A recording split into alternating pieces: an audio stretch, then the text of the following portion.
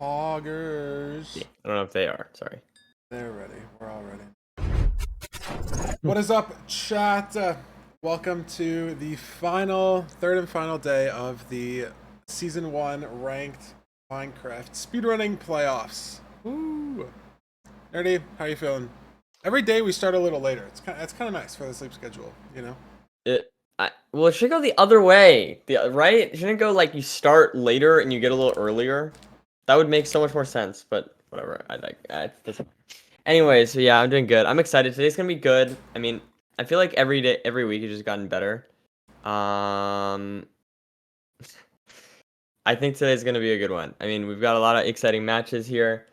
I'm personally very excited to see the finals, but I'm also, I'm excited for the third place match as well because I feel like just any combination of these players is going to be interesting. Like you just take two of them and combine them, and you get an interesting match. So I feel like I'm excited about kind of the finals no matter what. I'm excited about the third place match no matter what. Yeah, that makes sense. Yeah, and everyone that plays today, that are four players, Silver, Ox City, Danny Boy, and Dougal will all play twice because if they win their semifinals, they play in the finals, and if they lose, they go to the third place match. So you'll get to see everyone play twice. It just depends on when they'll play, if they win or lose their match, because everything goes back to back. But I mean, let's just get into the stats. I don't got anything else. Silver's rank card, and he was saying the other day he knows his record against Oxidate. That's the first thing that stands out to me. 11-2. That might be the most dominant record we've seen in any match so far. That is 11-2. Jeez. Okay. Interesting. Yeah. Yeah. I mean, wow. That is surprising. I wonder where that comes from because obviously, like, I mean, Silver is very good, but I almost wonder if that's like because that is getting to the point where you have a sort of a big enough sample size to where it's possible this could be like a 50-50, but more likely this seems like there seems to be a pattern here. I mean, what is that? Like a 2 out of 13? I can't do that math. Feinberg, what is that? What is that percentage? I don't know. 2 out of 13. 14, 15, something like that. Yeah, that's not great. I mean, you don't want to see that in 13 matches. So it obviously is possible that it could just be, sort of like weird stuff happened, bad RNG, things like that can always happen. But to me, I like to see, I would want to see like at least like 25%, something like that, 30%. But anyways, it's going to be an interesting match no matter what. We've seen matches where the underdog wins, but I think this might be, at least by that specific statistic, this might be one of the most, I guess, there might be a more clear favorite, but we'll see. Yeah, I mean, double-digit games and you're up by 80-90% is pretty telling. And I mean, they're both ranked warlords. Like, you queue into each other in top 50 a lot. I mean, obviously, there's a different sort of mentality going into a tournament as opposed to just queuing up ranked at night when you're bored or something. So there is something different there, but it is not an initial good look, especially when Silver has 7xx best rank time, 1220 best ranked average in the entire tournament, best win rate in the entire tournament over like more than 20 games, except for Automat way back when. But let's look at Oxy's stats. Definitely right up there. I know the best ranked time says 846, but they did get a 756 maybe in Season 2. So also have a ranked sub 8. Average time 40 seconds behind, but again, one of the best in the event. But the glaring like red flag is 2-11 record. Like, if it's how many seeds you have to win in a best of 5? 3? And Right. Oxidian hasn't won 3 seeds against Silver in 13 games, and they only get to play 5 today. So if you ask me, just looking at the numbers, I think Silver takes this one, but maybe there's been some extra practice, some scouting. Maybe these pick bans are going to come into play more than we think. And again, tourney mental is always different than Yep. just default ranked mental. So these players are in the semifinals for a reason. We'll see if Oxidia can defy the stats. And let's start over to our seed selection. Like I was saying, oh, it's a little whack. Hold on, let me see if I can just fix that. Oh, I see why I did that. Hold on, chat. No big deal. Script leaked? Hold on. We're good, we're good. If I redo it, it'll work, right? That always. There we go. Mm-hmm. I'm not sure why it's saying these. Hold on, let me see if I can like. Ooh, ooh. Just like manually hide them. Imagine Silver actually gets a 1009. That would be just the craziest thing, man. It's a little bugged, but there's no big deal. The picks are correct and they're there. We'll figure it out. Surely we will figure it out. But Nerdy, what do you think? While I look at this OBS stuff, what do you think about our pick bans for the start? Because these chat are correct. The heads and stuff. I'm removing the junk, but what do you think, Nerdy, about our picks for Yeah, the so I semifinals mean, match? we start off with Oxy banning Shipwreck. That is surprising. The only I feel like Shipwreck is kind of this like neutral thing that like banning it seems weird, where it's not really on either side of the spectrum of being, super interesting in any specific category. It's kind of I feel like it's a very well-rounded thing. So my guess here is that if I recall on the previous Silver match, Silver picked Shipwreck. My only logic here for banning Shipwreck is that maybe Oxy saw that game and was like, okay, Silver clearly is good on these. I'm going to get rid of him. So that's I don't fully know. That's my guess, but maybe something completely different. Maybe Oxy just doesn't like shipwrecks for some reason. Maybe the decision making is hard. It's not like as hard as a Desert Temple necessarily, but it is hard. Or maybe expecting Silver to ban Desert Temple, which we have, which of course makes sense. I think Silver like is just a very sort of he's very used to just Minecraft speedrunning, and desert temples just aren't really a big thing in Minecraft speedrunning, except of course in your favorite category, Feinberg. Yes. But so I think Silver just doesn't have a lot of practice. He practices like everything, but that is something that he just doesn't really practice. I think he banned this last time, and I think he's going to keep banning it throughout the entire course of the tournament. Um, then last week we picked the Rune Portal. I mean, I guess it makes sense. I guess it doesn't really matter that much, right? Because a lot of these are going to get played. I think all three, right? So it doesn't really Yeah. matter what you do first. Maybe Silver just wanted to get the low food quick run out of the way. I don't know. Personally, I feel like starting with something like a village would be nice, but you know, whatever they I guess they're in the mood for something like an RP.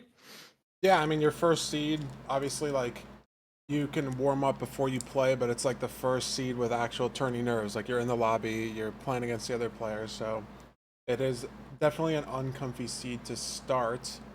And the interesting thing to me, the only thing is Silver, I think, has banned Desert Temple every single time he's played. I'd love Yep. to see someone today pick Desert Temple against him in seed 4 and 5, just to see if he's got it. Like, I mean, I'd like to think he does, because you have to play Desert Temple seeds in regular ranked, and he was rank 1, for a reason. Yep. But he hasn't played it at all in the tournament, so it may be a little uncomfortable, maybe make a couple wrong decisions. You can catch him out in the overworld. But I'm ready to hop into the match. I think our players are ready. And I mean, it's going to be hype. I am very excited Let's do for this. our first semifinals match. See if I can fix the delay a little bit, maybe.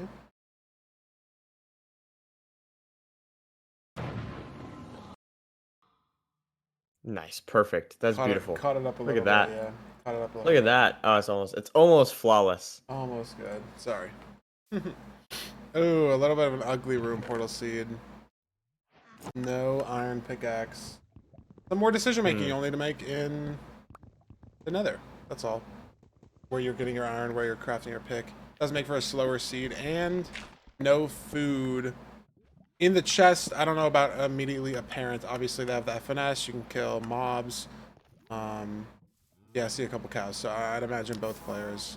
These spawns are standardized as well as the drops, so as long as, you know, the cows don't super wander for one player, the stake is going to be a good choice for the nether, making the room portal a little bit more playable.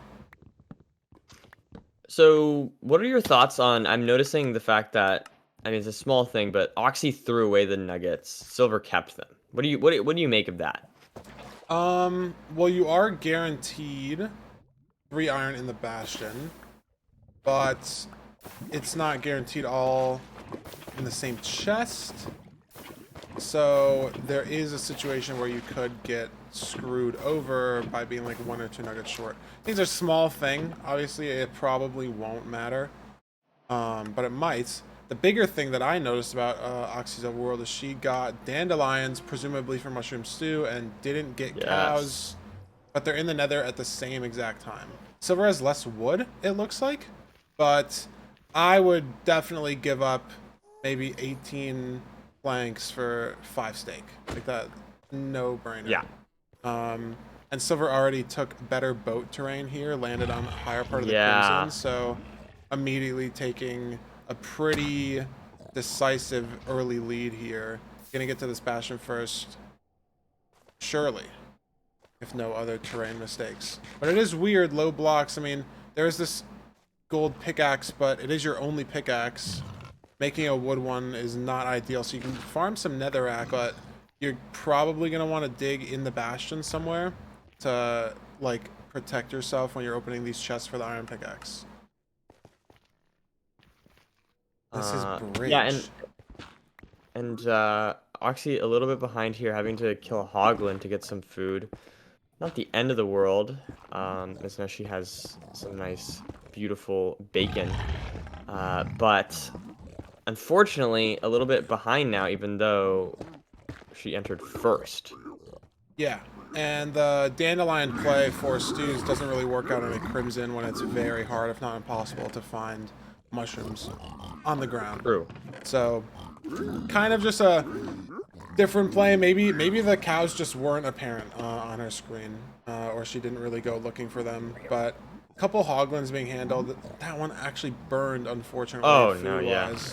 But that's unfortunate. yeah, looks like Silver just found the intended iron in the right triples. So Oxy's gonna be heading over there shortly, obviously, as there wasn't enough iron in the left triple for either player. And Silver's probably just a clean, maybe 15-20 seconds ahead right now. Just has the iron pick materials, heading to the chalice, and is just going to be able to start this route earlier. With an additional 4 pork chop, or 4, like, steak pork chop materials. But looks like Oxy has 3 hoglins on the bridge here, so if they're able to overlap mining this chalice, yeah, look, 2 hoglins right there. It gets a little scuffed, but if we see a lava bucket food overlap, could completely even the food situation with super little time loss. And I mean, these hoglins look like they kind of want to get eaten. I don't know. Yeah. Lining themselves up nicely. And no extra food. Yeah. Maybe, I mean, if you're trading the entire bastion out, you do have enough time. True, yeah. To just go back, kill the hoglins, and then come back to your trades, especially trading 16 gold blocks out. So hopefully we'll see that. I can't imagine. Maybe they're also just relying on some stew later. I mean, have 2 ground mushrooms, have 2 dandelions. They're keeping that in their inventory. Never mind. Just threw it out. So maybe we will see this hoglin play come out, and who knows. On the other hand, Silver just, I mean, both doing this standard. Or Silver started trading at the bottom. See, I can never, I don't know the difference really. Like, why did Silver choose to go to the bottom? Why did Oxidian stay at the top? I just always go down. There's just slight differences. It probably won't matter. It's just based on like pig pathfinding and stuff. And Oxidia keeps farming hoglins in these triples. Killed 1 in the triple, has another 1 in the triple. Back to 6 pork, so both players even on food, and Silver's using this trade time. Instead of overlapping killing food, he's overlapping getting wood. So he's evening out the wood situation from the overworld And he was able to snack some pork chops also. I'd like to think that 6 would be enough on this seed just in general, but if you can avoid a hunger reset for a 0, that's a solid 5-10 seconds. That could matter. We've seen matches matter by 3 to 4 seconds in the quarterfinals, so we'll see. Silver's out first. I mean, Oxy's close to being out also. Yeah, with 5, the 5 pork chops too. They're like totally even on that front. Well, I guess no. Silver has 4 more. No, Silver does have more. Silver did kill a Hoglin, but like I said, I'd like to think if the players manage their food well, that 5 of like steak pork chop level food just should be enough. And yeah, Oxidiate only 10-15 seconds behind here. Yeah, it is the okay. They threw a weird pearl. I didn't fully catch that, but looks like it's fine. They both should have 20. I don't think either player pearling back to home portal. And should have enough mats for 0. Yeah, it looks like Oxidiate's got maybe 6 beds. Silver, I think, has 7 and crafted 1 for a potential blaze bed. And is trying to force some strays, but not super working out. This is a sort of awkward fort. It's like half lava sea, nether waste. So yeah, I mean, he's got a lot of strays here, but this is a bit scary though. And there's a stables if they needed more obsidian. This big magma cube has to get out of the way. Oh my goodness, Silver. You're scaring me, Silver. He's handling it though. Yeah, he's doing a great job. I'm shocked he did not get hit by that magma cube. I mean, you can't really control the spacing of its jumps, so I think part of that was a little luck based in terms of like the magma cube just not jumping too fast to you, too close, if that kind of makes sense. But handling the situation in the first place while taking no damage is very impressive.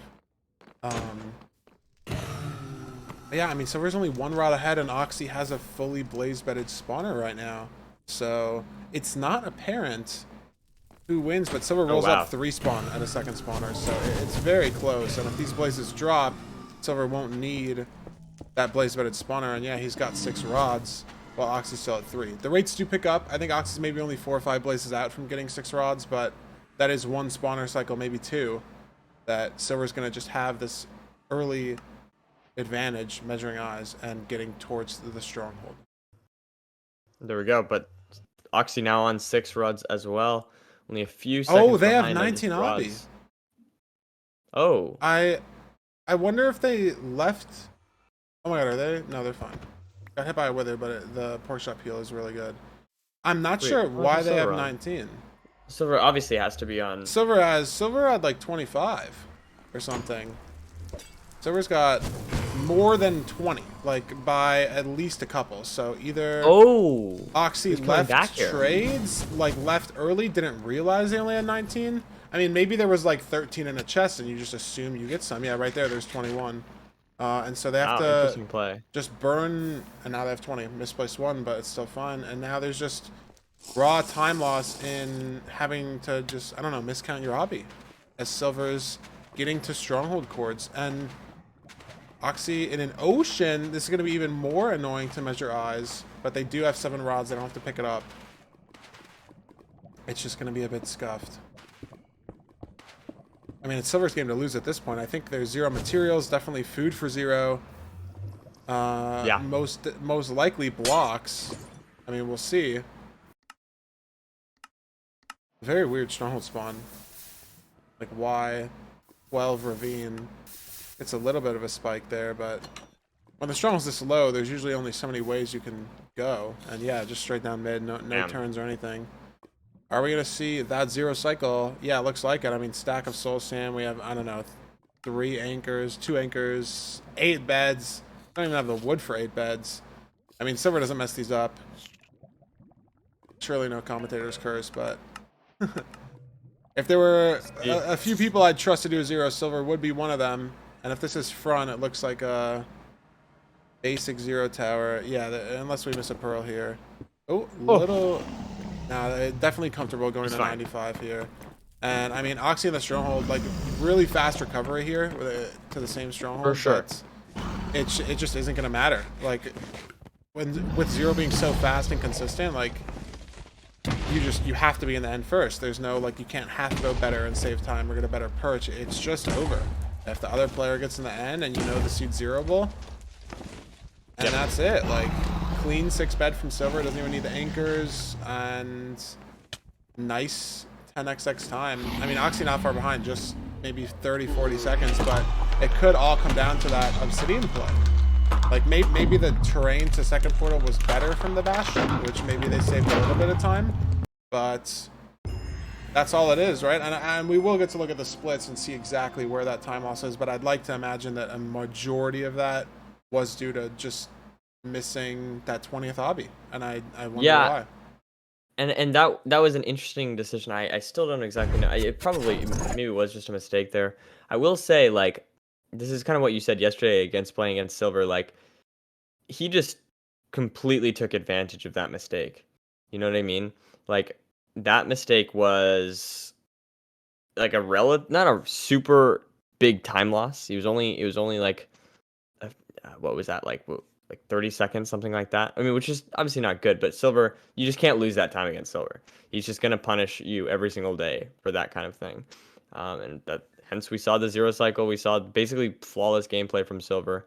So moving forward, I think Oxy has chances still, um, to take this, of course, but that first game definitely seeming to follow the 11-2 pattern that we were talking about beforehand. But hey, listen, I want to see a good game, so I'd love to see Oxy come back here. Yeah, I mean, if you look at the splits here, like more specifically, there's really two mistakes.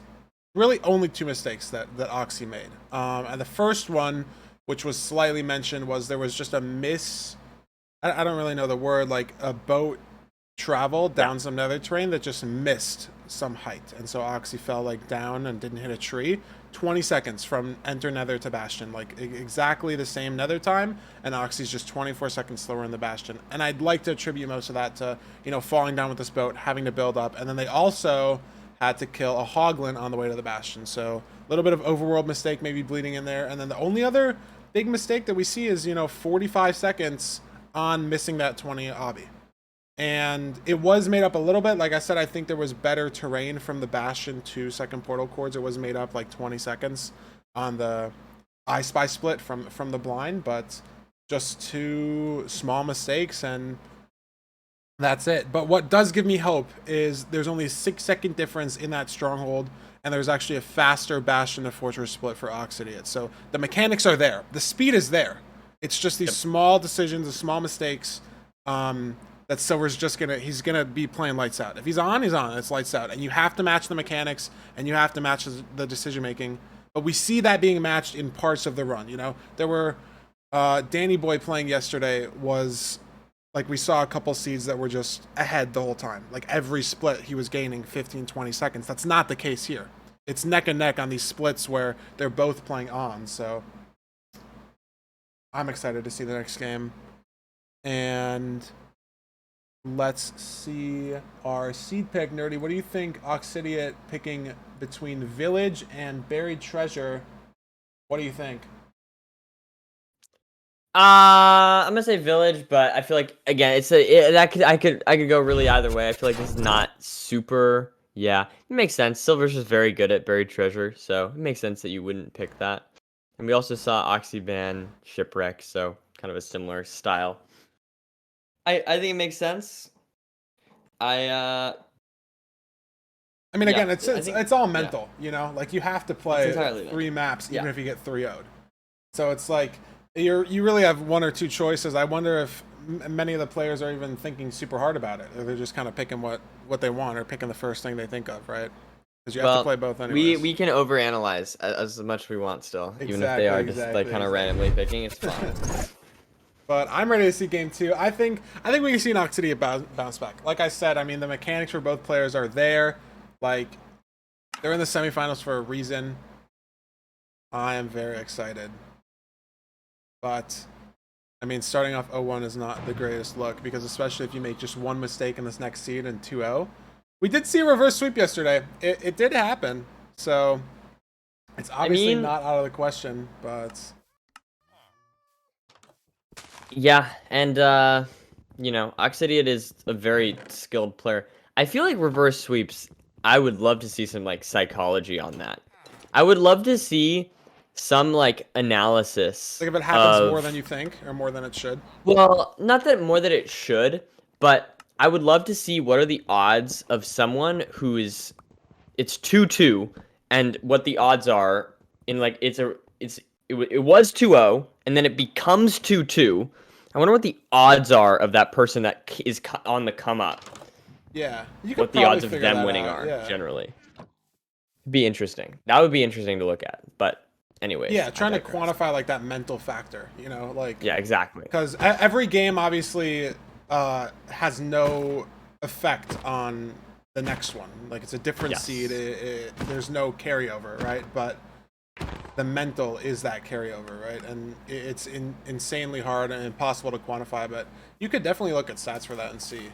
Um, Anyways, I mean, the only real difference, I mean, it looks like actually both players here getting these carrots for food. Now, I like the play. It's weird. It's double-edged, right? I think in ranked it's fine. Um, the only downside with the carrots, like I said yesterday, I mean, there's two downsides. One much bigger than the other. The first small downside is if you have to craft golden carrots, you obviously have to use gold, which you can then not use for piglin trades. Again, if you're trading an entire bridge bastion in ranked, or like an entire housing plus the backups, or a treasure plus the backups, it's usually not a big deal, especially since the trades are guaranteed to be decent. The only other downside that I think is maybe bigger is you don't want to eat those carrots before you get to the bastion. If the bastion is far away, or there's some stray skeletons, hoglin, piglin, you don't have armor, something like that. Sometimes damage is kind of unavoidable. But again, in rank, the bastions are supposed to be close, so it's kind of not a non-issue both ways. And golden carrots end up giving you better saturation, better food value than bread, so you can pearl around more aggressively. So I like the play. I'm indifferent, but I like it, if that makes sense. Like, I wouldn't say one of these players would be behind if they grabbed a few hay bales instead and had 20 bread or 15 bread instead of 6 carrots and 2 bread. I think they'd be in a very similar situation, if that makes sense. That totally, yeah, no, totally makes sense. So we do see, yeah, good gap on the right here. I have no idea what this piglin is mad at. Frog City, like running into the wall in the gap. I don't know if you saw that or anyone caught that, but it was mad at I don't know. something. I don't know I what guess that was about. Yeah, look at it's like looking through the wall. Maybe there's a hoglin over there that they're all trying to get at. But I mean, Silver's starting this right side gap, and looks like Oxy's trying to finagle a couple more pigs in. I mean, standard bastion route from both these players. Silver steps a little earlier again, but maybe we'll get a couple less pigs, even it out. And the fort, if you guys didn't catch that, was on top of the bastion, practically on top. So, I mean, there's going to be almost no travel time. There's no terrain decision making. It's just going to be how fast is your bastion route, how fast is your fortress enter. All there is to it. Now, Silver going up, getting the extra gold blocks. Very standard play. I'd expect Oxy to do the same. I think they both do. People didn't do this for a while, and then, you know, every like 1 in 5, 1 in 10 ranked games that I would play, they'd be like, how many pearls did you get? How'd you get 20 up? And I'm like, I got the housing backups. I got the stables backups. And then slowly everyone's like, all right, well, I'm just tired of losing games. Like, it's a 5-10 second time loss. But if you need those trades and you don't go, like, you need some extra string, you need some extra pearls for 0 or 20 obby, like, they're right there. It's just a consistency play. It's something you wouldn't tend to do in a regular, you know, world record pace run, but in ranked, it's a different sort of mental. And so it's expected, and both these players, obviously, ranked warlords, making the right call. I'm curious where people are going to get 20 obby here, though. I think Silver has double digits, but I'm not sure about 20. Stables has a lot of decision-making in what chests you're going to check, what kind of ordering, because there is 5 obby guaranteed in one chest in the Bastion, at least. But that's it. And if you need 15 obby worth of trades, you're not usually going to get that from a good gap. But it looks like Silver found maybe 2 obby chests. Yeah, maybe both players did here. That bad gap chest and then some double chests. Silver's definitely going to have 20. Yep, 22 there.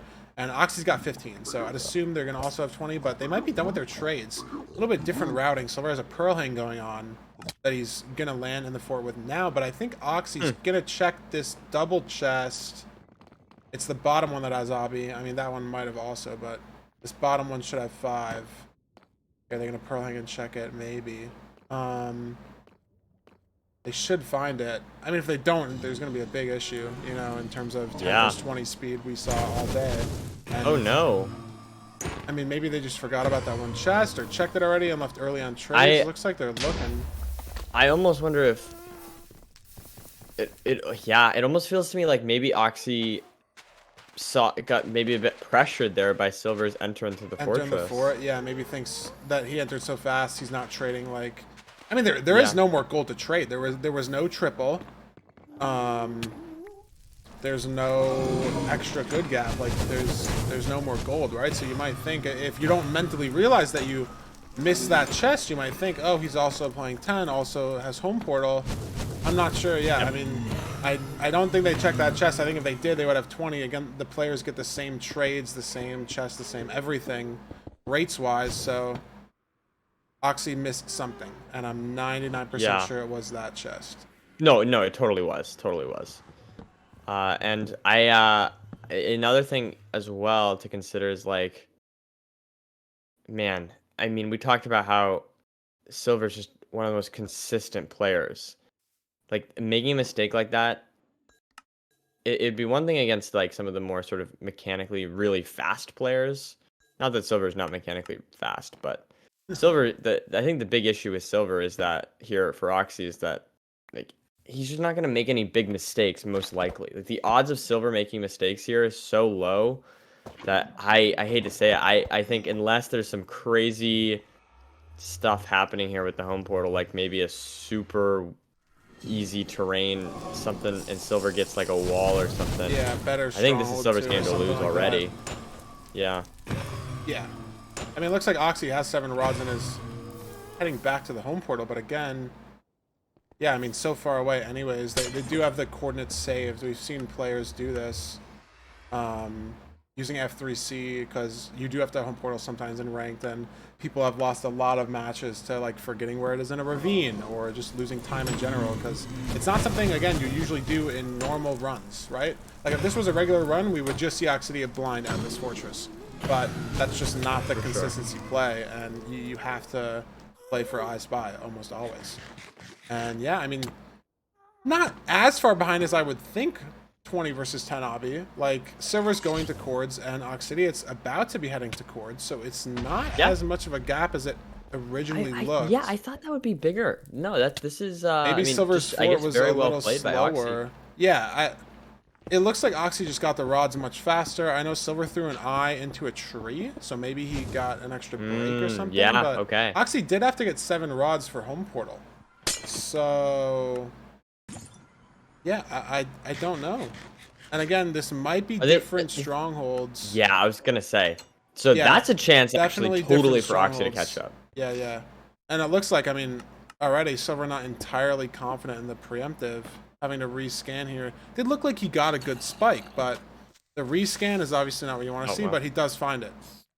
And again, is this zero-able? Yeah, I mean, 7 bed, 1 anchor. You have the blocks, you have the food. If it's zero-able, again, it's just over. Another, I mean, this is almost sub-tenable. Couple block cage. This is back. I could see Silver even going for it. Oh, I could see Silver going for this 100%, getting that inventory ready. I mean, you definitely make it to 91 here. Let's see it. Amazing pearls too. Gonna build to 90 to avoid the bed break. Yeah, I mean, he's 1 turn early. It looks like it's just over again, unless there's a 0 mistake, but he's got enough explosives. Will it be sub 10? Depends on maybe how many beds. Yeah, almost a 5 bed, maybe 5 plus 1. That was just a raw 5 bed. And yeah, I mean, I don't know, man. Like, how do you beat that? I mean, it seems like to me it feels like that all really just came down to Bastion routing that entire match. Like I think that was, we could look at the splits, but I'm pretty sure that was the biggest time difference there. At least what it felt like to me was just Bastion stuff. Like Oxy's overworld was really clean. Oxy's like everything there from Oxy was really clean, especially the fortress. But it seems like just Silver had a, I don't know, 20-second time save on the Bastion for some reason. I'm not exactly sure. Yeah. Stables just knowledge kind of thing. Yeah, there we go. 20 seconds on the fortress. Um, pretty much the exact same enter, pretty much the exact same enter Bastion. Uh, and Silver, of course, entering the Finding Stronghold split before. But then, Yeah, the 10 versus yeah, 20 and then we difference can maybe see that, made yeah, the 10 20 versus 20 seconds, difference but right there. Yeah. just maybe Silver, I mean, that Perling play might have just been faster. Maybe got a little bit more pigs. I know Oxy took a little longer trying to get extra manhunt pigs, but maybe it didn't matter as much as she thought it would. Um, yeah, I mean, at the end of the day, I think it was just, again, one big mistake. Just didn't get 20 hobby. Could see the seed maybe going different way. I mean, but again, Oxy being 20 seconds slower in the fort and Silver's just going to zero and hit the zero, you have to be ahead entering the end. You can't be behind by even 5-10 seconds. There's no chance in, you just can't zero faster than somebody else. You can get a faster perch, you can half bow faster, like that's all RNG, but zero, like you hit the zero, it's the same for both players, fully standardized, node height, and so you do have to just be faster. So it could have been over even with the 20 obby. We don't know. Very good stuff there from, honestly, like, I gotta say, like, I was saying that I thought the mistake of the 20 was bad, but I feel like Oxy did just a really good job overall of recovering. And like if that end isn't zeroable, uh, the 20-second difference there, 40-second difference, whatever, like becomes like not a winning position, but a winnable position for Oxy. So I big I'm very impressed by that second overworld from Oxy. Yeah, yeah. That was just a 20-second time save, and that could have been enough. But yeah, we're seeing very treasure pick. Obviously, it's the last seed out of the five. Not really a choice in the matter, but it's a winner go home situation for Oxy. I mean, they would get to play in the third place match later today. If you lose, there's still a chance at finishing the money, but this is a, if you look at it in the way, like if you qualify for the finals, you get at least $750. Even if you lose, it's a $750 seed. Silver wins it, there it is. Silver loses, he's got two more chances. And I mean, that might be weighing on the nerves of the players more than the quarterfinals or the round of 16. It depends. Obviously, they're also farther ahead in the tournament, so the pressure could be mounting more there. Playing a better opponent, probably more stakes on the line, perhaps. Like, I mean, the difference, at least in my head, from like first versus second is maybe bigger than like top 8 versus top 16. Like it might matter more, even though it's still just one game. But yeah, I mean, I don't want to see a 3-0. We just want to see some Minecraft, see some content. I believe in Oxy, right? Like the mechanics are there. It's just these small mistakes in both seeds. We've seen just like 2 mistakes in the first seed, 1 mistake in the second seed, and Silver's just not making any mistakes. It's just like a perfect play almost. Yeah, for sure. It's weird. I don't know. Do you start to play more aggressively if you're Oxy here? Maybe. Um, do you maybe?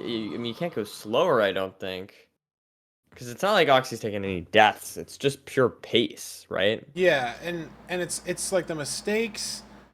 I think if they realize that it's like mainly the mistakes and it's not so much the pace of things, and like you're matching the mechanics, like you're at this beach Yeah, at the that's at the true. same Yeah, exact time. It's just these small mistakes of, if you sort of like take a breather, realize like, hey, I'm playing fine.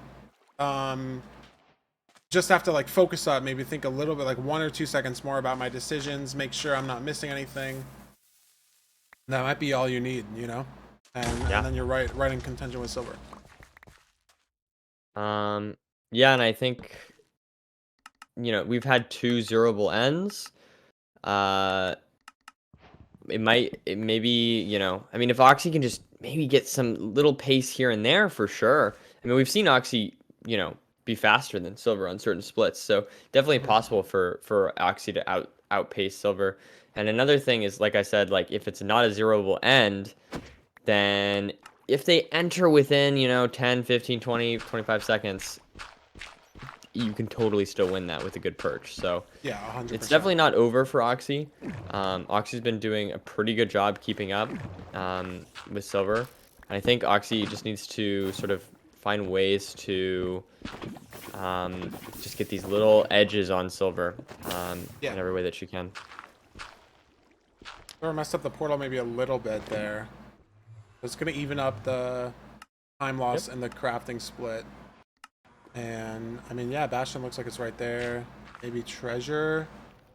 I can't really tell. But I think both players saw the fort to the left. At least maybe Silver did.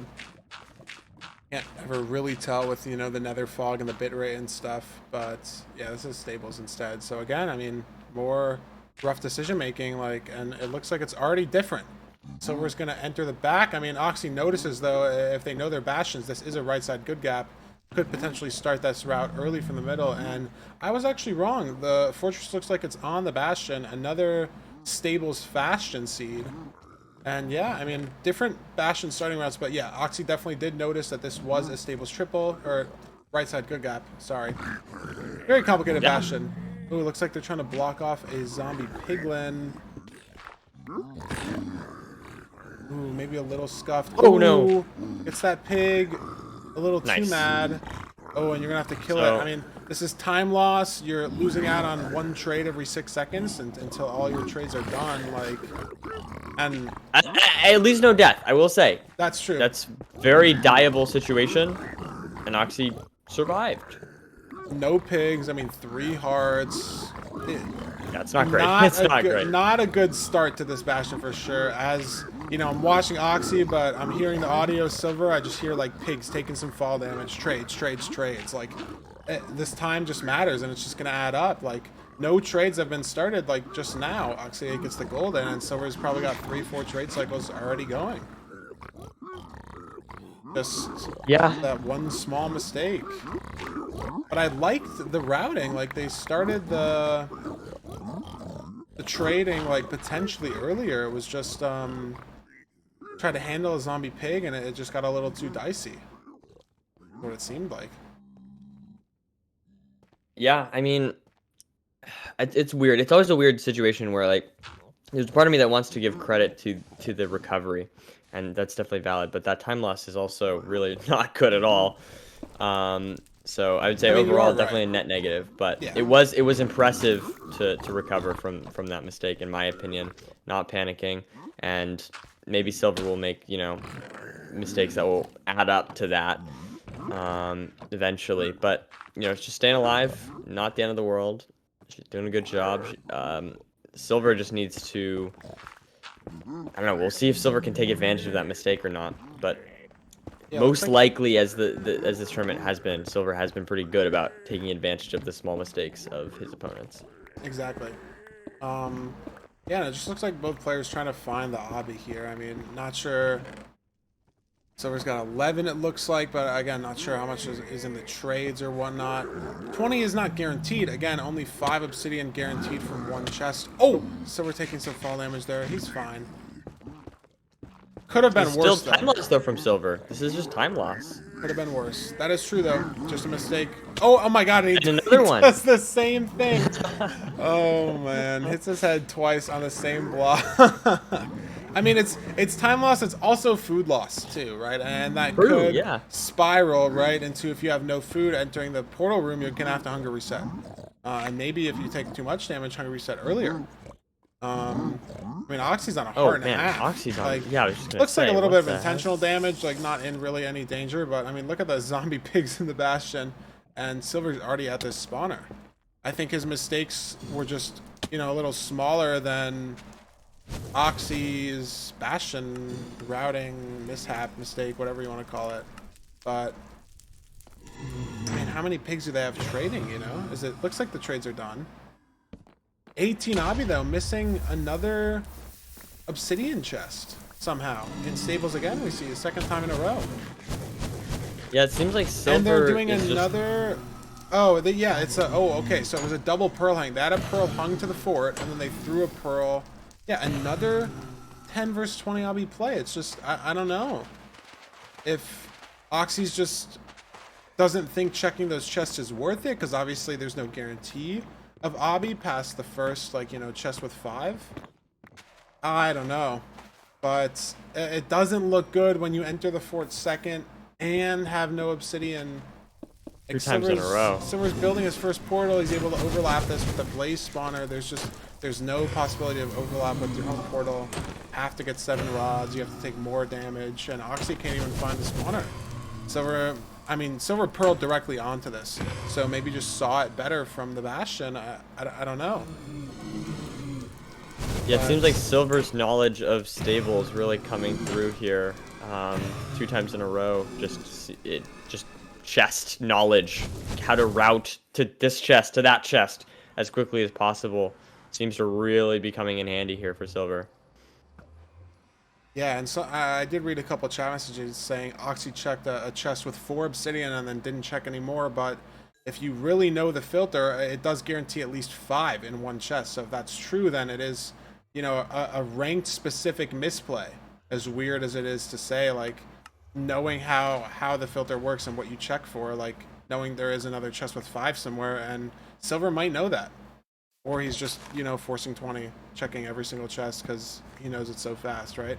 You kind of have to assume that your opponent will also be trying to force 20. We've seen in matches, I mean, if the players were watching the matches yesterday, there were a few seeds that were just entirely determined by 10 versus 20. Like a minute, 2-minute time losses Right. to the player who had 10, and so Oh. we'll see. I mean, Silver's already going to cords, and again, Oxy's not even measuring eyes. Seen this happen in almost every seed today. I get Silver Sea to lose. I don't know. Yeah, I mean the one big like possible thing I could see potentially happening is, man, Silver's digging down though. I was gonna say like the terrain could go one way or another, but looks good terrain for Silver. If Silver gets a really bad stronghold and Oxy gets a really good stronghold, Yes. then if they go to different strongholds, or just for some reason Silver really messes up the stronghold, um, that's like kind of the best shot here. So I would say the best chance for Oxy to come back here is how long is this stronghold going to take for Silver? Silver's not at starter. I should realize that. Yeah, he is not. He is not in the starter staircase. He's gonna need some back nav. Unfortunately, that does just happen when you build your portal in the lava floor like that. But Silver could also die. That is also possible. But I think he just hears the portal room. Looks like a certified Dougal moment, and I mean there it is. Gonna probably see a hunger reset to yes. 0. It's not sub 10, unfortunately, but looking like sub 11 pace. I see 24 wool in the inventory. Is it only 8 logs? 3 anchors. No, he's got like 2 different wood types. Yeah, I see. I mean, if he hits the 0 again, like it's just who enters the end first, basically. Like, Oxy's not even in the stronghold. It's gonna just be over. If it's zeroable. If it's not, we'll see. But if that's a front dragon, it's over. He has no health though, so 3 pearls on the back. Can get dicey if you miss this pearl, but very hittable. I mean, yeah, 95. More than enough time. Very high pearl. And see if Silver hits this. I mean, he's got 8 beds.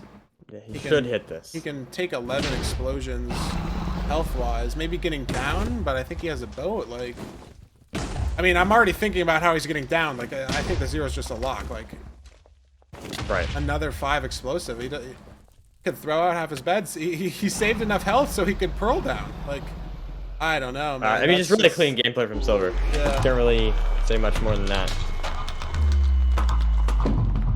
When there's just no mistakes, like how do you beat him? You know, like you have to play he perfectly. Just looks sharp today. Perfectly, and then somehow faster.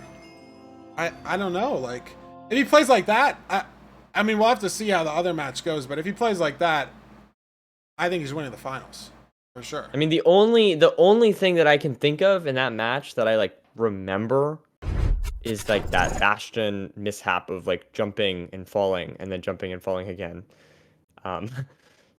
that was kind of the only time loss there that I can really think about. Everything was just really smooth.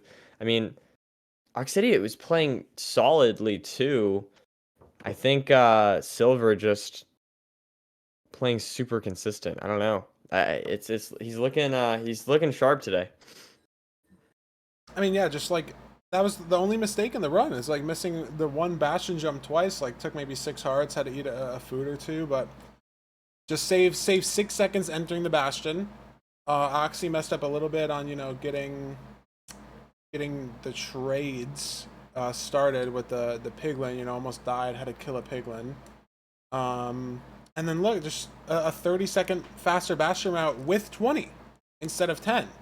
And then Yeah. faster eye measuring split again. That could be because of 10 versus 20 obby, but at that point, like if Silver has a 30-second lead over you, and it's a zeroable end, it's kind of over.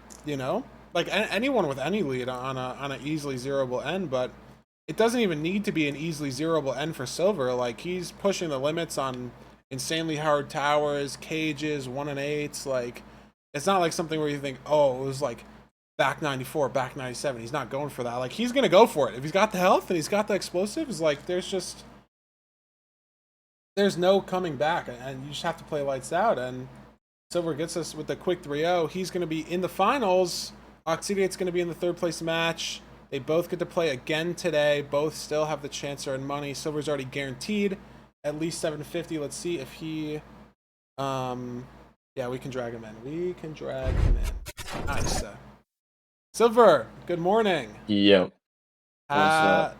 I mean, you said yesterday that you wanted to personally play better, and I think you played better today. But I Yeah. think that was apparent. Like, I don't know. What do you think? How do you think the seeds went? Talk to us. Overall, like it felt like each seed was kind of similar in terms of how it like played out. Like, oh, get to the Bastion, figure out how to get 20, then play the 4 or whatever. Like first seed was or second seed or something was it I tried to leave off strays and then there were other two replays. It just felt like I was like in the process, just doing what I do when I play ranked, and it didn't feel like I was playing a tournament at all, which is good, That's even though it nice. was a little You shaky. No nerves and stuff. Maybe. I feel like the only thing I think about Silver that I was like, damn, that was a time loss, was like the thing where you jumped in the Bastion and you missed, The and then you jumped in the chest, Bastion again, and then you Yeah. miss again. I But don't like, I know. mean, Like, okay, yeah, that was just stupid. I was like, I was thinking to myself, like, damn, dude, I'm stupid. Like, what am I doing? It's I mean, it's good. It's good. The reason I bring it up is because like that's literally the only thing I can think of like immediately. Maybe some other like really like I small didn't realize I stuff, had but an unbreaking pickaxe on that one seed. I could have just grabbed Oh, blocks there that and then gold not pick had to wasn't get. breaking. Yeah, we didn't catch that. Talking about blocks for that Yeah, commentary. That's cool. Yeah. but overall, just wow, that was. I'm impressed, Silver. If you keep that up, I think you're gonna be a tough opponent for anyone in the finals. So very well played. Yeah, I mean, either Dougal or Danny Boy, you've already guaranteed yourself 750 by getting to the finals, and now you just get to watch. Now you get to do some scouting, some VOD reviewing, maybe some practice hell yeah. until Maybe the a finals nap. in 3-4 hours. I mean, maybe, but No, I'm trolling. I'll probably just practice. I don't know if you want to break that flow state, like you said. I mean, it looked like you were just playing Yeah, yeah. perfectly. That's some rank one, seed one gameplay that we saw. Like, looked almost Thank you. unbeatable. So yeah, I mean, we'll see you back in a couple hours to play the winner of Danny Boy versus Dougal, which is our next match. So thanks. See you then. See ya. Nope. See ya. Cool. And I mean, what, next round, 25 minutes? We'll definitely throw it to an intermission for a little bit. But I mean, nerdy, that I think Silver was just playing near perfect. Like you said, you mentioned that funny mistake because it was like the only mistake, and Yeah. I really can't think of another one. Like every zero was hit, and like 5 betted at least 2 of them, and I think 6 betted the third one. Like the nav split was near perfect in all 3. Like he handled that back nav well in the last seed. Like terrain decisions looked perfect. Was able to finesse 20 out of the stables both times. When Ox City, you know, another insanely good player, couldn't find that 20. And like, I don't know, it that one fort play in the second seed with that magma cube taking 0 damage. Like True, I yeah, that saw those was strays, like 6 Wither Skellies, magma cube, 2 to 3 blazes.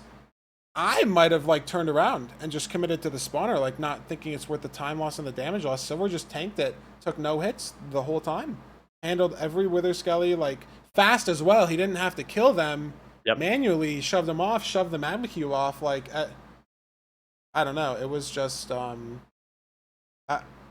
I don't think there were mistakes.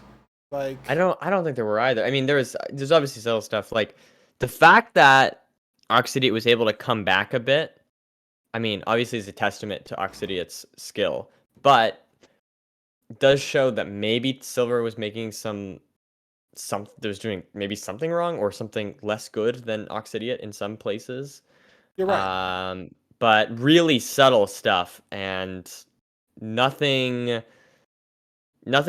super important, or I guess at least in this context, and more importantly, just I don't know, not really allowing much room for error, not allowing much room for like RNG to take hold, and specifically with the 0 cycles, just Yeah. completely taking advantage of everything that he has and making sure that he's not leaving up anything up to chance, really. Yeah, we've seen a couple seeds, couple matches where players that enter the end like 30 seconds, even a minute slower, can still win if the half goes better or if one player messes up the 0 or just perch RNG, right? Like a couple seeds we've seen a non-zero will end or like the dragon flies away and then both players just sit there, no half bow waiting for the perch. Very easy to win on a seed like that if you enter second, but if the ends are zeroable, and I mean, we're not picking the seeds to where they're always zeroable, but in rank the dragon flies away a little lower than normal. Um, most seeds are going to be zeroable, so you're not going to want to enter the end slower. I mean, in general, you don't want to, but especially against Silver, and I mean anyone in the semifinals, like the odds they're hitting the 0 is just incredibly high, and we saw that. Like it wouldn't have mattered how close Oxy was in those seeds if they were 20, 30 seconds faster. It was still going to be an L. So we're just hit the zeros, especially like 5 beds. Like that's even some more micro time save. Like if you push a higher height or you save an extra bed or two, like that's where the micro time save comes in the 0. And so I don't know. You did mention though, like the small time save. We did see Oxy like save a couple seconds and 1 or 2 bastions, a couple seconds and 1 or 2 forts. Like it is there. Silver's not playing perfect, right? Maybe he's playing a little more consistent and slower, you know, warming up maybe in a couple seeds, but there is still room to play faster. It's just you need to basically play perfect with him, you know? And You have to not make any mistakes with him, and you have yeah, to somehow outpace him. You know, I think an interesting. I mean, either way, the next 2 players I think of as very like dynamic players. That Doog and Danny, both very mechanically skilled, very like quick, maybe a little less consistent than Silver. Um, but I'm curious to see if that will maybe be Silver's kryptonite if he gets unlucky, and that Duke may be able to out mechanic him in certain ways. Danny Boy may be taking some risks that Silver wouldn't, and maybe they'll pay off. I don't know. We'll see. yeah. But I think it could be cool. No, definitely possible. Like, I mean, all these players, again, are in the semifinals for a reason, you know? They beat some of Minecraft's best to get here. So Silver, I mean, maybe is just another stepping stone to Dougal's victory or Danny Boy's victory, you know? We'll definitely see. And watching that match, we can get to see, too, like, how the players are playing on the day of, right? Like, it's not possible to play perfect always, you know? Like, maybe Silver's having a good day. Maybe Dougal's going to have a better day. Danny Boy's going to have a better day, you know? As we've seen, all it takes is one mistake to throw off your run entirely. You know, one mistake will decide the season. You know, maybe Silver has some time to rest, some time to think about it, comes back, makes those mistakes, has a different mental. Maybe there's more nerves in the finals, but we won't know until we watch, until we find out. And the fun part is, Nerdy, is we do get to find out. We do get to watch the finals. We today. get to find out. We're talking about it, but it's gonna happen, and we're gonna get to crown a season 1 playoffs winner today, which is very exciting. But I have nothing else. Unless you have anything else, we're going to throw it to an intermission for a little bit as we wait for the players. 3-0 is unfortunately a little ahead of schedule for us. So, Yeah, over, and he's running the seats fast too, man. What the heck? yeah. We're gonna be a little slower on the wins, you know. Exactly. We will see you guys in about 20 minutes for Danny Boy versus Dougal, the second and final semifinals match of the day. Don't go anywhere. We will see you guys then.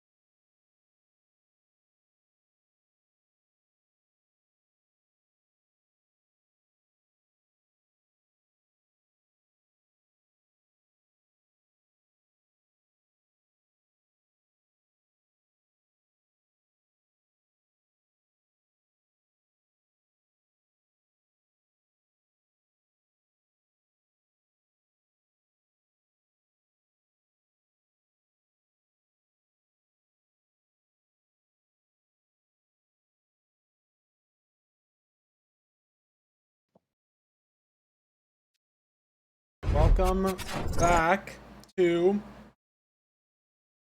the final day of the Minecraft speedrunning ranked playoffs. Nerdy, are you excited for our second semifinals match of the day? Oh yeah, of course. I can't not be. I mean, the first match, obviously good. The second match, I feel like, we're just setting up setting up that third place match. I of course could see this one going either way. I'm excited to look at the stats, but yeah, I think this is gonna be once again, I think it's gonna be another good one. The one thing I was thinking about is I was just going to say that I want it to be a close match because it's like maybe more exciting. But if it's a 3-0 and we don't get to see, back and forth a seed 4, a seed 5, that will probably mean that our finals will be a very exciting match. If both players are playing lights out, like whoever wins this game, is playing perfect also, maybe it means Right. the finals will be more exciting.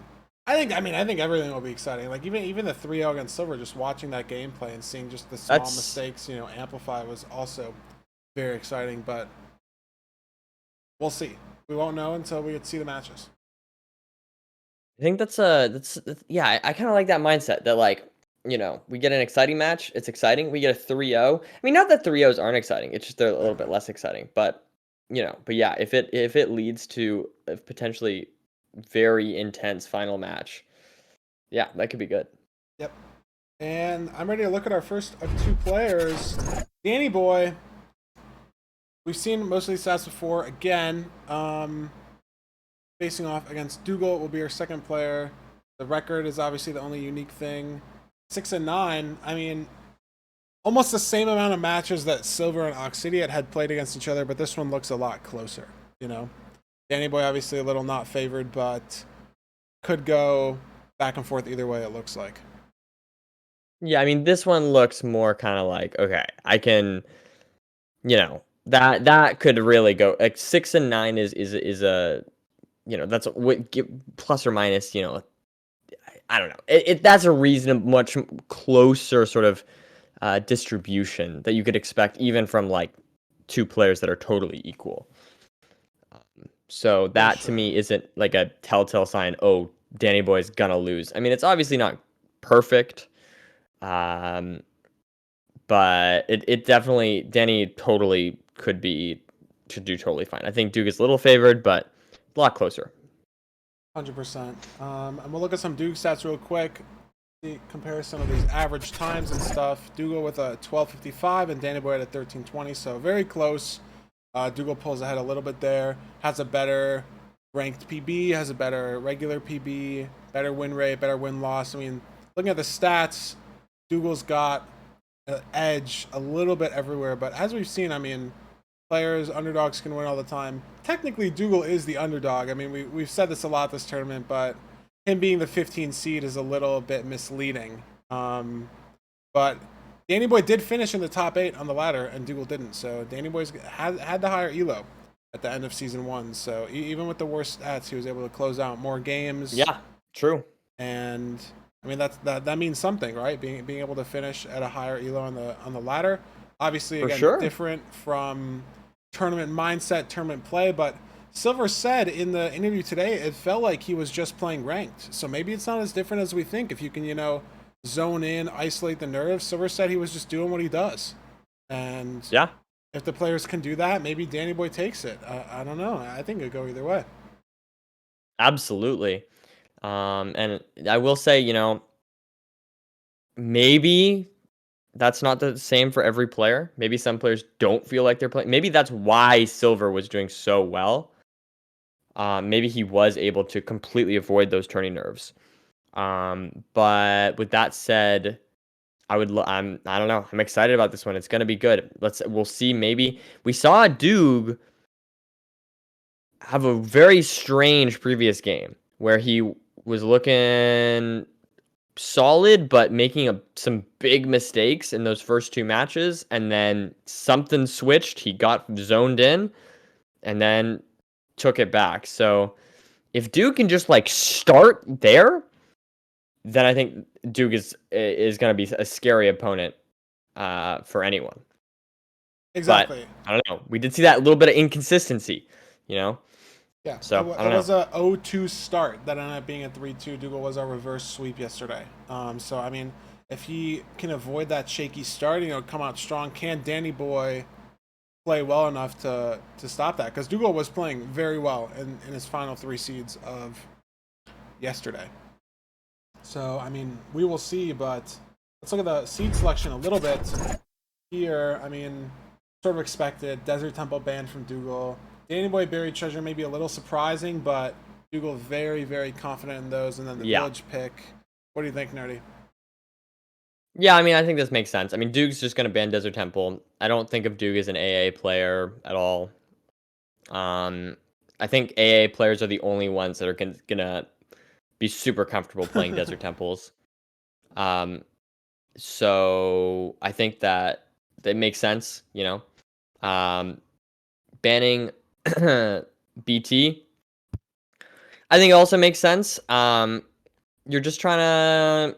I feel like that's just where Duke's just gonna be the most comfortable. He does mostly RSGs, so totally makes sense. And then picking Village. I mean, I don't know. Maybe like what I was saying earlier. Like it's your first match of the day, just having some food. I don't know. That just could be comfort. You know what I mean?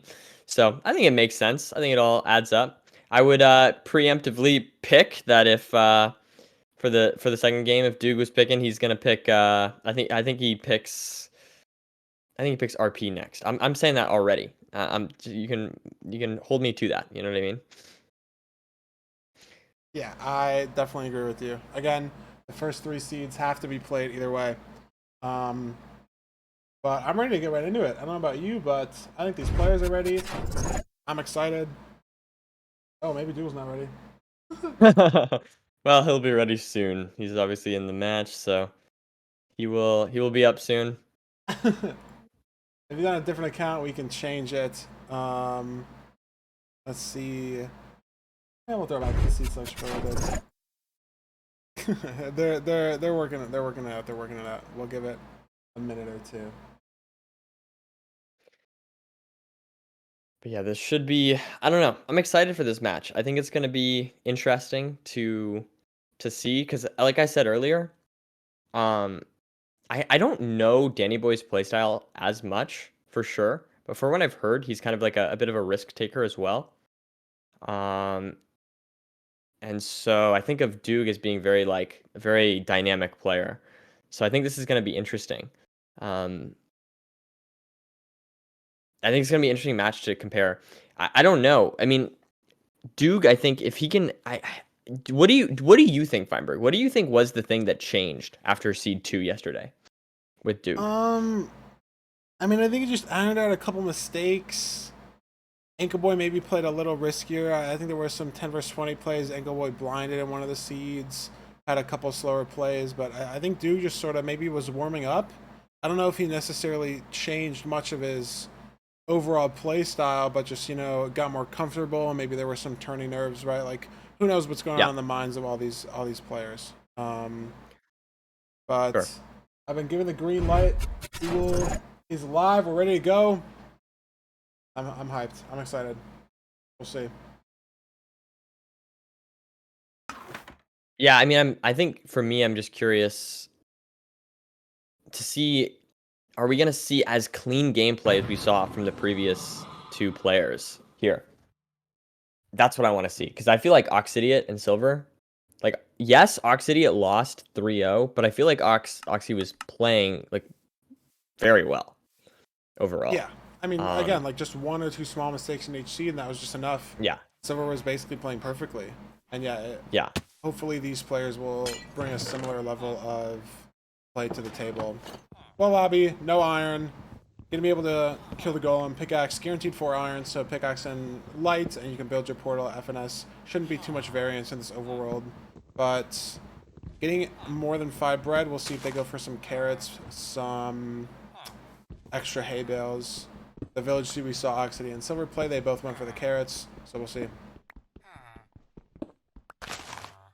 good stuff here. Basically the exact same route. Looks like Duke maybe a tiny bit ahead here, but both players just basically doing the exact same thing here. And it looks like Duke is gonna try and actually do the woodlight that we saw Ankle Boy do yesterday, or at least try to do. Oh, maybe not. he thought about it and is maybe not committing. Yeah, I'm not entirely sure. Maybe he'll go back to set it up, but I think you'd set it up before getting the golem. Maybe he realizes, okay, I have to kill the golem anyways. Might as well just get flint. You know, if I'm gonna get the extra iron, it's way more consistent. Yeah. Maybe he watched his own match back, saw what happened to Ankle Boy, and doesn't want that to happen to him. You know, Ankle Boy basically lost the 5th seed almost entirely due to the woodlight. You know, Dougal died in that 5th seed, and Ankle Boy still couldn't come back. So maybe he just didn't think it was worth it. And I don't know if I blame him. Absolutely. As we've got... He's found a nice gravel patch here. They both found the same gravel patch, in fact. And they're going to be entering the nether about the same time here. Very, very similar positions for both players. I will say the thing I'm noticing is Duke getting maybe a little bit more food. It's not like a important distinction amount, but, you know. Yeah, 14 versus, I will say, though, shouldn't really matter. Danny Boy here with... I mean, it's subtle, but I feel like it could be important that Danny Boy has about 15 more logs. So just getting a little bit more stuff. Yeah, you do have to build up here to this bridge. Chalice, maybe he'll use his wood to build up. Yeah. It is a faster block. I mean, you break 1 block, you get 4. But there is still like a mental barrier of like not wanting to build with your wood. But it looks like he is building with it and is able to catch up a little bit of time that he lost on the routing. And it looks like, yeah, some right triple bridge action. Oh, wow. Unlucky skeleton spawn. I mean, it is a village sheet. You're going to have the food, but yeah, it's going to lose him some time. And, not really. I mean, maybe it's avoidable getting hit there off of the chalice and I'm going to kill the skelly, but the skelly spawning in the first place isn't really avoidable. He had the gas headed to RD. So Google's just going to be a little bit ahead starting this route and might be a little bit ahead finishing it if both players play it well.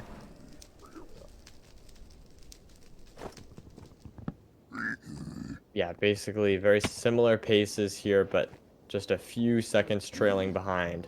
Danny Boy continues the bridge route. Yeah, again, only 5 to 10 seconds, but if it's a zero... zero... Oh my god! Is he dead? Oh, Duel's dead. He's dead! Duel's dead! Did he miss the jump? Did he get hit?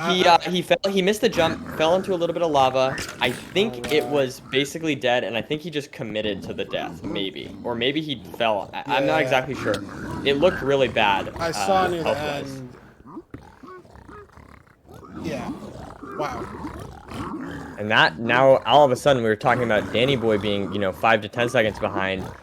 Now he's probably a minute, maybe 2 minutes ahead. Yeah. I mean, this is a close bridge. His stuff did not burn, right? It just fell at the base of this bridge, but this is just raw time loss and could cascade even worse if your piglins start to wander. You can't get as many trades. Not something that you wanted to have happen. Not at all. And I will say, it is a little bit concerning to me. I don't know. I feel like, he got the food, so it felt to me like he was trying, like he explicitly got a lot of bread.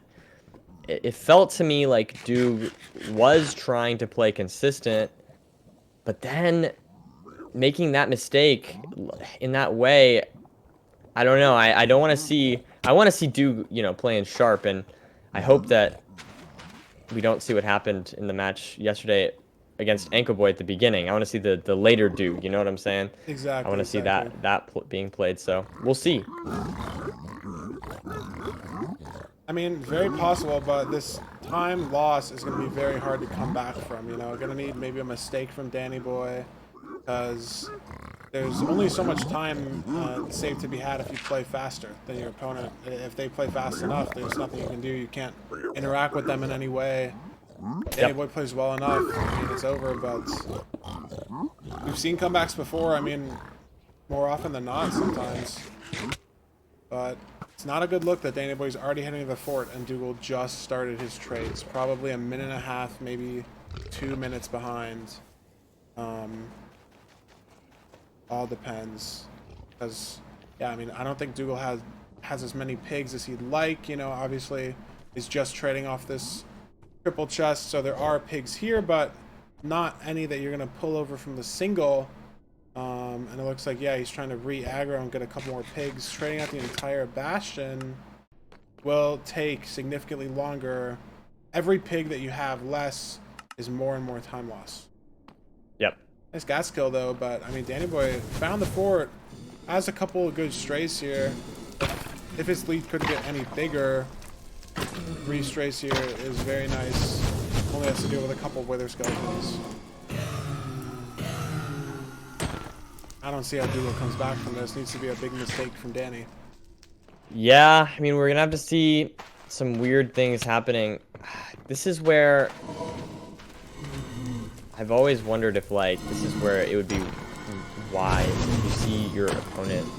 I don't know. I mean, he's got to hope for, like, it's non-zeroable, or, you know, a really bad stronghold that Doog, like, kind of luckily nabs, or maybe a different stronghold, something like that, something that you wouldn't normally expect to want in a speedrun. He wants these weird things, or just obviously a mistake from Danny Boy would give him an edge. But it's yeah, like you said, it's gonna be hard for him to come back from this one.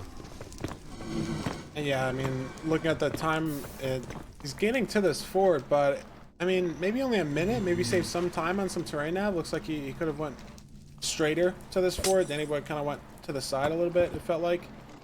So maybe a little bit of time loss, and if he's able to claw back some time on all of these splits, there's only so many splits left, you know? It's just stronghold, and then if it's zeroable, it's over, you know?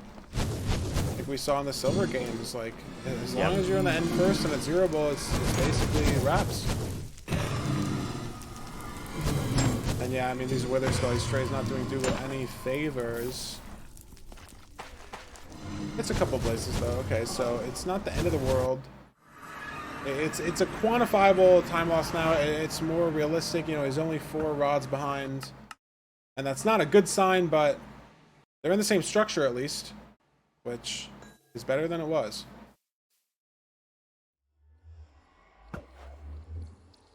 And yeah, I mean, we're looking, yeah, just consistently like a split behind here for Duke, but he maybe seems to be making up a little bit of time here and there.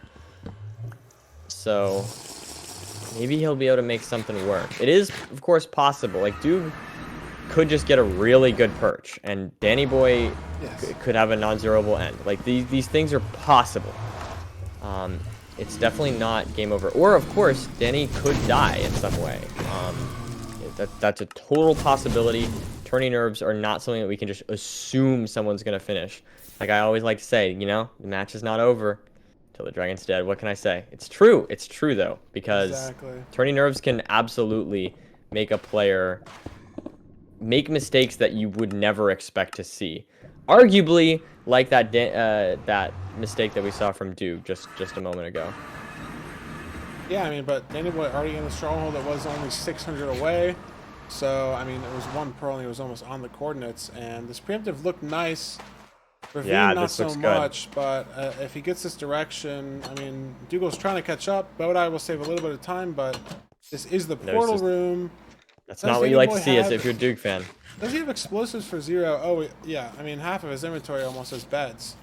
So, if it's hittable, he's got 40 gravity or 40 non-gravity blocks, no soul sand. Be annoying. Oh wow, that looks super open. And it's front dragon, yeah. It might be over. This should just be over. Little low, but I mean, you easily still make it to 95 here, and that could just be it for seed 1. And he needs to hit this though. Let's see if he can do it. 1 more turn, shouldn't break your bed at all, and I get an 8. So as long as you don't do the beds too early or late, and the dragon will break them, the damage can be bad. And yeah, I mean, that 3rd bed damage not good. It's getting a little dicey, but I think he had 8 beds. Yeah, I think he had a lot of beds. Here. Yeah. 7 bed. I mean, that's dicey, but it's good enough. And, I mean, maybe he was doing the beds like early on purpose, just so it's guaranteed to not break. Yeah. I don't know, but Dougal made back some time. He's in the portal room only I mean maybe a minute behind, but Not enough. unfortunately, yeah, it's too much time loss. He's in the end second, it's zeroable, and Danny Boy taking an early 1-0 lead. But Dougal was in this situation yesterday. Yep. Yeah, you can see there's just like you can just see very clearly number wise the what happened here. Yeah, the death. There's the death. I mean, they're totally on pace together. Plus or minus a second or two. You can see, I mean, hey, Duke did save. You can see that right there. It's 16 seconds through his stronghold nav or his terrain nav to the stronghold. I mean, I gotta say, like, well played there. But still, it's not enough. Yeah, I mean, but again, Dougal's matching pace, Nether, Bastion, it really is just the one mistake, and unfortunately, it's a huge mistake. Worse than forgetting 20 obby and having to do home portal is just dying. I mean, he was able to run back to his stuff, but it took, a minute, and then he's at the bottom of the Bastion, has to go back up, and that's just the seed. Dougal. That's wraps. Yeah. But still, regardless, we saw Doog totally come back from a 2-0, being 2-0 down. So I could totally see Doog just zoning in on one of these next two seeds and making something work. You know what I'm saying? So Doog has a little bit of wiggle room here. It's not a great start, but Doog's not out of this yet. And Danny Boy as well. But I have to say, like, Danny Boy playing super well. So I think we're in for some good matches here. And yeah, we'll have to see where it goes from here. For sure. Let's start over the seed selection for a little bit. Room portal and shipwreck were the only two choices. Again, What did I say? I got the 50-50 right. You're right. Let's freaking You have to play all three seeds at the start anyways, so it is more of a mental thing, but room portal maybe a little bit more mechanical, straightforward than shipwreck. So you were right, Nerdy, as you usually are with these seed selection predictions. I guess like my thing with the seed selection is I hope that my percentage of guessing it right is like well above the just RNG if you just randomly picked. I just want to be like a decent amount above that. That's my goal, If it's a 50-50, I want to be like 51%,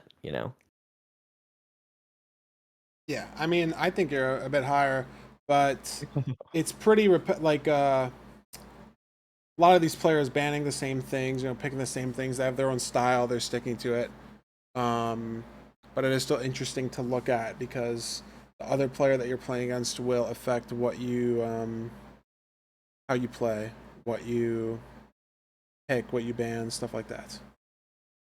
And I think both the runners are ready. I think we're ready, Nerdy. See Let's do our this. seed 2.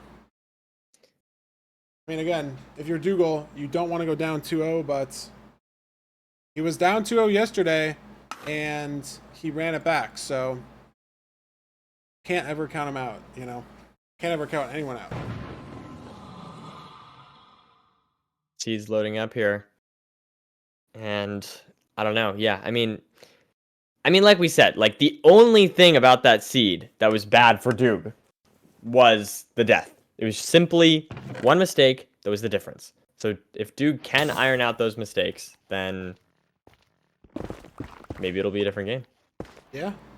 I mean, looks like standard room portal overworld. I mean, Duke probably picked it because they all kind of feel the same. You get your logs, you make your iron pick. Very rarely you do have to do like a bucket, an actual lava bucket water completion, build a real portal. But most of the time it's you pop an obby down, and the only real decision is like where are you getting your food if you need to get food.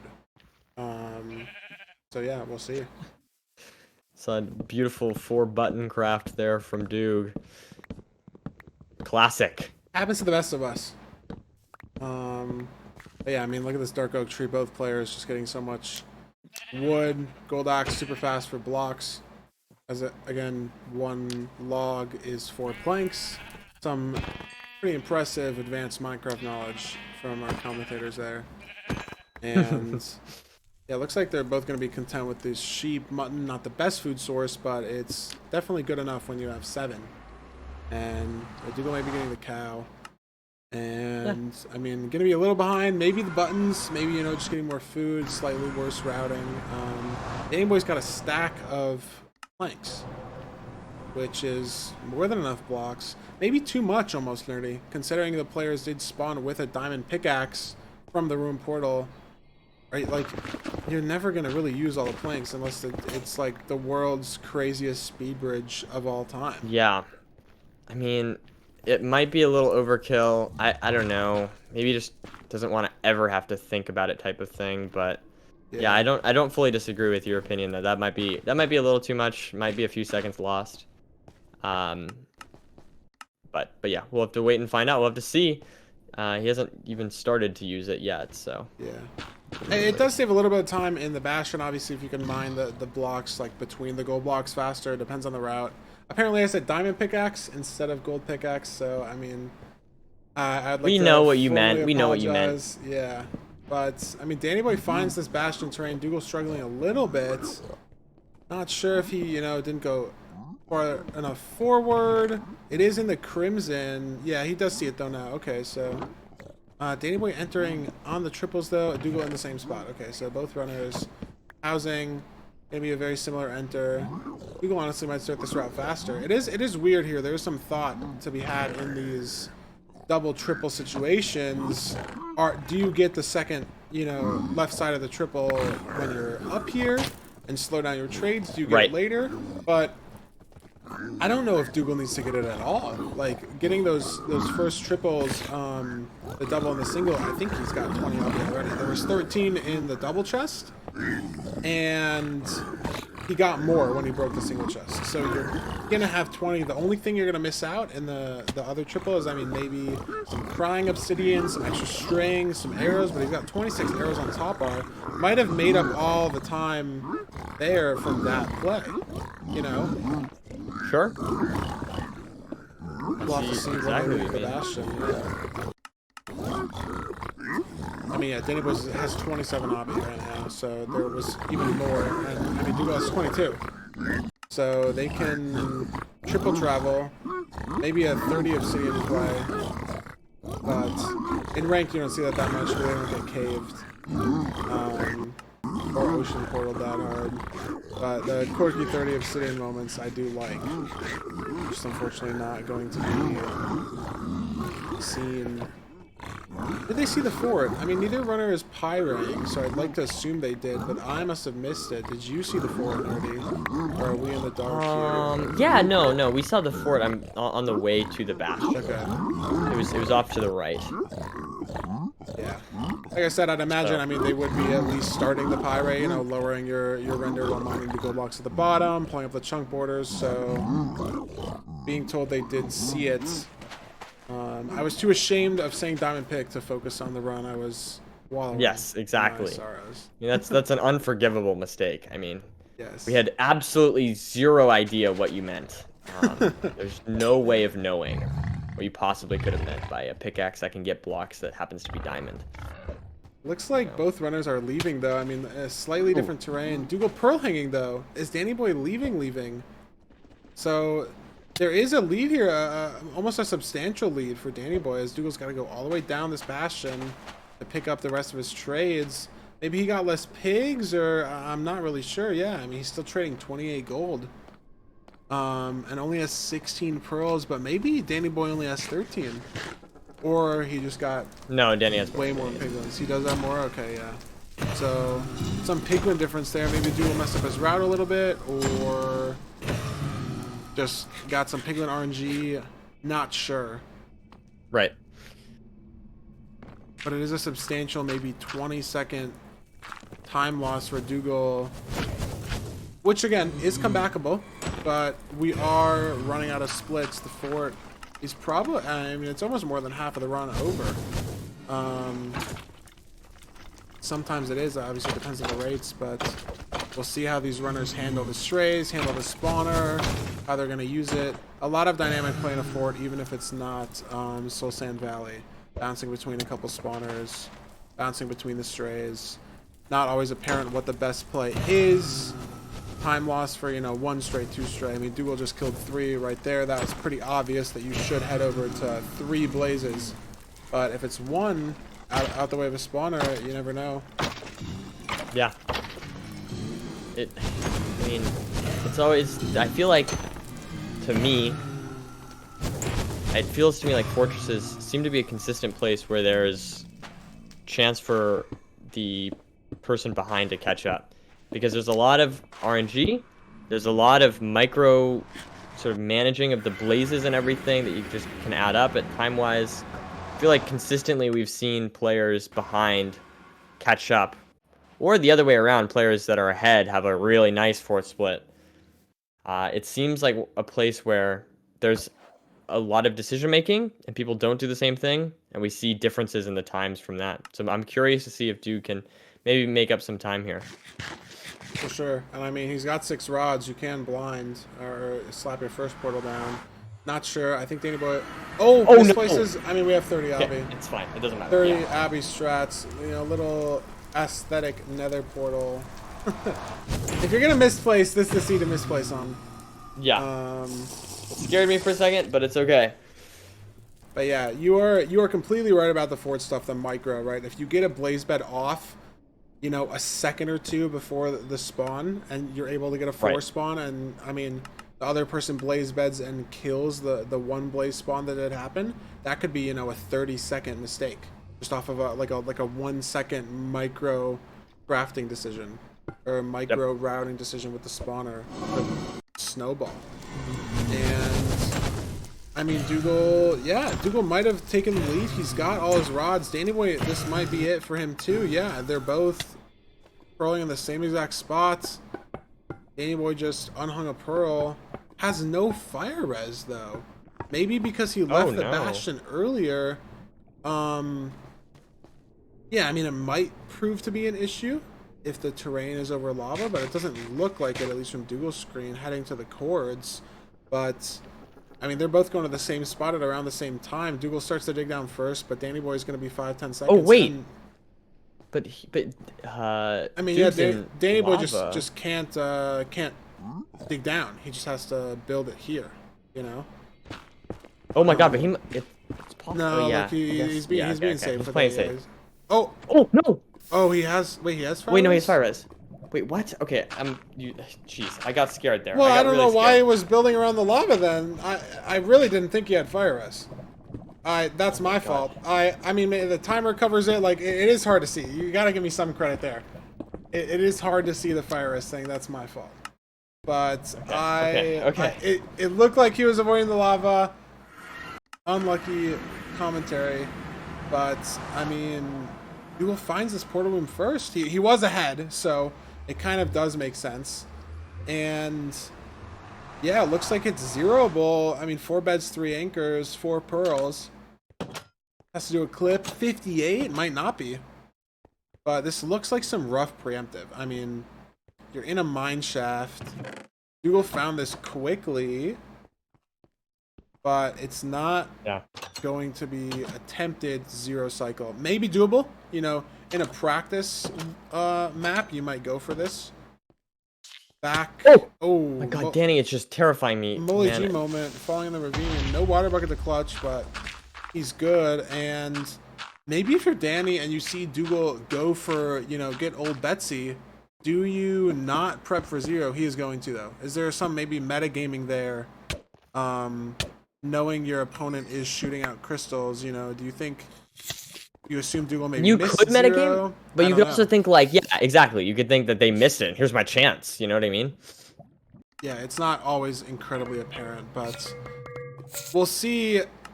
This is hard. This one's hard to crank. Is it a perch? It might be. He's not pearling it though. No, not a perch, and that was his last pearl. Not gonna be really a big deal, but yeah, I mean, Danny Boy not committing to the 0. Needing to throw 4 pearls for a back of caged. basically unhittable, and that tower, I mean, even getting there in the first place, like, is rough, and he's going to forego the half bow. Winnable off of 113. Oh my god, and it goes over the node. Did he get it? No, he didn't, but it's always Okay, scary. it looked like it.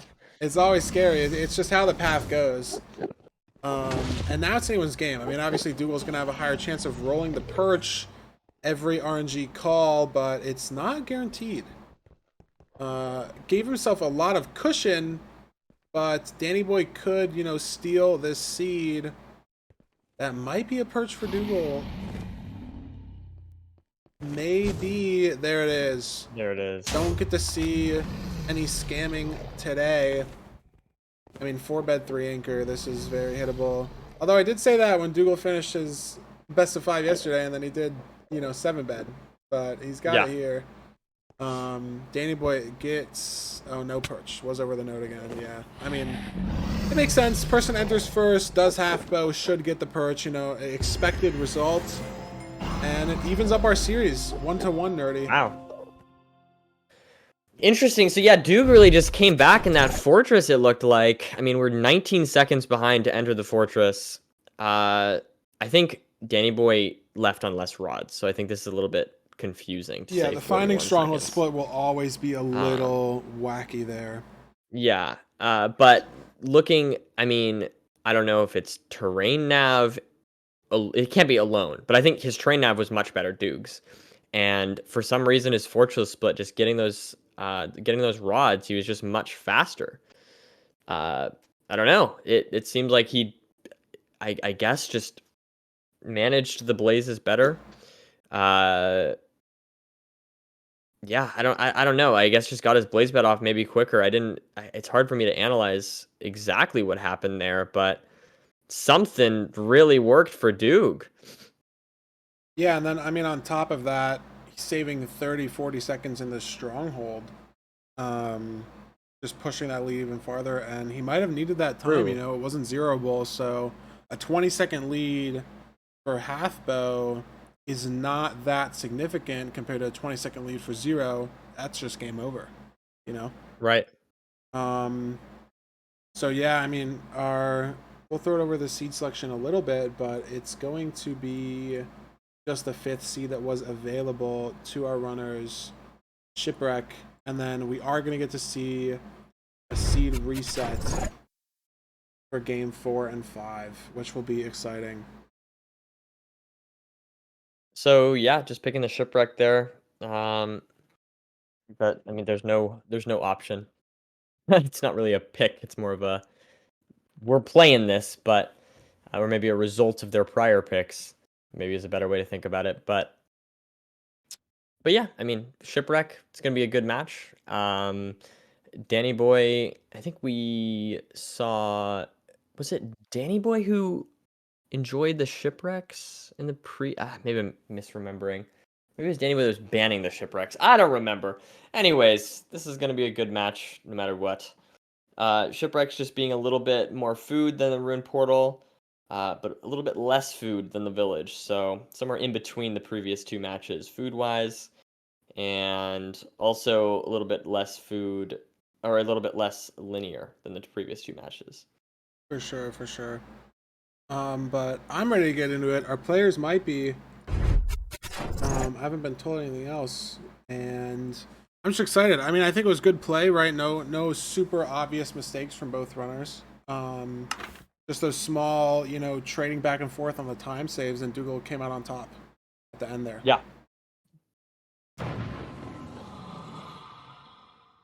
Yeah, 1-1 into this series. I mean, do you think that we see was that first seed, that death in that first seed, do you think that was just a one-time thing, or do you think we see any more big mistakes like that coming from Duke in these upcoming matches? I mean, other than that death in the first seed, he was, you know, on it, right? Like, no split was much slower. So we'll see. I mean, I think if he can obviously avoid those big mistakes, he has been coming out on top in the second seed, you know, every split getting a little bit of time, and doing boat eye will save some time for Danny Boy as well. Food in this a little rough. Oh, wow. Yeah, maybe I cursed it. But they both have to play with this amount of food, so We'll True. see. I would like, I don't know, this is weird. There's some thought here. Maybe you swim back. Yeah, that's what Danny Boy's doing. Maybe, you know, his decision was helped a little bit by the fact there was a dolphin on him, but you do have enough iron to make shears, so he's gonna have significantly more blocks than Dougal, and maybe more wood as well. It's pretty awkward. Yeah, Dougal gets 2 logs here on the side. It's very awkward to get the second part of the shipwreck for logs, and if you just get where your door is, that's only enough for 5 beds in total. And so if you have to blaze bed, then it starts getting a little risky. Like, do you have enough wood for 0 sometimes? Right. But yeah, I mean, we get to see the overworld routing difference. Danny Boy's going to be at this ravine slightly later, but Dougal has less stuff. You know, it's sort of a trade-off. Weird. I think we got 1 door portal coming out from Dougal here. Looks like a 2x1 that I would do, at least in the first half. Danny Boy has 3 doors because, again, just different overworld routing, right? Went back to the overworld island. I was gonna say went back to the overworld, but they're obviously in the overworld the whole time. Yeah, so Dougal 10-15 second lead, but are the blocks and extra wood gonna make up for it on Danny Boy's side? Hard to tell until we actually need to use them, but Dougal already mining some netherrack, and Danny Boy's taking, you know, different terrain here on the right with his 30 blocks. Might end up being faster, you know, straighter line to the bastion, have the blocks to do it. We'll see who ends up getting to the bastion first. It's not gonna be Dougal, it looks like. Maybe this left terrain was better, but Danny Boy's close. I wonder if he made up some time. Well, obviously see it the splits at the end, but it looks like, yeah, I mean, maybe Danny Boy made up a few seconds. And he does still have slightly more blocks, but once you get the trades from the bastion, the soul sand and the nether brick, like, that's just all the blocks you need. So the blocks you get in the overworld are really only used to get to the bastion and then to maybe do the bastion route. So if you get a ton and then, you know, you spawn on the bastion or the terrain is perfect, then it really is just a time loss. I guess, you know, you can save those blocks for a more comfortable 0 cycle, like if you don't get a ton of soul sand from trades or netherrack. People fell in bridge again, got hit by Hoglin. I didn't really catch that. Wow. No, he just got hit. Yeah, he just got hit by Hoglin. Tried to tank it, but it was a little scary there, and a little bit reminiscent of a previous bridge route we've seen from him. This is a little scary too. He should be fine, but the healing isn't insanely fast from this rotten flesh. I mean, the gold will just distract the pigs, but it scared me a little bit. And yeah, I mean, both runners doing this top hole. Danny Boy's pigs are getting stuck, but he's maneuvering them up. And yeah, I mean, looks like the same thing in both runners. I wonder if they will go try and kill the Hoglin for food, as you're only on 13 flesh, which, I mean, apart from being a bad food source, will just run out. Like, that, this will not be enough for the rest of the run. I think they will just have to throw too many pearls. So we'll see if they decide to kill the Hoglin. I wouldn't be surprised if that does happen. And Dougal Pyrang, I don't think Danny Boy did, so maybe Dougal didn't see the fort. Not sure, but we know the direction at least. And it was 9 chunks, so it could just be a visibility issue. Yeah, it looks like Danny Boy's pearl hanging here. Neither runner going for that Hoglin, so it's going to be low. Dougal obviously slightly lower as he had some bridge mishaps. Probably won't really matter though. I mean, I don't think this amount of flesh is enough for either runner to finish the seed, but Danny Boy's been doing a much better job of managing his food. And Dougal's going. Yeah, there's the fort. Dougal ahead. He was ahead getting into the bastion. But it looks like he made up a little bit more time. I don't know what exactly Danny Boy was waiting for. Maybe some string, maybe another fire res. Sure, yeah. Because he got 29 obby, but yeah, there goes the flesh chug, and you can only throw so many pearls.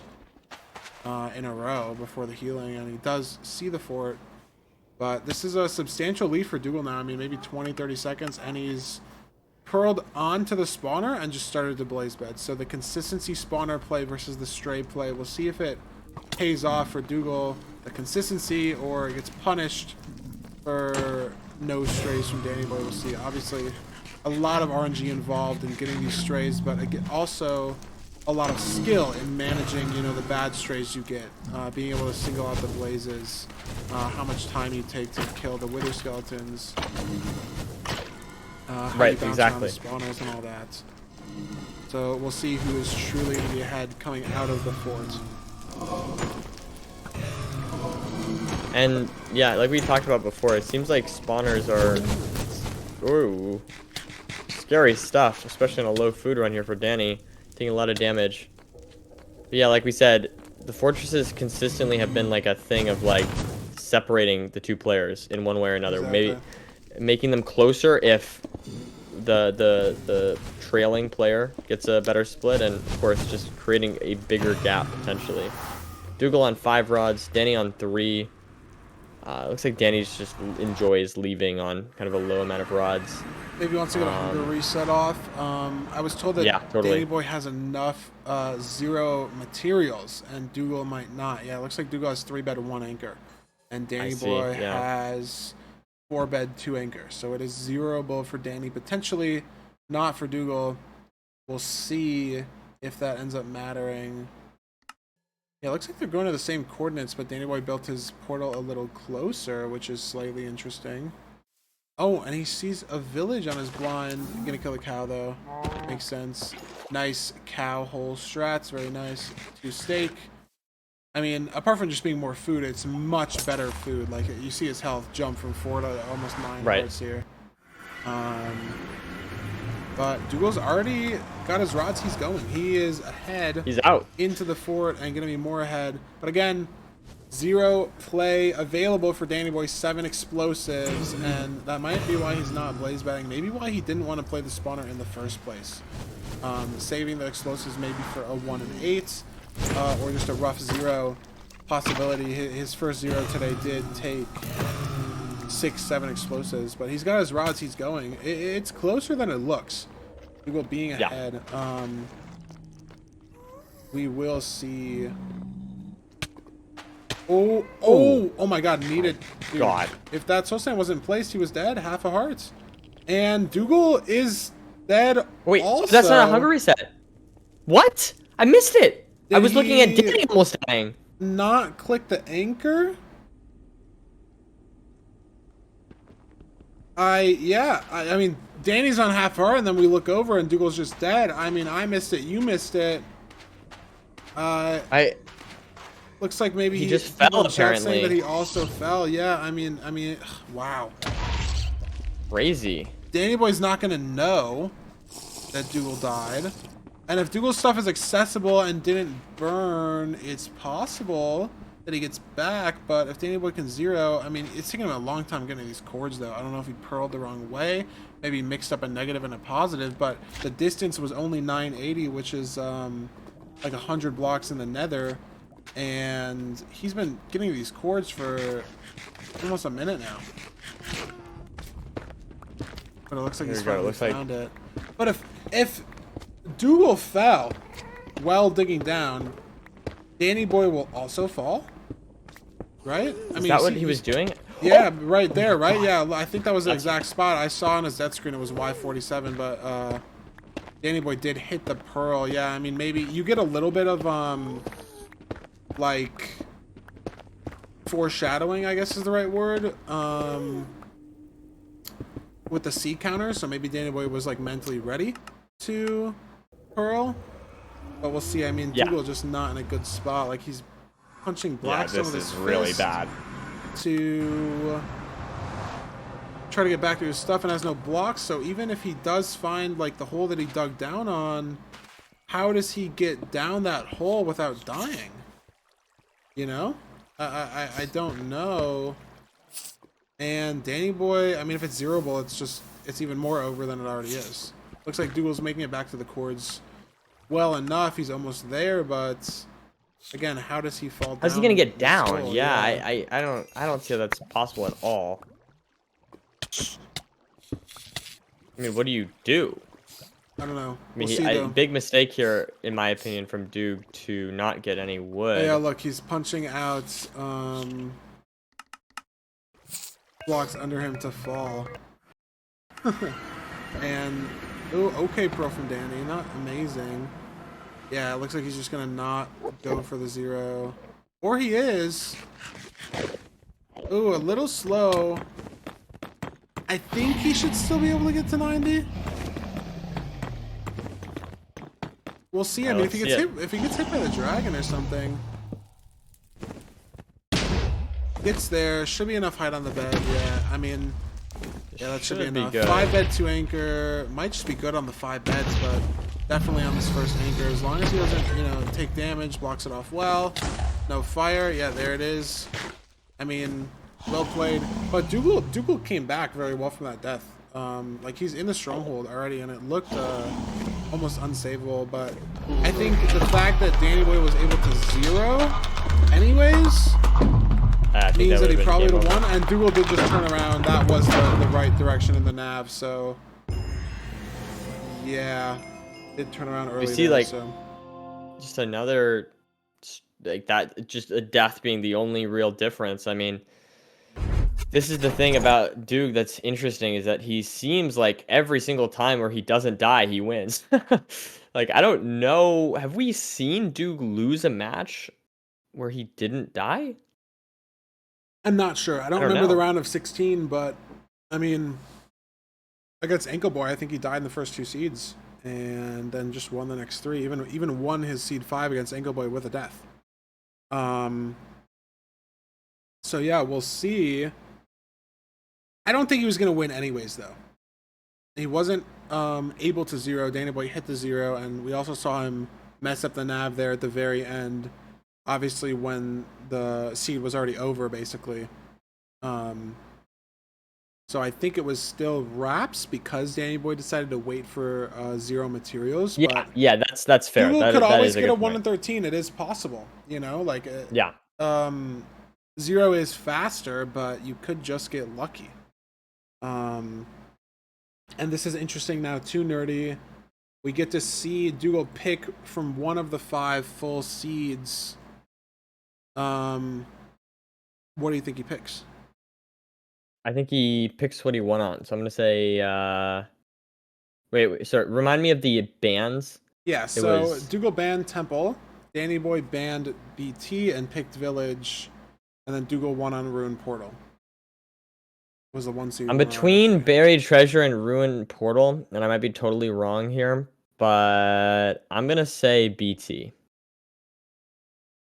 Let's see it. Nice! Nice. 1 in 5, we hit it. Yeah, I mean, it makes sense. Obviously, he's not gonna pick Desert Temple. He did win. He did get the dub on the Ruin Portal, so I was thinking maybe he would go with that, but I think going with what your opponent bans is not a bad idea at all in general. I mean, Duke also just very comfortable on Buried Treasure. It's probably like this. It's like the speedrunner's dream, you know. It's like it's what the current world record has. It's what probably the next world record will have, and the one after that. So, yeah, I mean, it's the gold standard of speedrunning, and Duke being a very RSG focused guy totally makes sense that he would pick that. Yeah, and I'm honestly even more excited if Dougal wins this 4th seed. We might see Danny Boy pick Desert Temple. Will be our first Desert Temple on a best of 5. I'm pretty sure. I don't think we saw it at all yesterday. Yeah. Which, I mean, I don't necessarily blame the runners. It's just something that you almost never play. Like, there's times that, I mean, you see a blacksmith on your wall and you tab into it, so maybe you play villages very occasionally. And obviously, if you see a Ruin Portal, you tab into that as well. Desert Temple being, you know, the one sort of completely oddball seed. We saw 1. Oh, that is true. Yeah, it was the Moly GX Idiot triple structure overworld. That's why it didn't, you know, stick in my head fully. But I think our players were taking a short break for water and stuff, but it looks like they're back. I'm ready to get into this seed. I want to see a game 5. I think Duel can pull it back. He pulled it back yesterday. So hopefully he can pull it back today and give us that content. Well, we couldn't have written a reverse sweep again. True. So we're gonna do something slightly different. Makes sense. It would be too predictable. It'd be too predictable if we just made it, 2-0 and then he wins one. And you know exactly what's gonna happen from there. But here, what did we write into the script today? Folks will have to wait and find out. And Dave would actually add the BT first. I mean, by like half a second, but no immediate issues there with how he played the BT Overworld, even though it was his ban. You know, I do think it's a smart choice to ban. I'd say Dougal's probably one of the best Buried Treasure Overworld players of all time. I mean, just mechanically and the comfortability. It's rare in, this sort of time period in speedrunning to see people continue to, do resets for hours on end. As, ranked is out, other categories, burnout in general, and especially, I mean, with Dougal having a sub 8, like that is near impossible to beat, and yet he's still playing, Right. I'd wager he's doing one of the most resets, or the most resets out of any player, and has, basically the second hardest PB to beat out of anybody. And yeah, so he's just going to be almost the most comfortable with Buried Treasure Overworlds. Misses the ravine, though. I mean, both players going in weird directions here. This is interesting. It was a lukewarm ocean with no kelp, really. I mean, the one kelp that was on the screen was fake, and your ravine needs to be within 10 chunks of your iron source, but 10 chunks is bigger than it seems. I've checked, like, seeds in rank before where it feels like there's really no viable enter, but this ravine is most likely the one that was checked for, and both players do find it, which is good. It would be kind of boring to just see some sort of overworld RNG, right? Like someone goes the wrong way, but yeah, totally. They both made the right decision. Different wrong decisions at the start. Wow. Though. Look at that, though. It looks like Danny did enter in before, I'm even not though he sure. got there later. Yeah, I mean, I think he did some early gravel farming. Which maybe made him save a little bit of time. But yeah, I mean, winning his ban, almost. I mean, obviously, Dougal gets to pick this, but he banned it for the first 3 seeds, and he's ahead entering the Bastion by a few seconds. But it is stables. We've seen a ton of variation in stables all day today. I think it's definitely the Bastion where you have to make the most decisions. And need the most Bastion knowledge of, exactly where the chests are, how to maneuver. Like, there's very niche ways to get to the left and right side chests through the gaps sometimes. A lot of room for skill expression compared to Bastion, maybe like housing or bridge, where you're just doing manhunt and then you leave, or you're doing bridge triple and then you leave, or treasure where like the chests are there that you can't really go out of your way, you do the ramparts and you leave, right? Stables, very, very dependent on where you're getting the chests. Obviously, it is possible that you open like a stables triple chest that's in your face and you get 20 obby and then there is no decision making, but it has the potential for the most. We've seen it determine seeds twice today, where Oxidate versus Silver, 2 stables where Oxidate couldn't get the obby, and Silver could. So we'll see if that matters in this seed. Yeah, it's so interesting to see these. I think stables might be my favorite to watch because and there it is from Dougal right there. That insane knowledge singles out that single chest above the gap. And so if Danny Boy has to dig through to that, it's going to be a much bigger time loss than what Dougal did. Obviously, there was no obby, so it doesn't matter, but if Danny Boy has to check that chest to figure out Yeah, if there's no true. obby, there will be time loss. So we'll see. He's looking for an outside chest. I wonder if he, yeah, I mean, there can be gold blocks in those and some food. Not sure exactly why he's checking that. Could just be like, oh, chest on my face, I want to open it. I get that. But maybe gonna launch a Pearl Hang and go back to his trades. Dougal did the same thing. Let's see this triple 6 obby. That might not be enough for 20. We'll see when Dougal goes down to check his trades. Oh, it is a double triple up here. Surely there's some obby in these chests. None there. An extra gold block for trades, perhaps. None there. Wow. So, could get dicey, honestly, for 20. And the runners will know that there are 8 gold blocks in these 2 triple chests up here, so depending on this obby count, we'll see what the decisions are. Oh, that looked like so much obby. 16? He might have to go down and check some. 22. Okay, so if Danny Boy finds the same chests and trades the same amount of gold, doesn't look like there's going to be too many issues. But it's much slower for some reason. I mean, they enter the Bastion at the same time. They come in with the same amount of info, and Dougal is ahead in the forts. But is it by much? Danny Boy looks like he's ready to pop his Pearl Hang. It looked like he was ahead by much greater than he was, but maybe only 10, 15 seconds. My God, Dougal's scaring me with the skeletons here. On about 6 hearts here. Yeah, he maybe wants to eat, you know, just so he's not one-shots, but has way more strays than Danny Boy, both in Blazes and Wither Skellies. So, again, it's never truly apparent where the time save is in these forts. I mean, you can look at rod count, but I mean, Danny Boy not even attempting to lower his RD. He's just, you know, trying to find a spawner. The consistency play. I mean, this part of the fortress, what it looks like, is very bad for strays, but I'm not sure if he realized that this outside is set up very well. I mean, Dougal's seen maybe 15 mobs here and just these few chunks of bad fortress. And that could matter. He's 2 rods ahead, and I mean, look at how many strays he has. I saw 4 more blazes on this 4-way. And Danny Boy's still, I mean, trying to find the spawner. Dougal might just be out. On 6 rods, if there's no break, he only usually has to throw 1 because of boat eye. Yeah, for sure.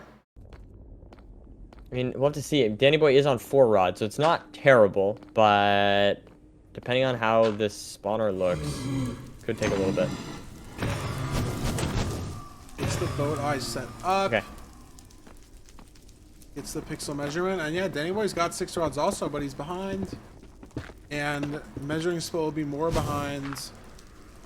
He might be closer to the stronghold. I think he'll get a better measurement here because Dougal's closer to 0-0, but again, not sure entirely if that's going to matter. If he can throw 1 eye, it might matter a lot, but if he has to throw a second, yeah, he's going to have to throw a second. He's totally in a wall, though.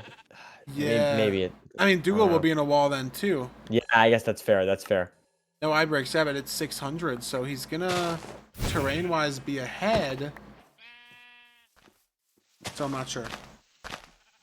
Need to get some wood too. Maybe Dougal needs wood also and doesn't realize, or just different, you know, overworld routing. We'll see, but I mean, Dougal's heading to the cords, and it looks like it does open up. So could have taken some different terrain. Maybe Danny Boy's gonna get stuck. But no, it looks like he's heading back to where the terrain was here in the fort. Yeah, I think this is where Dougal there we go. went. Okay. But again, I'm getting a little lost, but or at least a little bit not quite as quick there. This terrain looks a little bit different. I'm worried about Danny here. Yeah, and maybe Dougal he finds got this. a Is this what Duke preemptive found? spike. Yeah, I think it is what There Duke we found go. over here on the outside, sort of around. I think it's zeroable. Wasn't entirely sure on the explosives, but it looked like 7 beds from Dougal. So yeah, this is, you know, might be wraps. Sees the portal room in the ravine. Nice spots. At least 4 beds, 2 anchors, definitely zeroable. I mean, he's going for it with the hunger resets. And if it's zeroable, oh, what the fuck? Is that a 7-eye? 6-eye? I think it's a 7-eye. 7. What the fuck? That's a 7-eye. Oh. Oh my god. Was that seed found for? Like, Oh, probably he hits not, the right? fucking crystal! Wait, why is he going for it? Okay. What the fuck? What is happening, man? No, Oliver didn't check for that. That's not checked for. That's just a 7-eye. Like, that's just a raw 7-eye. Like, yes, it's a filter, but it is a seed. Like, it's a rollable seed. Like, that's just a 7-eye. What the Oh my fuck? god, dude. I thought maybe it was like for a gimmick that they was checked What for, like the just to fuck? throw chat off. But dude, oh my No, god. that is insane. But Danny now could hit the 0 and just win. Yeah, exactly. I mean, Dougal doesn't get a perch, and he pearled on the crystal. So, I mean, we're popping off by the 7-eye, but if this is a hittable 0... This is just game he's over. going for 99. I think it's still hittable, though. It's going to be tight on time. Needs to get it off now. Does. And if he has enough explosives, that damage wasn't great. I don't know if he has the explosives for it. This might break the bed. Oh, this is going to break the bed. Oh! Oh, no, man. It was just... It's cascading mistakes, you know, like just slightly too late on that first bed because you're just too slow with the setup to 99. And then your timing is all off, right? And he tried to save it, and he got better damage on the couple beds, but it messes up your knockback, and then the dragon's too low, and it's over. And Danny Boy throws away his spot at the finals. He has another chance. So he threw away one of his 2 chances, is what I meant.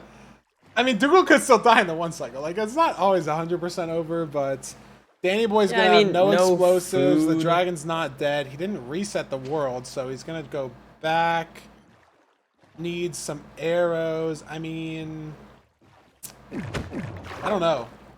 Dougal obviously didn't half bow, but you do get a guaranteed perch after 3 minutes, and I would be shocked if Danny Boy could finish this seed in 5 minutes. Like, this terrain doesn't really do him any favors. Back to the stronghold, and it needs to be a full bow. Like, he's not going to have explosives. I don't know. Wow. That was crazy stuff. Just so 7-eye. Yeah. Duke hits crystal. Danny Boy dies. Crazy stuff. But there's the perch for Duke. He should be able to hit this. We should be going to a game 5. Insane. Yeah, there's the 1 cycle. I mean, as expected, right? Danny Boy's obviously gonna know why he lost. Dougal happy with the win, but messed up the 0, right? So yeah. not perfect play. Dude, a 7-eye, man? Are you kidding? Insane. Like, man, that that is wild. And yeah, you can. Wow, man. Wait, what? Is this even right? The Entered splits? fortress. Enter fortress. I swear Duke entered first. I'll try to hit the update splits again, but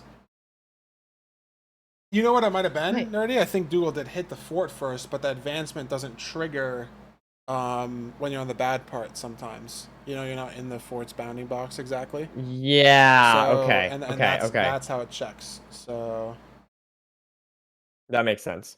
That was good. I see why you're confused. I don't blame you. But yeah, Dougal saving time in mostly every split. Obviously, like we just said, the fortress split is a little sus because of that. But lost a little bit of time in the stronghold to some 0 prep, maybe less food or something. But both runners messing up the 0. Yeah, I mean, a 7-eye is so wild. Chat, it is very rare. Someone ran a command 0.005%. I think that's a 1 in 100, 1,000, 10,000. It's a 1 in 20,000. And they're not filtered for, so it's very rare. But there have been 3 8-eyes ever found. And those are 1 in 300,000. So it's very cool. Don't get me wrong. I guarantee you, everyone in the chat, I mean, save for maybe 1 or 2 people, have never rolled a 7-eye in their life. I've rolled a 6-eye. Nerdy, what's your best eye count? Like 5? I think 4? 6. I think I've rolled a 6. Yeah, like. But maybe mean, that was like in practice or something, you know, where it's like I don't know if that counts. Yeah, but even in practice, like in all of Minecraft Spirit and Community ever, there have been 3 8-eyes ever rolled. One of them was in Icarus. One of them was just in regular runs. There might be 4 actually. I think there's one just from some random person in Java Core or something, and there's like no more seed or info, like just a screenshot, and they're like an hour into the run. But the 3 that I know of, as Icarus, Harrow, and Draconics playing Lockout. Those are the 3 8-eyes. And they're all different categories, they're all different versions, which is super quirky, because like a majority of the seeds are obviously 116, any percent, where you get to the stronghold, especially with like in the days of stronghold practice, right? People grinding out these mods where you're seeing a portal room every 30-40 seconds. Yeah, that is crazy. Nerdy, do you think Danny Boy picks Temple? I think. Oh, this is hard. This is hard for me, because I want to see someone pick Temple, because yeah. The problem is I don't know Danny's relationship to Temple. If he wants to just be like a little devious, you know, guy, then going for Temple is not a horrible idea, because you know that Duke banned that, right? So I don't know if he actually like wants to play that. So like I could see something else, but I'm gonna stick with it. I'm gonna say Temple. Yes. The biggest Sorry. pop off. Sorry. No, it's deserved. I mean, I'm excited. A game 5 Temple, the one Temple we saw in the quarterfinals. I mean, the 2. It was a game 3, and it was like a Temple Village Ruin portal seed, so it wasn't even like raw Temple. You know what I mean? We'll obviously see this seed. There's obviously no guarantee that there's no other structures, but I am excited. I think Temples have the most variance in the overworld as to where you choose to get everything.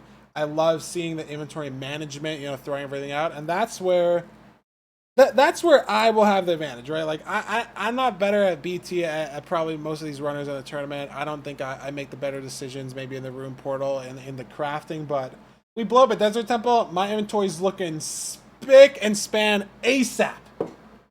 Because I know exactly what I need. And it'll pain me. I'll throw out the gunpowder. I will do it in ranked. I won't keep it. It's unfortunate. It hurts. But I will. And we'll see how these runners manage to handle their inventory. I love Desert Temple Overworlds. I mean, obviously. I'm hype. Let's do this. Game 5. Rare seed type. This is going to be a dub for either player. A dub match to watch. And another thing too, kind of pointed out in chat, but I just thought about it. It is interesting also. I wonder, I mean, Desert Temples get super cool too. If there's not enough iron for a pickaxe, TNT routing and bastions is super niche. I mean, obviously Bridge is like the most obvious, easy example, but TNT routes for certain bastions. There's so much variance. There's so much variance. I love it. Even with how the runners blow up their TNT. Oh my god, dual... Bro. No way, man. He slipped and hit the pressure plate. I guess that's why he bans Temple. Am I right? Like, maybe he's... Oh, man. That's not a good mental start. I'm gonna be honest. That's a really bad way to start a seed. He slipped. I think the sand pushed him. Doing fast Temple here though. 5 gravel? No, that might be diorite for Danny. I'm not sure where they're getting the gravel. I thought it was gravel, but we would see it in the bottom of the temple, so it is not again, decisions too, like, are you going to woodlight? Are you going to go try to find flint? Because the advantage to woodlight, obviously, is you don't have to go out of your way. The advantage for flint is you can then flint and steel mobs on the way back to the portal, but if you start the woodlight, you can then grab a lava bucket and get mobs after you start the woodlight. Danny Boy is running really far away to get some extra food here. On 40 flesh and a gapple, I don't know if it's the right play. He's losing a lot of time potentially to leaving this lava pool and having to come back, just the amount of running. And on top of that, the amount of running, you do lose hunger. He is getting wool, but yeah, Dougal's going to start this woodlight first, so he might be getting in the nether quicker and could also overlap some food gathering with waiting for the woodlight or wood gathering or inventory management. I mean, Danny Boy's nowhere close to even getting back to this lava pool. Like, he's still 10, 15, 20 seconds out. Does find some flint, and it is first try. So, a little bit of an advantage there maybe, but I mean, Dougal's in. And I think 30, 40 flesh is enough for the whole run. Like, this might just be a nice advantage. And, oh wow, we have more decisions in the nether. First seed, potentially. There is iron for a shield for Dougal if he wants it, but I don't think it's the right play. Fort first rarely works out in ranked from my personal experience, from others' personal experiences. So I don't think it's the right play. It doesn't look like he's going for it. Danny Boy is suffering the same decision, but again, I mean, the Bastion is just the wrong way, kind of. Is he going to commit to it, though? It looks like he saw the Bastion, and he's actually committing to Fort first. Oh my god, this is exciting. So we get to see a total difference in plays here. He can't find the spawner, though, but I mean, Dougal will also have to find the spawner here, so it's not an apparent time loss. I am worried, though. I don't think there is shield iron for Danny Boy. There's not. He can blaze TNT, which is nice. Looks like he's getting some nether bricks for that. He is. He can also gap up. Has the mutton for faster healing. But, I mean, this is so interesting. This is the first time we've seen the entire tournament. Runners making different decisions in the nether to this magnitude. And yeah, it looks like Danny Boy's setting up the, you know, hiding spot for the blazes. I mean, this is very interesting. Pardon me, I just agree with Dougal's play, but it could go either way. It's just so unapparent, right? If there's not enough obsidian, home portal is better, and then Fort first is bad. If there is enough obsidian, portaling at the Bastion, and like, look at the open terrain. Dougal sees like a lava sea all around. Could just be great second portal courts for Danny Boy to build his first portal at the Bastion, as opposed to enclosed in this fortress, closer to spawn. I mean, I think it's a crazy decision. Yeah, I think it's a pretty apparent misplay. Now, I will say, here's the thing. First of all, of course, we had that time loss from Doog of the reset. True. So it's not exactly even, you know. But the other thing I was going to mention was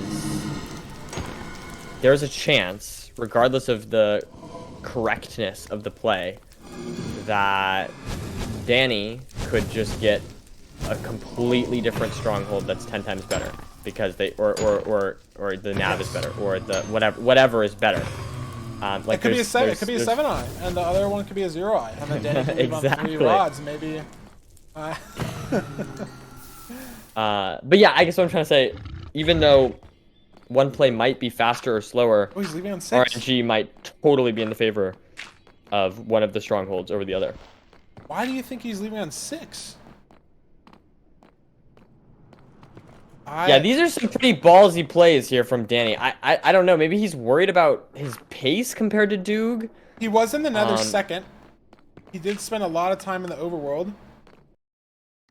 I mean, yeah, I don't know how that's even possible.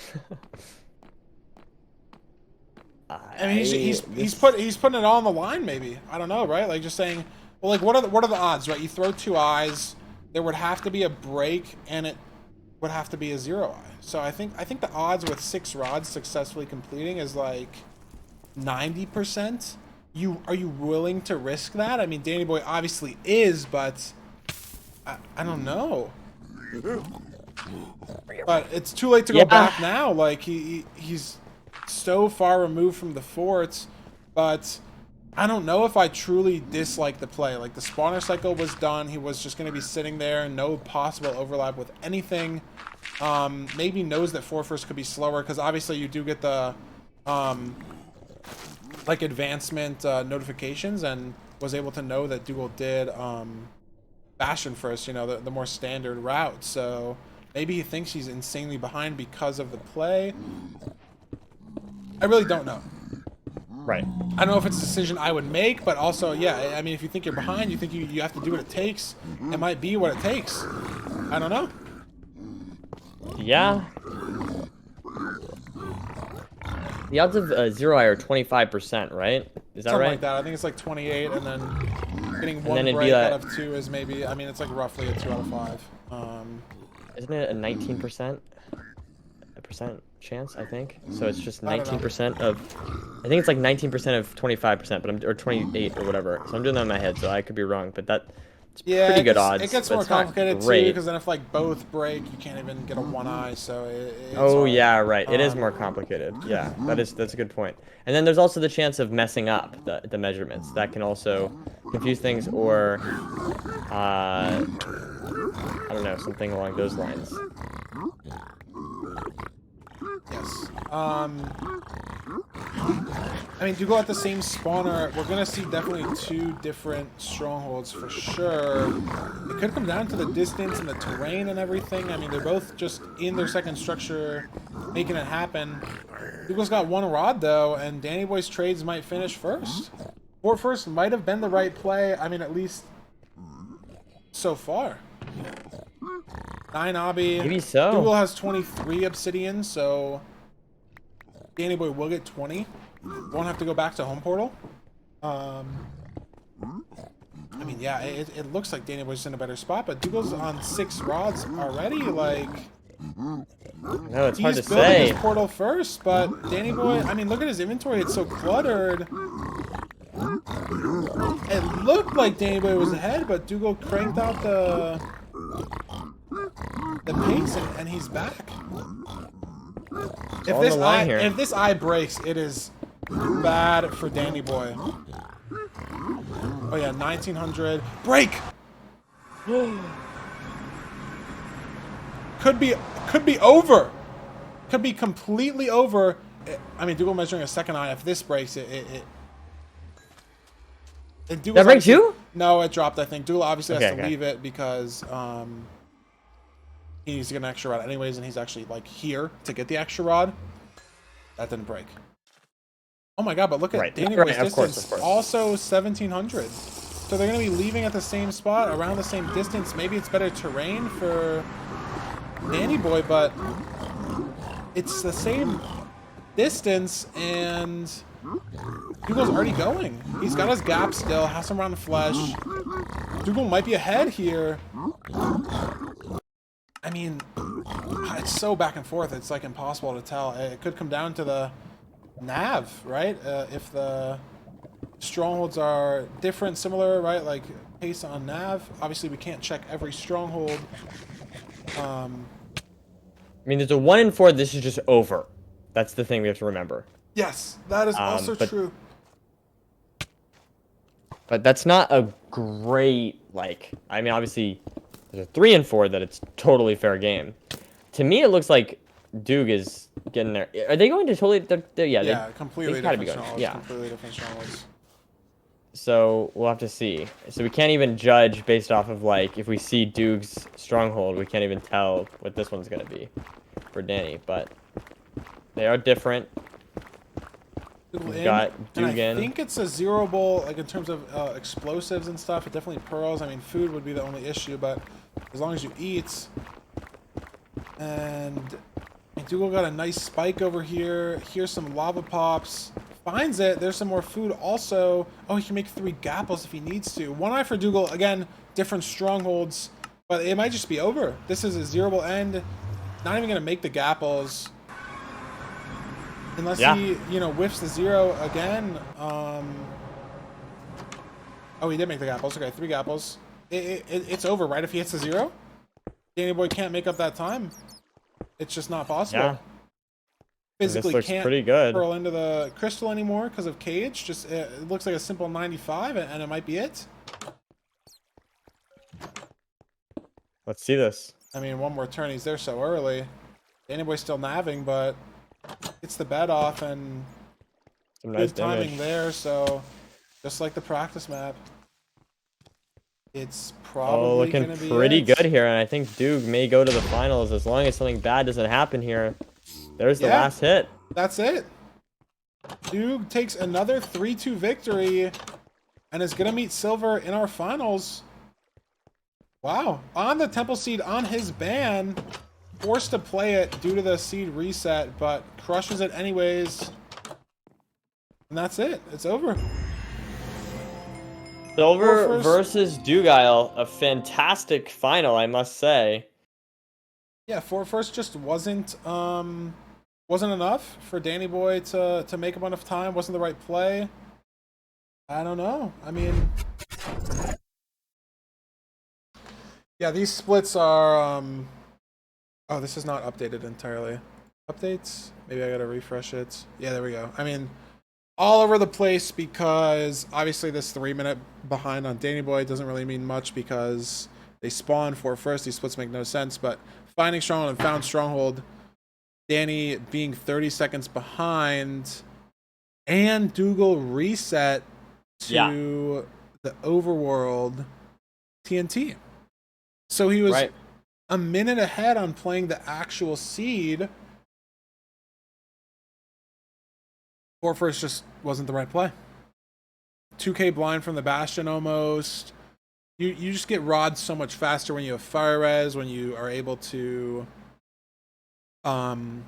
blaze bed quicker. Like he did do blaze TNT, but I mean, wow. Like Dougal played well. Obviously messed up in the overworld, but the rest of the seed, I mean, maybe that was just his wake up call, like to just focus up, play lights out, like.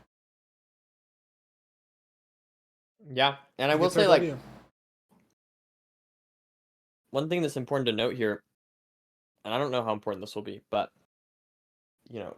Danny just lost going into this third place match. That's, I feel like that's a hard thing to do, play back to back like that. So even if Danny was favored or not, I'm not sure who what the general stats are. We'll have to see once we look at the stats. But between Danny and Oxy's had 90 minutes to refocus, refocus the mental whatever.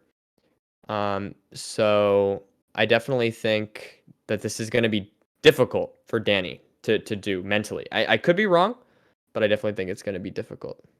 Yeah. Let me see. Yeah, Dougal no interview. Understandable. And yeah, Danny, we're gonna give him a little bit of a break. We're gonna set it over to an intermission for a little bit. And we're gonna be back with our third place match, Danny Boy versus Ox Idiot. For third place, $250, and we will see you guys then. Maybe a little earlier as well, but we'll see you guys.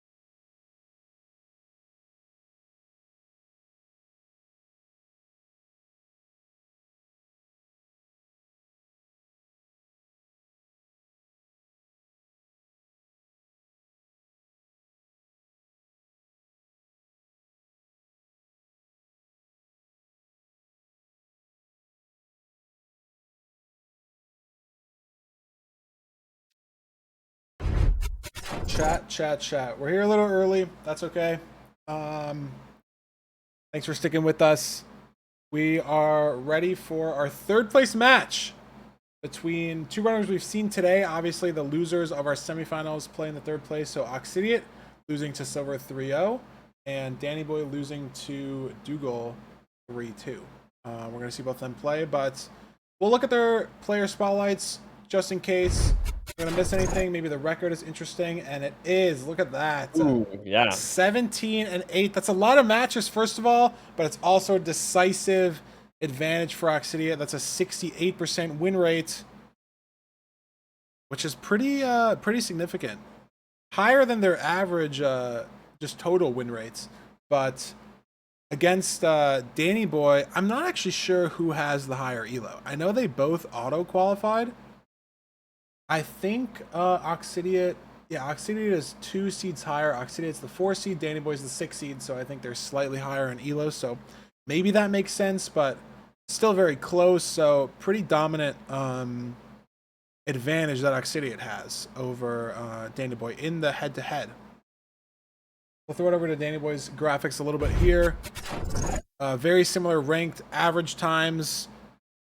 Oxidiot with a 13:08, Danny Boy with a 13:29. So pretty similar, only about 20-second difference. But the thing again that sticks out to me is the record against opponent. Yeah, I mean, kind of the opposite of like Oxy earlier had a pretty bad record against Silver and lost all 3 games. This time it's like flipped. Now Oxy's the one with the really good record, so we'll have to see.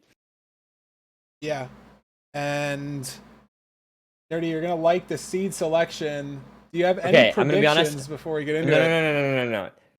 I saw that. I think it was Danny. Did Danny go first? I saw someone ban BT. Yes, Danny saw banned that. first. Danny banned BT first. So I can't take credit for that. Okay? Thanks for being honest. You give me the with us, bans Nerdy. and I'll go with the prediction. Yes. Just give me the bans. Okay, Danny Boy banned BT. Oxidiot banned Shipwreck. So what do you think? Desert Temple Village or Room Portal? What do you think? So weird. That is surprising to not see. No Ocean Seeds, yeah. Temple. You know what I'm gonna say? Was Oxy picking first? Yes.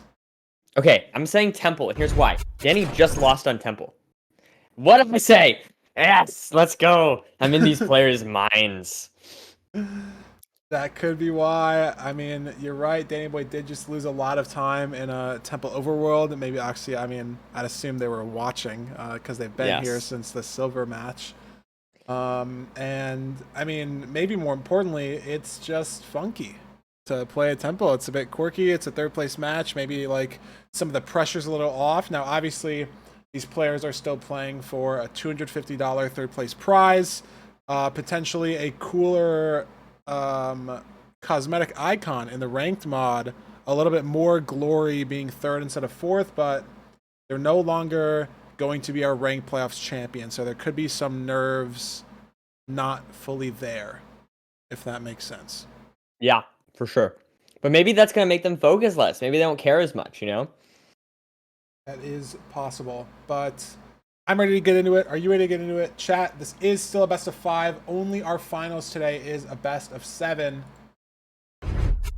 Let's see these runners. We've seen them both today. Now, obviously, Oxidia did have a worse game, a 3-0 loss compared to Danny Boy's 3-2 loss, but, I mean, they both played well. I still think it's going to be close. I think, still, I mean, insane Minecraft players, right? Like, the 3rd and the 4th best ranked playoffs players out of the 100 players that could play. We can't really ask for a much better match, you know? All right, now, I'm going to make a prediction here, okay? Okay. This might seem like, it might not be a very exciting prediction, but here's my prediction. I think that if Danny Boy loses this match, I think it's going to be a 3-0 loss. Ooh. That's what I think. Like, if Danny Boy loses this Temple seed, I think it's 3-0. Because I think the mental is shot. I think the mental might already be shot, but if you lose this seed, I think it's gone. Doubleheader is brutal. That is true. And you just come off a really harsh, like a heartbreaking loss. You're so close to moving on to the finals, and Yeah, he you did die know, in that 0 on the 2-1 when he was ahead 2-1. Was one yeah, 0 cycle exactly. away from $750 and a spot in the finals, which, I mean, that does a lot to the mental. So I could be So, wrong. Maybe Danny has like a golden mental and is able to just totally mentally reset. But I think especially if there's a loss here, I think it could really cascade downwards into a bad downward spiral. But I could also be wrong. I don't want to say. Oxidia might be tilted too from the previous match. true. You never know. You never know. This is an interesting Desert Temple overworld, though. There's not enough iron for a pickaxe. So, gonna need to do just, I mean, something in the nether. Obviously, there's iron in the bastion, but interesting, different routing from both these players. I mean, the only main difference I saw is Oxidia was using FNS on TNT and trees, and Danny Boy was using the pressure plate, but little, like, not too much difference there.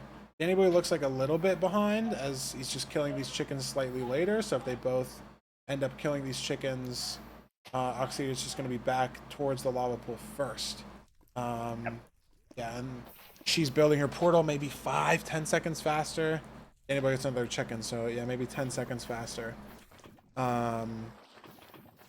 Which could just, cascade, right? Like the mentality or like mental state of just seeing your opponent enter first, like could affect the rest of your gameplay, like you were saying. Yes, exactly. Fort off spawn. Nice. Bastion also seems very close. Maybe a stables. Oxia going down and Danboy going straight. Already a different terrain decisions being made. Not sure which player is going to have the better experience. Oxia finding it though. Oh, Danny Boy didn't have a boat crafted. That's why he was worried about this gas. I see. Looks like he has some really nice terrain. Oh! Gonna leave the boat? He's just gonna leave the boat. Just like little tiny time loss mistakes that are adding up. As Oxy is building up to this bridge, actually. 70 entities, but it's a bridge. Very interesting. They do have TNT, though. This is the one bastion that is like the same exact speed, basically, when you have a stone pick. I mean, they obviously break one gold block. You miss out on that gold block to get an optimal TNT, but it is much, much faster than any other Bastion TNT route by a long shot. It gets a little scuffed sometimes, like trying to re-aggro with a stone pick on some of these routes, but not going to be a big issue that they don't have iron pick. We'll get iron in the Bastion to make it later, so no issue there. Yeah, Danny Boy again seeing the same TNT and this right side triple. Just going to be enough picks for both players, but Oxidiate pretty solidly in the lead. Again, 20, 25 seconds perhaps. Do you think it's already over, Nerdy? I mean, obviously it's not, but do you think the mental for Danny Boy, like, is there time to make up? I don't know. That's what I'm saying. Like, I just feel like, again, maybe I'm like projecting a bit here. Maybe I'm thinking what I would be feeling if I were Danny, But I just feel like it's so, like, I feel like every little mistake would be super tilting right now. Every little, like, this would tilt me in this state a lot more than it would normally. He's going for a actual, like, double, triple route, kind of, which is very interesting. Nice discipline with the chest there, but oh wow, zombie pigs on this side.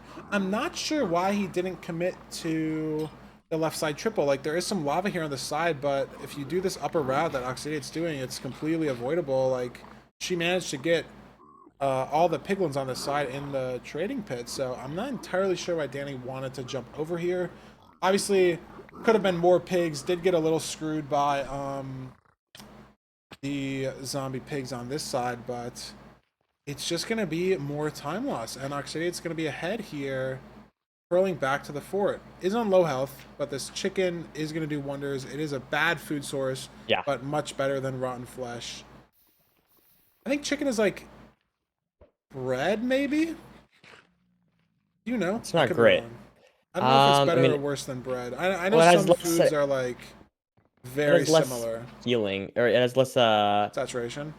like just the actual raw like amount of Oh, like stuff that hunger, you get. like The shanks, hunger bars, yeah, notches. whatever. But I don't know the saturation values off the top of my head Yeah, at all. I have no idea. But yeah, it feels like it's about like bread, I would say. I know it's a lot worse than steak. yeah. Because I know like mutton and salmon are the exact same in terms of saturation and hunger. So I What? wasn't Is sure. that true? See, I this is I great. This mean is new information to me. maybe I'm wrong, but I'm pretty sure mutton and salmon are the exact same. And I I know thought mutton and cod chicken were the same. and I know cod and bread are the same. I thought salmon was pretty good, but maybe I'm totally. Maybe I just like want salmon to be good. I'm a Seattle person, so Okay. the salmon here is just like really high quality. So I just like it's good for like meat. And when I consume salmon, it's like really good saturation. That's fair. I like IRL saturation. Yeah, exactly, That is kind of like exactly. a thing in real life, though. Is interesting. Like some foods make you feel fuller. Is it called Yeah. saturation in real life? Probably not, right? Sorry.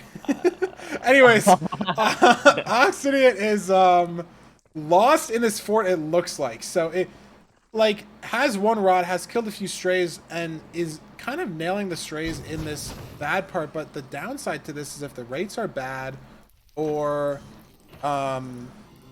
like there's wither skellies in the way, the spawner, like, or even the good part is not even close to like visible for Oxy. So Danny Boy could pull a lead if the rates are bad, finds the spawner. I mean, is getting strays on the way to the spawner too. There's two blazes here playing the 5RD. We saw Danny Boy not 5RD a couple times last match, so maybe he's learned his lesson or is more comfortable. I'm not sure. Again, risk versus reward play, but spawner for Danny Boy, yeah. Oh, unfortunate strays. Couple wither skellies. Oxy no fire res, but it looks like it's fine. Yeah, does Danny even have a rod? Danny has like 2 rods. Yeah, and Oxy has 4. So Oxy's ahead. Close to a spawner now. Danny, I think, made up some time in this fort, though. I'd like to think Yeah, that I think I agree. playing this Danny's doing a great spawner, job. Blaze TNT out. Blaze TNT, much better than Blaze betting for a couple reasons. The first reason is that Blaze TNT or Blaze bed will produce fire from the bed explosion. Blaze TNT won't, so you won't have to put out any fire from the actual explosion. The second reason is the TNT gets slightly more blocks, and it also drops all the blocks that you destroy, which obviously doesn't really matter because if you have TNT anyways, you're probably just going to have blocks, but it could matter for zero in some situations. But the other nice feature is if you blow up a blaze on accident with the TNT, you will get the blaze rod drop.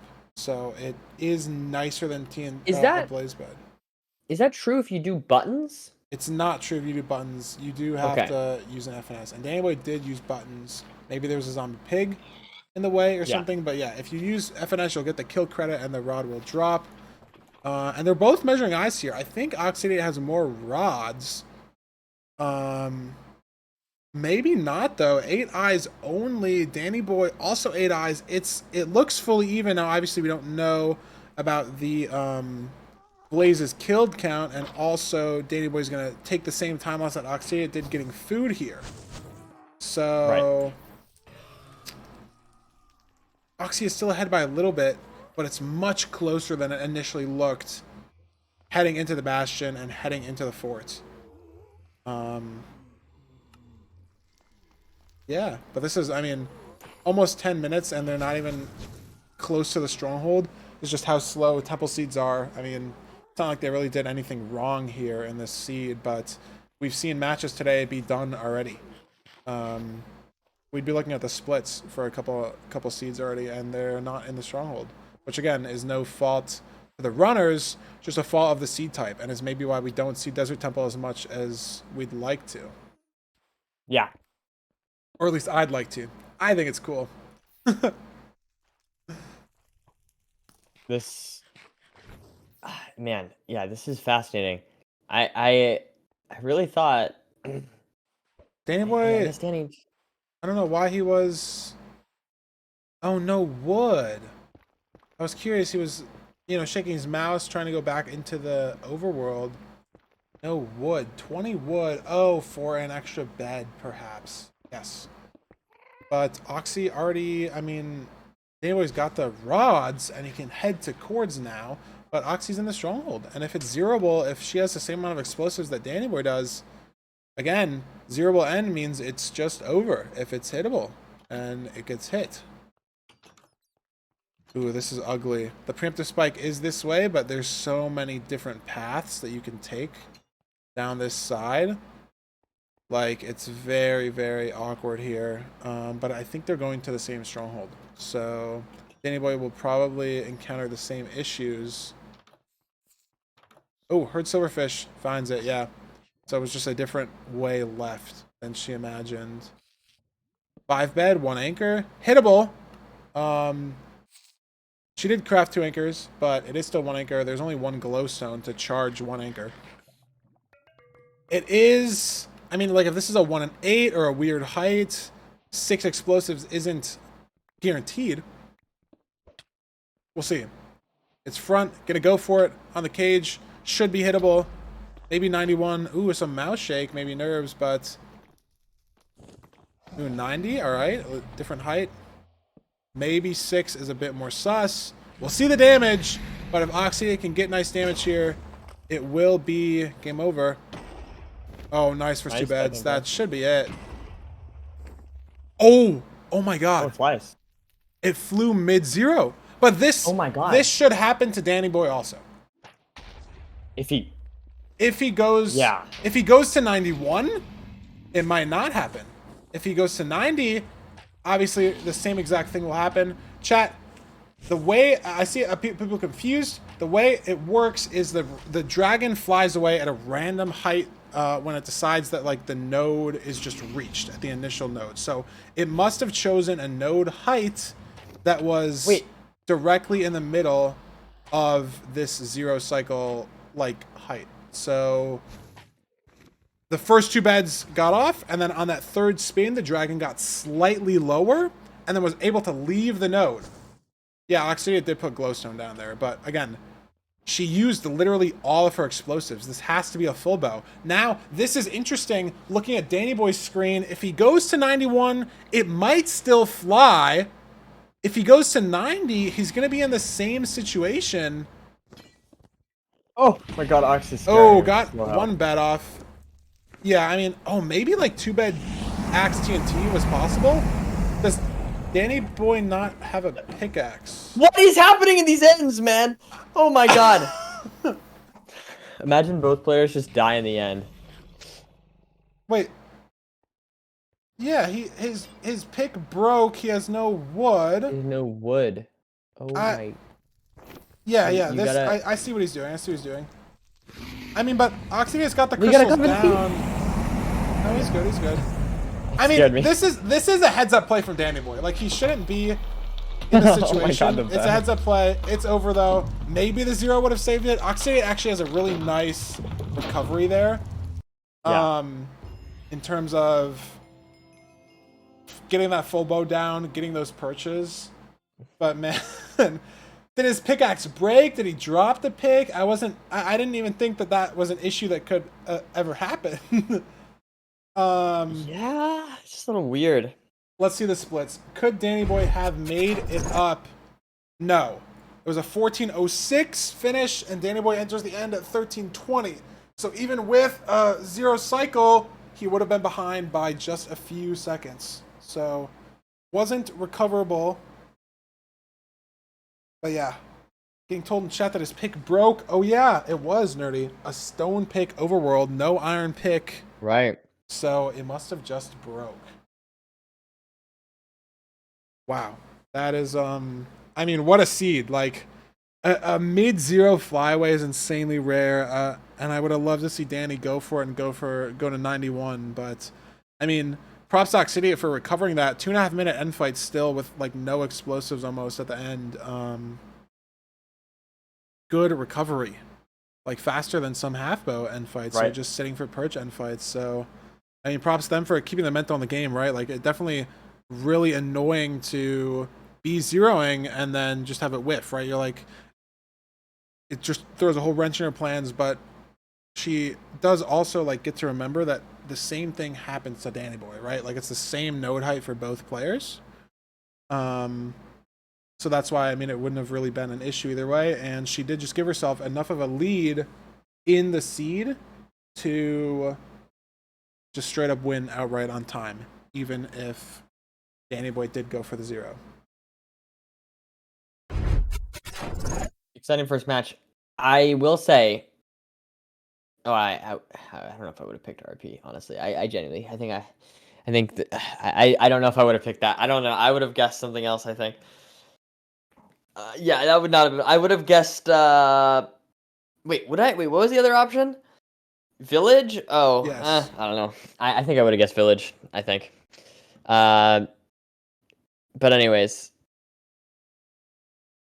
yeah, it's not. I don't know. I'm trying to think. I'm trying to get in the player's head. So my prediction was, if Ox Idiot wins, it's a 3-0. I think I mean, I'm standing by it. I said it. I gotta stand by it at least until Danny takes a seed. But I think it's still. I think I stand by that because it's still like tilting to lose. But I will say one thing: it's very good for Danny that he did not die. He was behind, but he did not die, and it was somewhat close. I think that's like the least tilting death, where it's like you feel like you can get better, or not death, but loss is where you feel like you can do a little bit better, but you didn't quite play your best. But it wasn't like super close where you barely lost. But it's not like you totally threw. Also, I feel like that's like kind of the ideal. So this is probably like the best way that Danny could have lost this first seed mentally. But I still think that having the doubleheader right back-to-back stuff on the loss, and he just lost a seed, I think it's going to be really hard for him to pull it back. He totally can. Totally possible, but mentally, I think that's a challenge. You did predict the 3-0. And I don't know. I mean, we'll see. I think both these players, again, extremely good. And Danny Boy did actually win a seed in the semifinals. Oxidiot did get 3-0'd. Danny Boy did get 3-2'd, but he's down 1-0. Oxidiot might have the momentum, you know, like just some unlucky, like single decisions against Silver to lose some of these seeds, and then gets into this Danny Boy match, plays pretty well. I mean, obviously, the 0 like mistake wasn't really her fault. It's just, you know, how the flyaway happens. So could have some, you know, positive mental there, you know, knowing that, oh, Notch Apple, like that. Another no Iron Pick Overworld. That is Well, nice. Outpost. It is what it is, you know? I mean, there's good No. food here, but just a notch is not enough. Because you will just, like, actually run out of hunger bars. Like, it's enough, like, healing and stuff for the whole run, but you'll just run out of hunger. So killing 1 or 2 mobs here, especially because you have fire res. Oxidate made an iron pick, and you need a bucket. So unless I'm missing something, it's over, and she doesn't know. Unless the plan is that a golem was spotted in the outpost and the golem will be killed in the outpost. Oh, yep, and realize it's over. -1 full minute to iron pickaxe craft. We all done that. It sucks to do it here, but hey, maybe that'll give Danny the chance here to get some confidence. He won't know necessarily what the problem. Well, we know he saws the He will. iron pick You see the advancement. iron pick advancement. Yeah, he will definitely know. And he'll know as well when Oxy just enters like a minute slower than he will. Yeah, I mean, there's some confidence, right? But I don't think if you're Danny, you want to really start playing any slower, or like safer, right? Because it's obviously just possible for Oxy to just play completely, you know, balls to the wall, insane speed, try to catch up. And if there's no mistakes, right, you still have to play on your A game, but you know that you just have a 1 minute clean raw advantage into the nether. Which is big. And also, like you just said, Oxy's going to try and be catching up most likely, because it's kind of a weird sort of difference where it's not like a death where you just can play super safe because you just have to rely on their mistake. You can totally catch up a minute, but you got to start playing fast. And the good thing about that for Danny is that means that there's a very good chance of some kind of extra mistake from Oxidia trying to play too fast to catch up. Yes. So mentally seeing that kind of early game mistake, you shouldn't chill. You shouldn't like be like, oh, I totally won already. But it is a nice mental feeling of being able to relax a little bit. Just, yeah. Yeah, I mean, look at this too. Danny Boy forced top down to try to get iron, and Oxy is going to start with Manhunt. Danny didn't get iron out of the top down, so if there's iron in this chest, there's not. It's going to have to be in this bottom double, and Oxidian might have gotten an advantage here due to just how, Iron RNG works, right? Like, they got acquire hardware first, so could just have the lead now. I mean, doesn't obviously know what's in the top chests. Might have to check them. I know Danny Boy got some obby out of the top chests. But like, that is a significant time save in just choosing different Bastion routes. Like Danny Boy forcing the top because of, no iron makes sense. It just unfortunately didn't work out. Maybe he didn't see that the Manhunt was dry floor. Maybe he thought there was lava instead. I'm not sure. But, I mean, Oxidiate and Danny Boy are going to be trading. I mean, Oxidiate's trading first. In this bottom hole first. Pigs are going to be done first. But again, has to go up to the top to check for Obsidian. So could have some delayed time loss there. We'll see. Yeah, we will indeed, as we've got lots of pearls here. This looks like it's going to be a fast thing. I'm noticing kind of low obby count-ish. 12 for Oxy is not great. Yeah, and I don't think there was 17. Okay, they might have to go up, though, for the 20, right? Unless there's 3 in this 9 trade somehow. But yeah, they will then have to go up for 20. Danny Boy will be able to just get 20 off the trade, so that might be, again, the time save that he needs. Yeah, Danny Boy's at 21. Wow, yeah. And now, well, Ooh, I mean, I guess it makes sense. Low string, though. Not sure what Oxidiate string looked like, and if they're even going to go up to get this Obsidian, looking for a Pearl Hang. And yeah, they're going to play Home Portal. We see Oxidiate play Home Portal a lot today, and it didn't work out any time. So I'm honestly a bit surprised that they're playing Home Portal.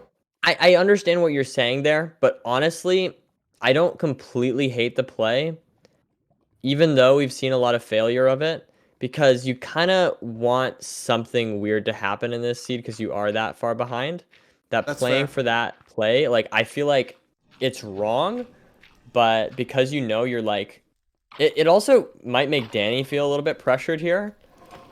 Because you're entering the fortress first. So he might feel like, oh man, did I really lose all that time that I had at the beginning? I don't know. I feel like I can understand the play because of that mistake at the beginning, specifically. Otherwise, I disagree with it. The only thing I was thinking about here too, but I don't think it actually would work out, is it could have been a misplay due to advancement metagaming. In terms of Danny Boy got obby out of the top housing chest, but not iron. So you can look at the advancement order in the chests and realize that he played top down and you played manhunt. And then similarly, Danny Boy could know that same ordering. But I think it doesn't work here because there was one Obsidian in the room portal in the overworld. Otherwise, it would have been a clear, complete misplay from Oxy to not check the top chests. But because of that, I think I kind of agree with what you're saying in the sense that you're just literally raw a minute behind. You have to do something, right? Hope that the home portal terrain is better or closer. 20 obby obviously can still be like 2,000 blocks away, but we've seen seeds. Dougal in the round of 8 had a 20 obby versus 10 obby situation where his 20 obsidian was 400 block travel, and Ankle Boys was home portal 1,800. So it's just there's so much variability. We'll see. But Oxidian, I mean, heading back to home portal now with the 7 rods. Danny Boy is at 5 rods, 6 now, so he can leave. And if there's no breaks, the pace is the same, even though there's 1 rod difference. we'll see. I'm a little surprised that Oxy didn't use the notch yet. Maybe gonna Oh, use it look, they're soon. getting sheep for wool. Maybe Oh, she needed one more for interesting. a bed. There was low string situation. Oh no, but not for Yeah, Danny Boy. maybe. Danny Boy's got 20 wool. Maybe Oxy left the Yeah. trades early or something. I don't know Yeah, what we that's saw about. Danny. Oh I saw Danny wow. wait for that. Look at that. One eye, 799.9% from Danny Boy. So he's saving time on the Okay. eye measurement. He's saving time on the distance. Look at Oxidia's eye measurement. Says 1950 on their Nimbot. I mean, this is brutal, right? The Tanabe punished is crazy. And I think Yeah. Danny Boy can zero and Oxy can't. And yeah, I mean they're both going to chords, but he's just closer. I don't know. Has health to throw a couple pearls here and just tank the absorption, and then also Mutton to heal more. And like, what are these chords? Is that 270? It is 270. Okay, so he's a little far away. Oh, some gravel.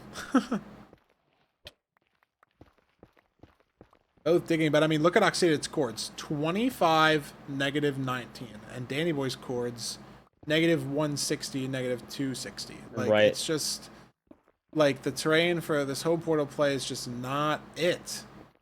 And Danny Boy is building his portal. Like, it's... Hanabi, time and time again, has proved to not be the correct play in most situations, and this, unfortunately, is one of those. Oh, Okay, nice no, he gets it. stronghold. Yeah. I mean, I respect the preemptive. I mean, through the mine shaft, it looks like he did get like a good looking spike. But is it there? Is it that? Nope, library. He did get a nice looking spike though. I do respect the preemptive there. But with it through the mine shaft could be a bit sus. Yeah, it's hard to even tell here what starter is. Maybe middle is the play. I mean, but look, Oxidia now caught up. The train got better.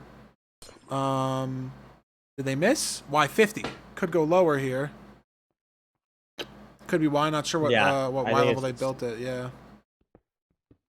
Ooh, it looks like they're gonna go up though.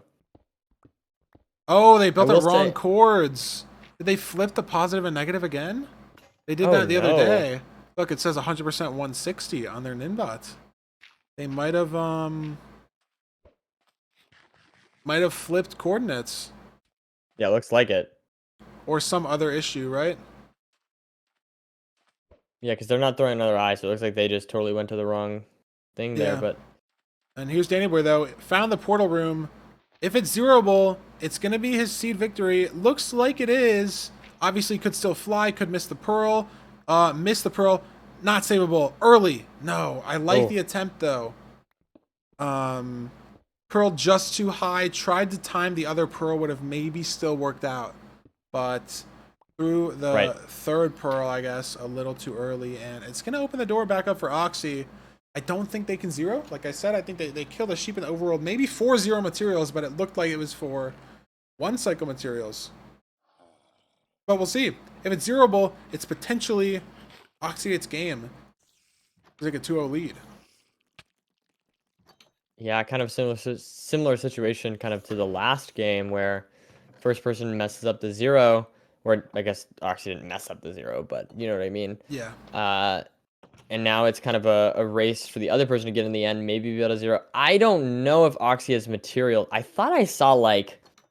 It's possible they kill a What I- sheep 4-0 mats, right? I'd be shocked that Danny Boy Yeah. gets 20 wool from trades and Oxy doesn't get close to that. Just due to how, I mean, the trades are standard. So I'd be shocked if it was that yeah. different. I Look thought- at this. I Look thought at I this saw a little bit, stronghold. Like a in little the, look at this in the ravine. Just cutting This through is this wild. lava ravine, like lava wells everywhere. It's cool generation. A bit scuffed. Might be the perch for Danny Very Boy annoying. though, so it might not matter. And even if it isn't, That if looks Danny like a Boy perch. gets the perch within a minute, and it is the snap though, so with these explosives, probably going to be a 1-1 tie up here in our third place match. Nice. Good stuff from Danny, just kind of Yeah, playing. there it is, the 4+1. safe and- Hey, my prediction? Totally wrong. Yeah, not a 3-0. Danny Boy brings it back. Mental's not shattered, I guess. That's huge for Danny. That's huge. I think that's what Danny Oh, wow. Look needed. at this stronghold from Oxy. Where's the portal room? Oh, top right. Maybe that was closer than I looked, but stronghold looked a bit scuffed. Again, just two different strongholds due to home portal versus 20 obby. And look at how apparent that terrain and distance and time save was. Danny Boy's ahead a minute and a half. That almost looks like a death. So different. Yeah, I mean we've literally seen deaths in seeds not take more than a minute and a half.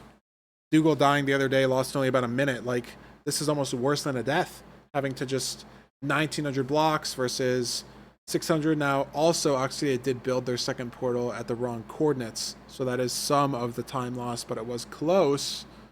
Still, Tanabe, I mean, proving to just not be it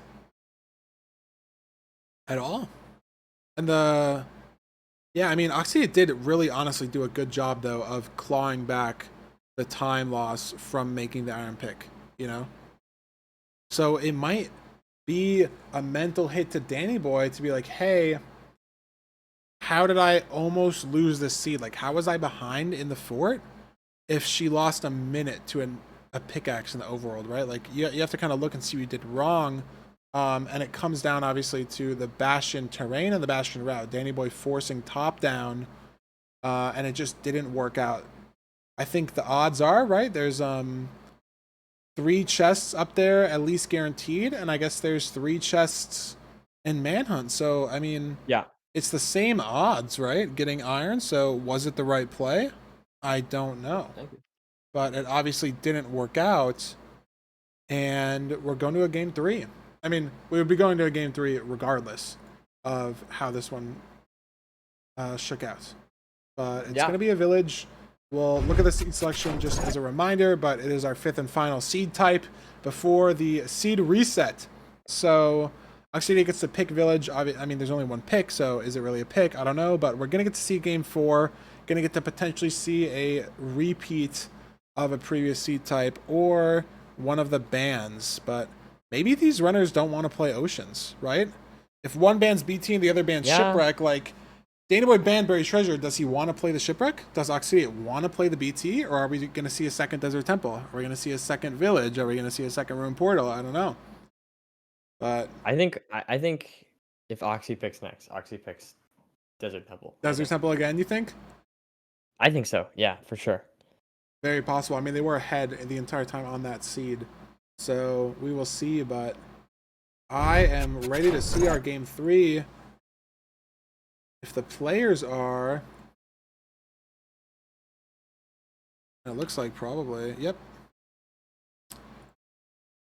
Now it's really anyone's game. I was saying, I really thought that if Danny lost one, that he was gonna just lose all 3. I thought it was just gonna go really downhill, but clearly I was wrong. I think that this win was, I mean, obviously it's from a like objective game theory perspective. Like, yes, it is good for him, of course, to get a seed, but I really feel like it was like really good. Like, I think it would have been exceptionally hard for him to have a reverse sweep if he lost that second seed. Yes. I think that would have been like much harder than the average person doing it. So yeah, and then I also think on top of that, that's not going to be good for Oxy's mental to maybe, to lose again.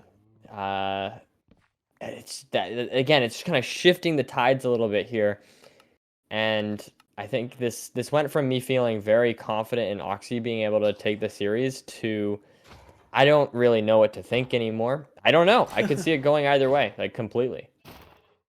Yeah, I definitely agree with you, I think. And, I mean, this is a cool seed. 10 Obby, Diamond pick.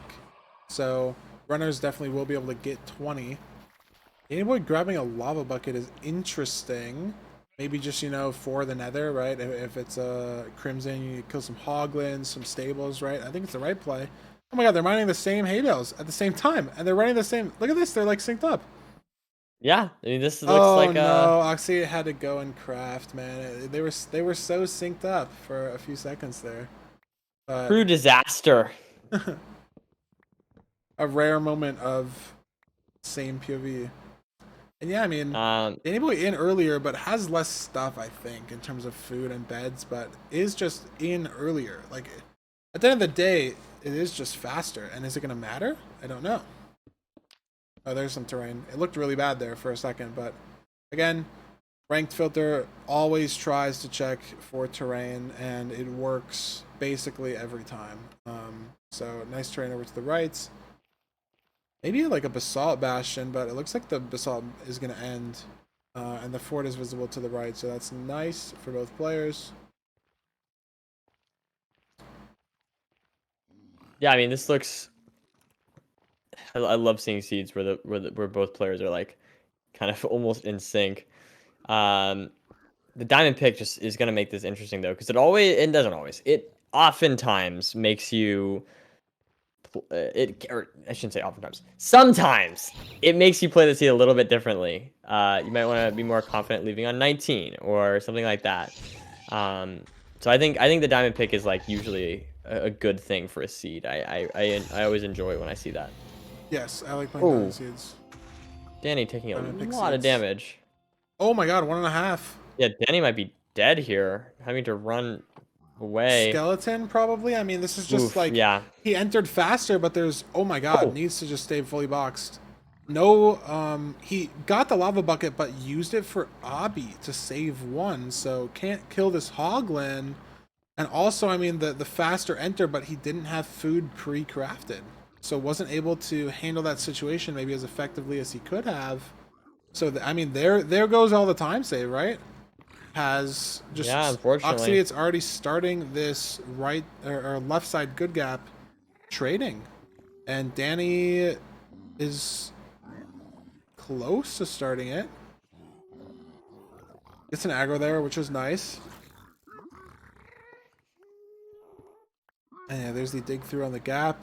I mean, it doesn't seem like there's any pigs here. Might be some Bastion RNG. But we'll see. Couple pigs, there we go. But again, Oxidia just trading this earlier is probably going to be out of the gap earlier. Yep. But Stables has still a ton of decision making on when you're going to pearl hang, what chests you're going to check in what order. There was a triple in the middle, so presumably the runners will try to single that out. But even so, like, do you just go for the triple? Do you try to check if the right side is a bad gap and get that chest? Do you go to the very bottom and get that chest? Like, I don't know. I like to check almost everything, you know? But again, if you don't, and then you just don't end up needing those chests, it is just raw time save. It is kind of weird. It is, yeah. It's always a weird thing. I think Stables is one of my. I think Stables has been my favorite to watch in this tournament because we've seen like so many just completely different routes and ways to approach getting all the chests. Yeah, they And both I think go that's what makes down Stables hard. to the bottom, and they both don't check the bad gap chest. Again, they do have a diamond pick, so 20 isn't like mandatory. And the Oxidian messes up Oh a my God. pearl hang. Not I trying was to looking at do Danny. trying to do an RTA time save there of like F3Fing the render distance, and just didn't get it off in time, so has to multi-disc pearl hang now. Which honestly might not be the worst thing in the world, but it probably is a bit of a time loss. We'll see. But Danny Boy's up on this triple. Is there obsidian up here? No. Oxy might have already checked this, though. Has 23 obby. See how much Danny will have. How many pearls is that? Oh, it's 3 in the hotbar and then 16 in the inventory. So, has 20. Danny Boy checking this bag gap chest. Is that where the obby is? Yes, there's 6 more there, so he's probably good now. But again, it's just slower, even though he entered faster. Had that Hoglin mishap with the food, maybe a couple bad Stables routing decisions, which lost him a bit more time, and I don't think he has a pearl hang set up. We'll see. He's short 1 pearl trade from Oxy as well, has 16, but it looks like he's going to leave. Oxy has 18 pearls and has thrown like 4 or 5. So, going to be really rough for Danny to zero this seed if he wants to throw even just a couple pearls. Oh my god, almost died there. I mean, Oxity in the fort faster with more materials. Looks like it's her seed to lose, but obviously anything can happen. We'll see. I wonder how often when we say, that a player it's their seed to lose. And then they lose. I wonder how often they actually lose. I don't know. I mean, it's obviously so volatile. Anything can happen. You get stuck on that for so long. You can build your portal in the wrong spot, but there's very little like RNG in the rest of the run, and even the RNG that is there is standardized. Apart from the perch. Sure. And a lot of the second portal, first to second portal split is practiced so much by runners specifically, compared to maybe like fortress play or even like bastion routes, as it's just the opportunity for so much time save in a run to be able to crank your first portal, find coordinates quickly. So I mean, if you're super practiced with it, you're really not going to lose much time compared to like perfect play. And it's very hard for someone to catch up, especially when you're over a minute behind entering the fort like Danny is right here. Getting his first rod, first couple rods well. Oxity is done measuring eyes and can head to the stronghold after getting the rods. Just a nice time advantage for Oxy that might just prove to be enough. For sure. Do they have enough? 4 plus 8, I think they do have enough. Looks like they are just heading the chords, and Danny Boy's going to have the same experience, but he also has 6 rods wow, so the rates must have been good. It's actually closer, again, than we think. I feel like this happens all the time, too. I think someone's crazy ahead, and then Danny Boy just whipped out some time save in the fort out of nowhere, and he's now less behind than it seems. But it's still behind. And it might be too much. He can go to chords. He has the distance and direction, but Oxy is going to be in the stronghold, assuming no mismeasure or misplace. But it looks like the coordinates are the same for both players on the calculator. Nice preemptive spike there. This should be pretty basic.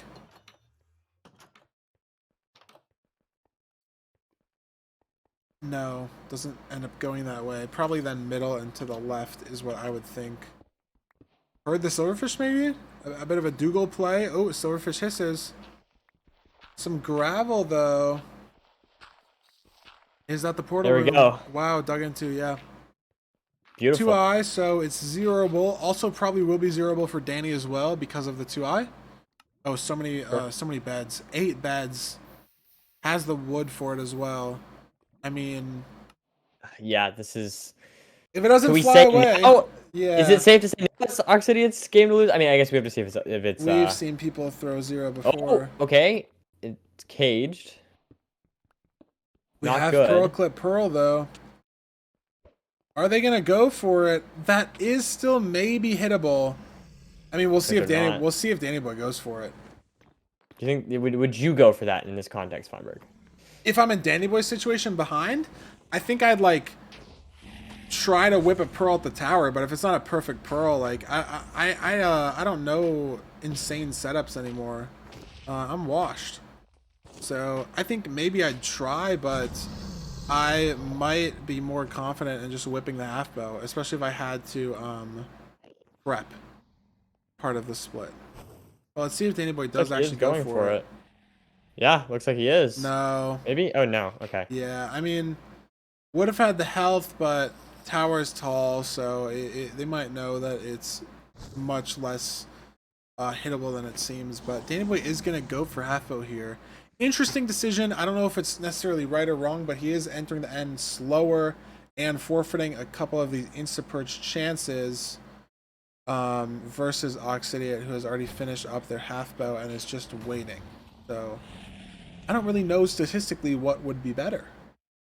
I don't know if you truly can ever know, but Danny Boy has no. Yeah, that's complicated. I really don't know. Ooh, is that breath in the fountain?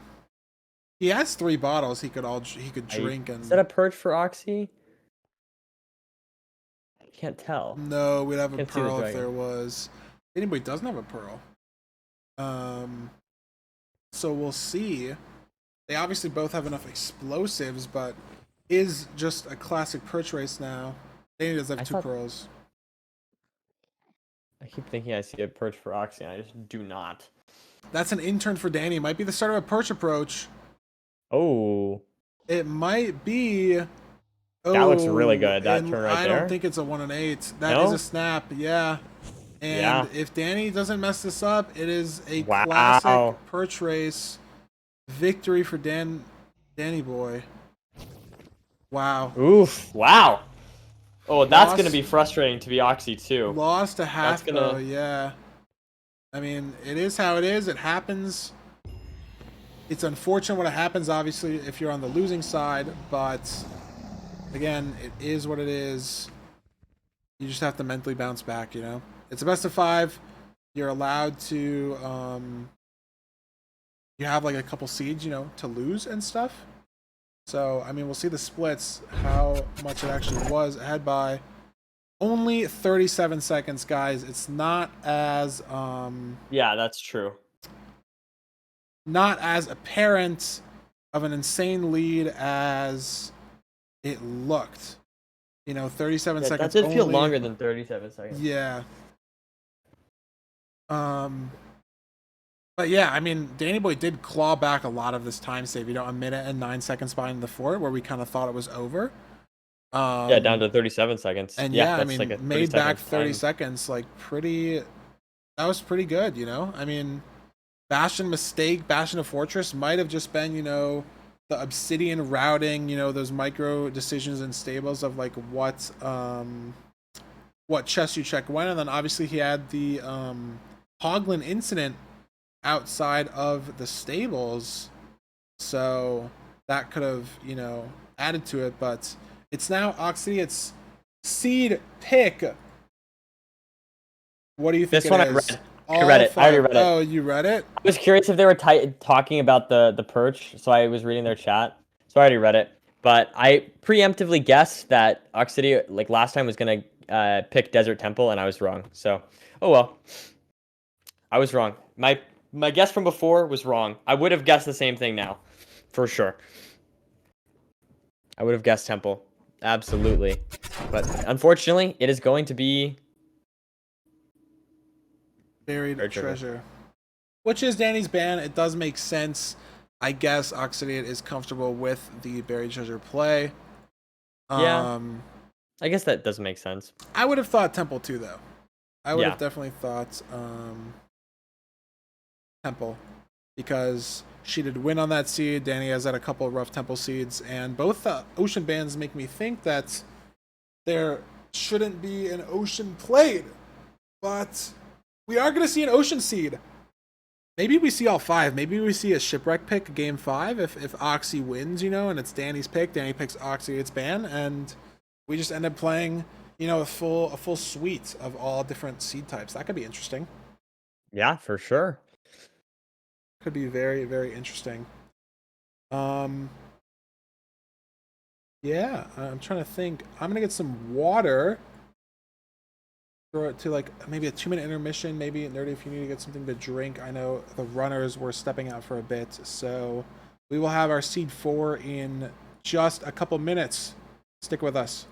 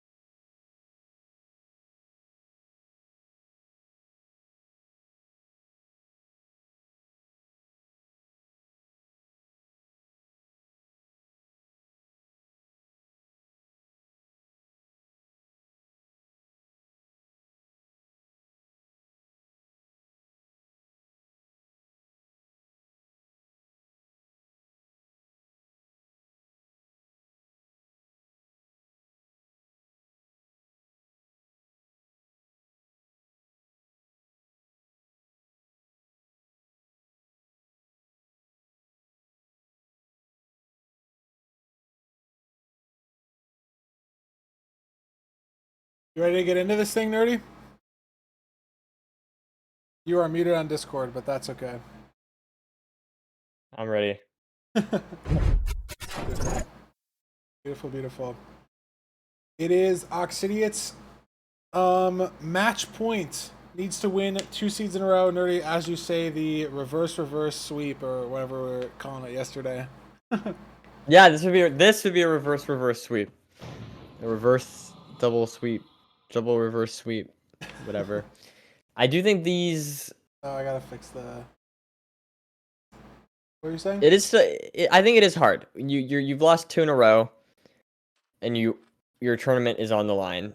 You know, the result of the tournament is on the line. I don't know. I think Oxy definitely has a good chance still. I don't think it's impossible. It's definitely easier, I think, than full-on reverse sweep. But yeah, the momentum has definitely shifted. It's undoubtedly shifted.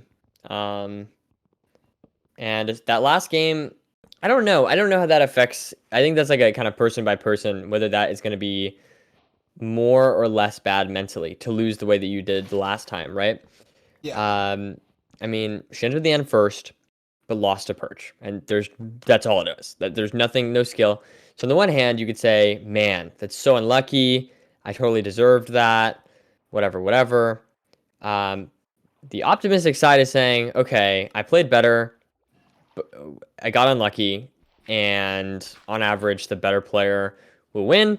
So if I just keep playing better, I have a good chance, and that's all I need to think about. You could think about it like that. That would be the better way to think about it. That's really hard to think like that. But I don't know. I don't know if that kind of like you just lose to RNG. I don't know if that is. I think it depends on the person, whether that's going to be worse or better than if you die to your own fault. For sure, for sure. Looks like a little bit of portal scuff from Danny. But it's gonna be fine. A little bit of scuff actually. Looks like he's confused. Maybe it's a 1 deep, messed up some obsidian as well. So could have been different ravines also in the overworld, but Oxidian has a clear lead entering the nether here. And I mean, it's looking for this fort. It is a treasure seed, so breaking the spawner is not ideal. But yeah, the fort is just visible there next to the treasure on the right, so won't have an issue there with finding it. And has more than enough blocks to get up the side of this treasure and start the route. Be a nice little speed bridge here. Any nerves you think though? Speed bridge, 1 fall, and your Yeah, tournament run maybe is over? that's so scary. But yeah, I respect it. Like notably ahead here. Yeah. 30 seconds maybe, if not more. Getting the pearl chest here. Nice. Danny Boy should Wow. notice that the ice bucket comes out early and then know like sort of metagame information. But it looks like But he's maybe actually stopping at this ruined portal. There's some I wonder spare if he's gold gonna think blocks that's here. where it is. Imagine there's like 1 obby. Looting? Ah, dang it. Oh man. If that was looting, like no way. That would have been, yeah. But there That would is have been 3 awesome. gold blocks here. Yeah, this like, is it that could big boy or matter. whatever. Big Bertha. Yeah, Big Bertha. So he's getting a lot of extra gold. That could come in handy for sure. You know, if this is like a low pearl seed or something like that, Oh, for sure. that could be huge. Or even more, imagine this is like a low string seed, right? And you have to leave on like 4 explosives. 0 versus Danny no might keep 0. trading Yeah, and then yeah. get the 0. You know what I'm 100%. saying? So And that treasure could come in clutch. only has so many gold blocks, right? Exactly, like, yeah. Until you have to go to lower treasure, and then it's like much more insane of a time loss. But I mean, Danny Boy is a minute behind in this treasure. Oxy Ooh, that's very is interesting. done Yeah. mining both the ramparts. So is this time loss worth it? A full minute. Well, some of it wasn't because of the rune portal, like a lot of it. I would Yes, say. that's true. That's true. Maybe the room portal So was that's only just bad. 20, 25 seconds. Yeah, but whether the rune portal was the right call, I don't know. We'll have to see. It We'll see definitely what, could yeah, be. we'll see what Oxy's trades look like. And if there needs to be some backups obtained or potentially even lower treasure. It looks like enough pearls, or obsidian, sorry, 20 already, with no pearls in the Okay. inventory. So we'll see. I think the important thing, yes, is the pearls and the string count. Oh yeah, Oh, no, and that's bad news for Danny Boy. very bad news. I mean, 3 fire res, 8 beds. Yeah, man, that is not good news for Danny at all. Just going to be raw time loss in terms of getting those gold blocks and it not mattering at all. Is Oxy going to check the rune portal chest? No. So in the fort, probably, again, like just going to be a raw minute faster. And again, if Danny Boy got looting, the odds are very low. It's obviously not checked for and ranked or scouted for at all, and we didn't scout for them in these seeds. The looting would obviously shake things up a lot, but the extra gold blocks ended up not mattering at all. And it's Danny who has to mount a comeback now in the second half of the seed.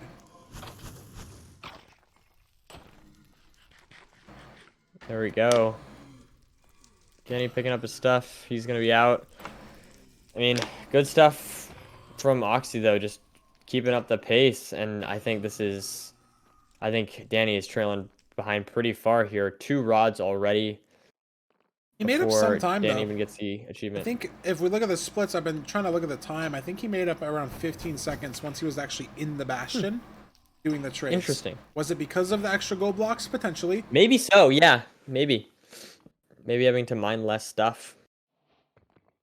And again, we thought Oxidate was very ahead in the last seed and was only about 30 seconds ahead on the end enter, which, if it was zeroable, was going to be it, but it wasn't, and Danny was able to win that perch race.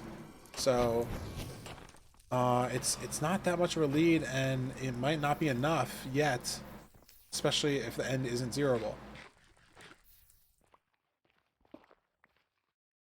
But it will be for both players. The terrain on this seed could change a lot as well in terms of like the pace and who's ahead. This is a very enclosed fort, a very enclosed spawner. If the second portal chords are in a weird direction or far away, we could see a lot of decision making come out in the terrain navigation. How the runners actually get to that second portal could determine a lot of the pace as to who actually gets in the stronghold first. And then could get in the end first, could zero cycle first, could win first.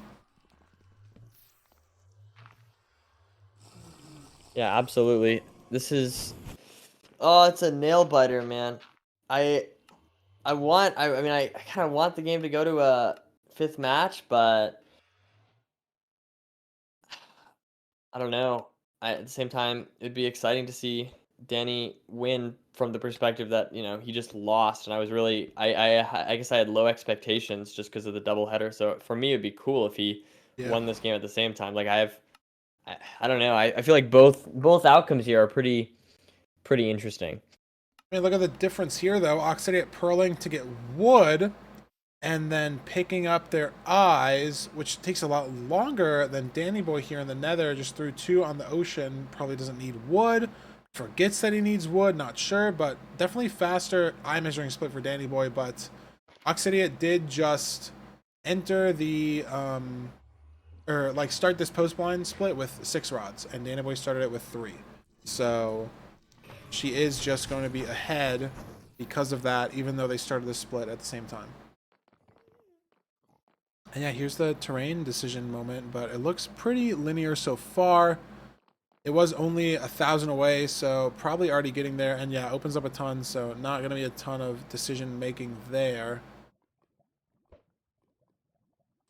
As the fire res, nice, 2 more food, and it looks like Danny's out also, so again, he's made up a lot of time, only maybe 15 seconds behind now, as opposed to the 45 he was behind in the fort. So I don't know what he's been doing necessarily to make up this time, but it's been nice to see.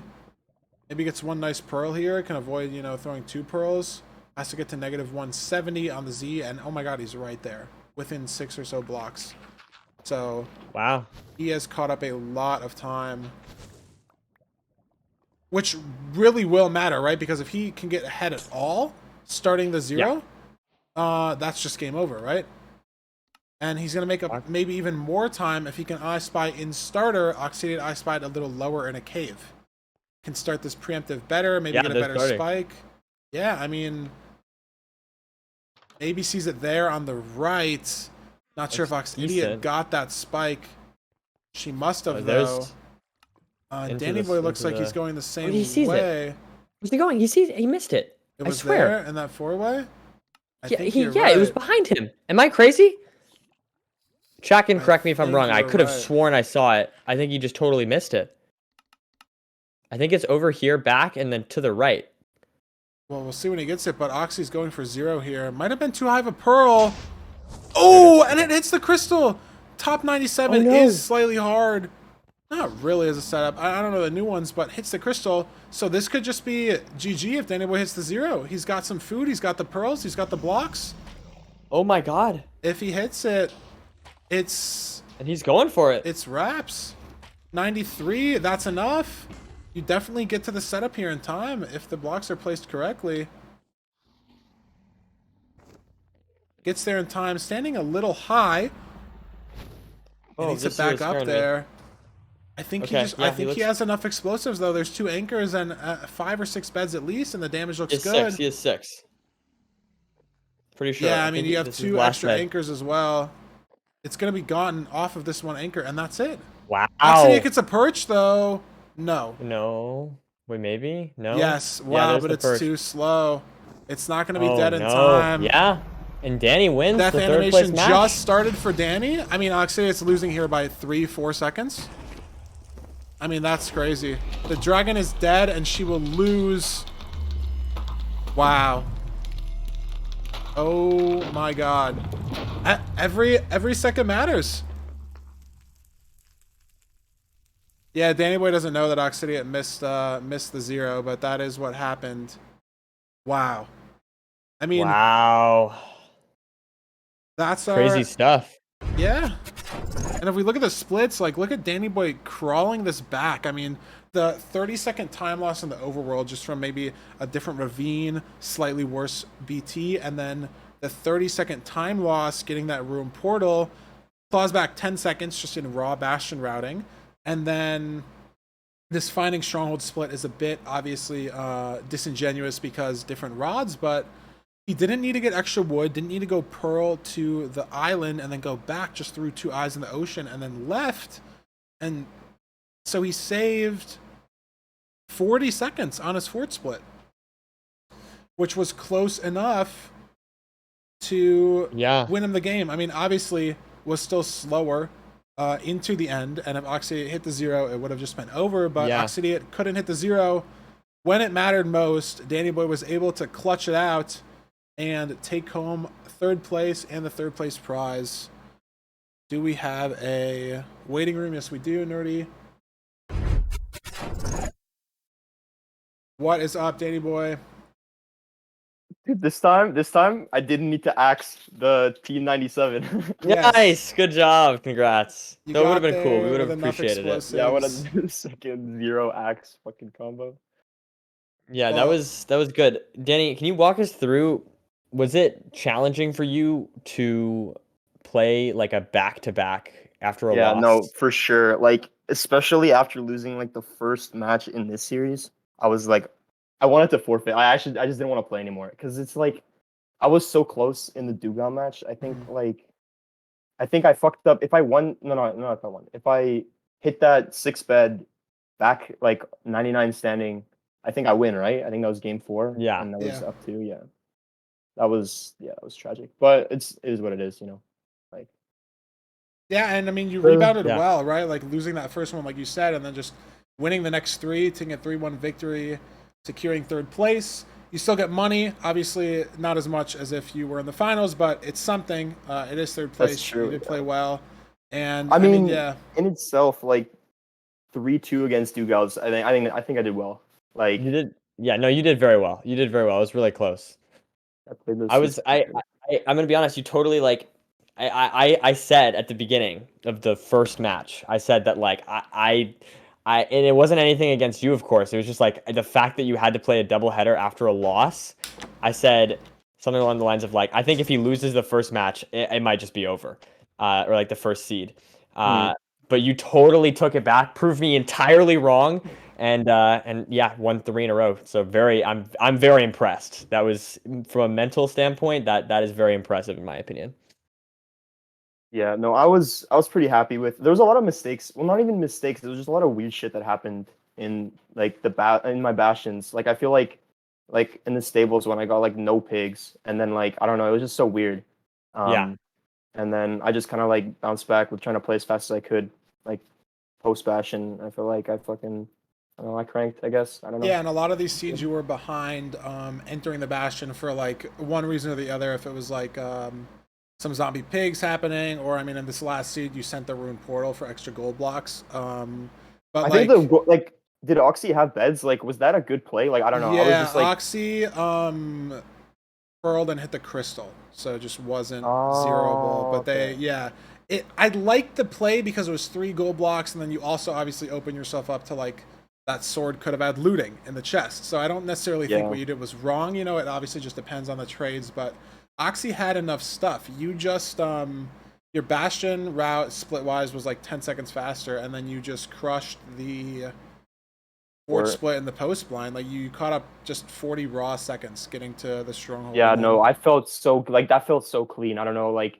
everything was just hitting. I was just doing everything perfectly. It was really nice. And yeah, then you pearled yeah, into lava there, like 6 blocks away from the cords. Oxity had to throw 2 pearls, like one sort of to the terrain on the side, then one to the cords. So it was just a very clean, bounce back. I mean, in most of the seeds you played, you maybe started a little slow, like you said, the bastion's a little shaky, and then just bounced back and crawled back a lot of that time. oh yeah, for sure. And it I was think a enough to win. Yeah, part of it was definitely because of like just losing to Dugal, especially like being so close to like just like losing it to like one messed up bed like in the yeah. zero. You know what I mean? Like that was like hard. And then like at the beginning of each match, it was just like rough mental. But then as soon as I got like 2 wins, I was like, okay, like I can crank back. I can win this one. Can third place and shit. That's good. Yeah, you get that momentum back. I Yeah. totally know what you're saying from like personal experience and just in general. Like the mental matters almost sometimes more than like who you're playing or like the mechanical skill or the seat itself. Like if you can just get the right mindset and be able to play your best, No, that's yeah, for sometimes all sure. you need. So I mean, I think you crushed it. Again, congrats on third place. Yeah, thank you, We'll thank figure you. out all the stuff in the back end, but yeah, I mean, top 3 out of 100 people that could play is very impressive. So obviously don't feel too bad. Definitely an amazing Yeah. achievement. And yeah, thanks for being here. If you have anything else Yeah, to thank you for say, having me. Yeah, yeah, it was awesome. Like the production was crazy. It yeah, was thanks. amazing. You've done very well, Denny. Very good job. Thank you, I'm thank you. seriously very impressed. Like actually, like that was the 3 in a row was awesome. Thank you, thank you. I appreciate it. Yep. Have a good one. And Yeah. to answer real quick, I just want to say to answer you guys, dude, you guys are such trolls, man. I'm trying to have like a one-on-one with Danny here. You guys are just totally distracting me, man. Oh my god. Are you Chat, surprised you though? guys Are you really I'm not surprised? surprised. I'm surprised they're telling me I'm in Paris, and then they're saying I'm in Afghanistan, and then they're saying I am HBG, and then I don't even know, man. Also, when people say I'm, stop smiling, then you just keep smiling. dude, Like it just gets me every time, man. I can't hold it together, bro. I'm sorry. Okay, anyways, good job, Denny. Yeah, thank you so much. Yeah, Okay. thank you, man. All right. Are we? No, we're a little ahead schedule. Because that wasn't, I guess, 5 seeds. Um, I'm being told to check Discord from B. Um, sure. I don't really know. I gotta figure out the audio thing. B made a compilation of the best clips. Let me figure out the audio, and then we'll show it before. But we'll send it to an intermission. We have our finals coming up, nerdy. Silver versus Dougal, best of It's gonna be 7. good. Yeah, I'm excited to say the least. I'm very, very excited. But yeah, we will see you guys in a few minutes. I'll maybe try to set up this thing that B sent me. But we will see you guys in a bit. See you soon, guys.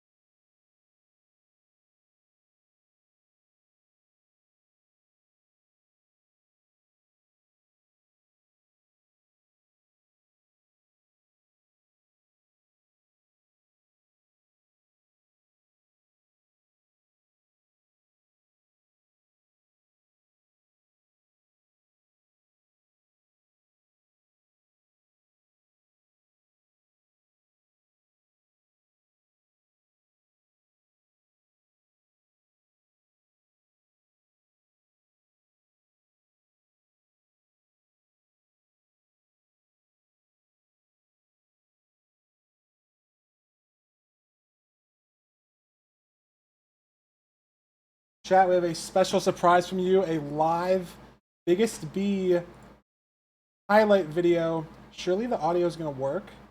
Nerdy and I are going to watch live reaction. Tournament highlights up to this point. I think it was like a halftime show. I don't know. We didn't know this was going to happen, so it's a bit maybe scuffed, but we'll figure it out. Tournament line literally on stake for every single player on our screen right now. Demon's been in the end for 2.5 minutes. Automat's been in the end for 2.5 minutes. Retropug and Rannick both just entered, and Retropug gets a crazy perch. Oh my god, it ends like this. Wow. And Rannick gets a perch too. Wow, wow, wow. Wait. Oh, but this is the one cycle. Oh my god, this could go either way. Rannick wins it. Oh my god. I would hope they wouldn't do that. You can blaze bed. I don't think it would be ideal. Oh my, low-key clutched. Ooh. I'm like watching Echo Boy. Oh! Oh. I think he might have to hunger reset. Pig. Oh! Is he gonna get the food? Is this dude gonna be off? Oh my god, get him! Oh, get him! What's up, man? Oh, did it go? Oh, did he get it? I don't think he did. It went back in the portal. Man, what the fuck? I was gonna have to build this portal up here too, because I was told by people paying more attention to the small details. Oh, well, no, look at this. Look at this play. What is this? This is actually cool too. I've never seen anyone do this before.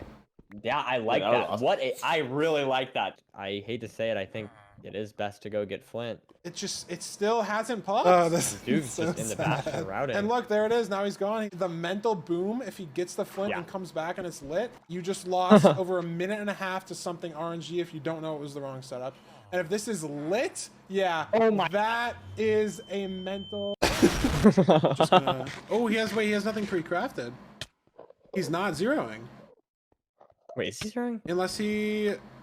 Oh my god! He can make it, yeah, he can make it. 88, yeah, no... Oh, no obby.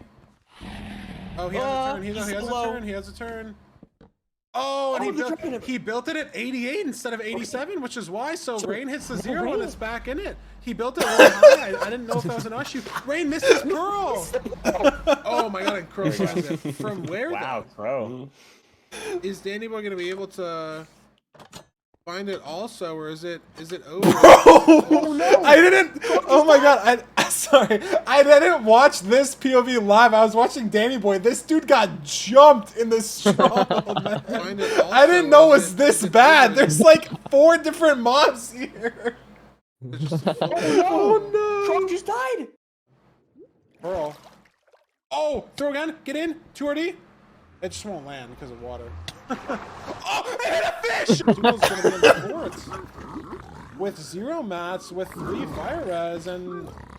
Oh! Hang the pearl box, the pig!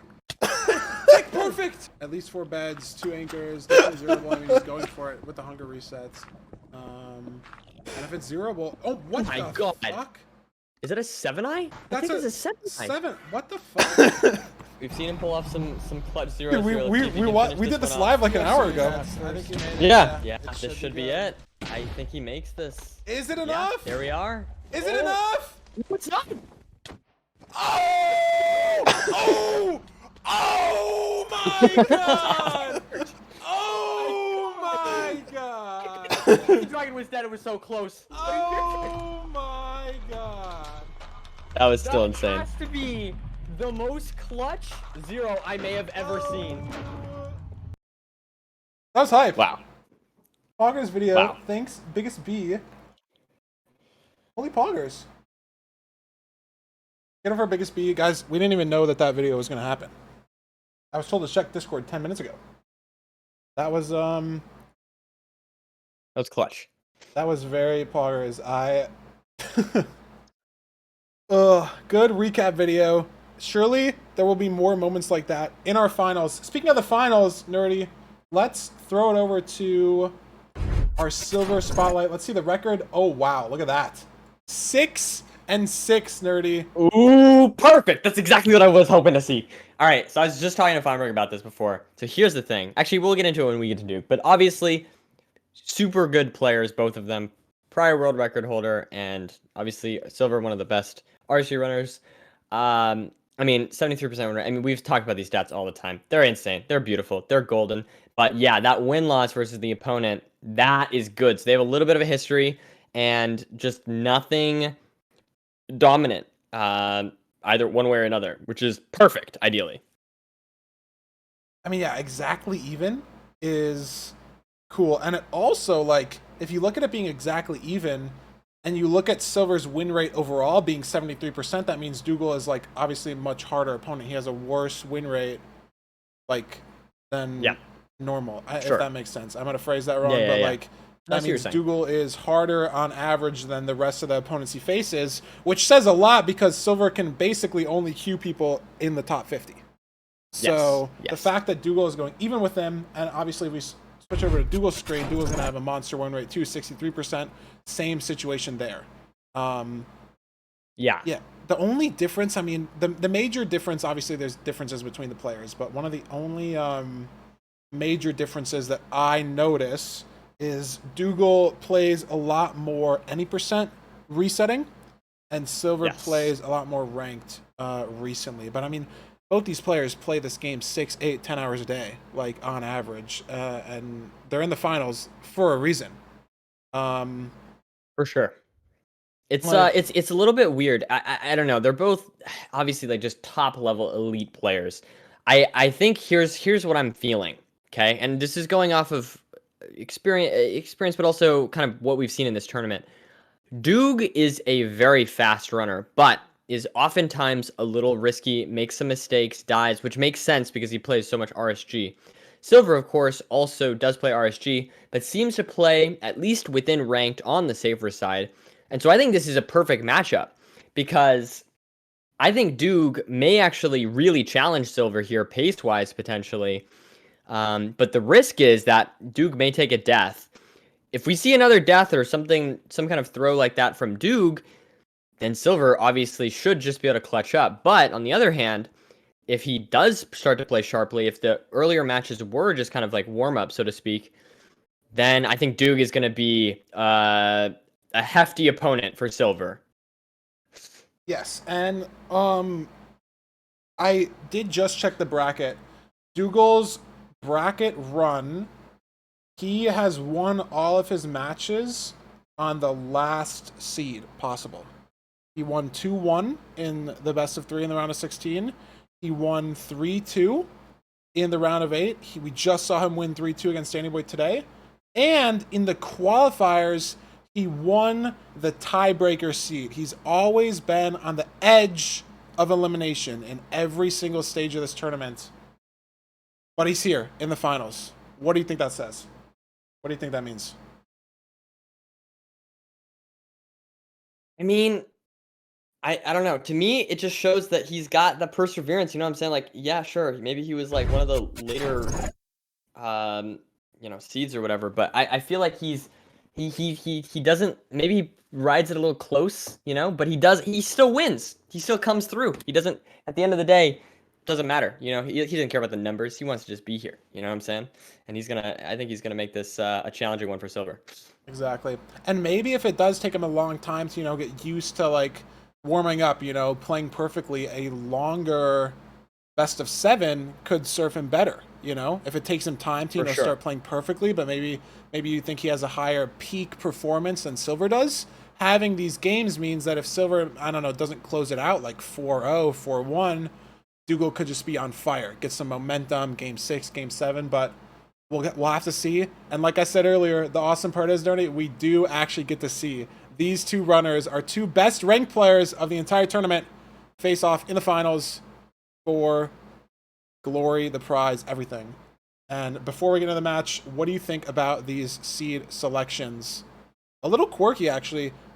Yeah, so the Silver banning Temple totally just makes sense. We understand that. The thing that I'm shocked by is the Doog banning RP. He gets first ban and he bans RP. That is surprising to me. I don't know what to make of that exactly. Maybe just wanting some food, I guess. But Yeah. he seemed to be doing well with the Ruin Portal seeds. Maybe getting sick of the like bad Ruin Portals. Maybe is what's going on. Maybe also has just had bad experiences with Ruin Portals in the past. Don't exactly have the stats on what seeds he's lost on in his previous matches, but could have just had some unlucky overworld experiences. Again, like you said, maybe doesn't want to play on low food. Shipwreck, BT, and Village all like very guaranteed food sources in a lot of the seeds. And even if Shipwreck, doesn't have a lot of food, your opponent can't really get more food than you do. Like in a Room Portal, I don't know, they can maybe find some cows that you don't find or find some pigs, but in the Shipwreck, you both open the same food chest. Like if it's 4 rotten flesh, you're at least fighting on the same equal ground. There's no possible way, unless you bucket a cod or bucket a salmon, that you get any more food in the overworld. So, I mean, I think we've hyped these players up enough. I think we've hyped this match up enough. I'm ready to see them go at it. I think it's gonna be great. I think it's gonna be awesome. I don't have much to say. I mean, a best of 7. We could be here for 2 hours watching these guys duke it out, and I'd be enjoying every second of it. I mean, yeah, this is. I think. I mean, it's gotta be. This has gotta be. There's so much like, man. These two players are just so. I mean, they're very well known, very very skilled. I think this is like a fantastic final.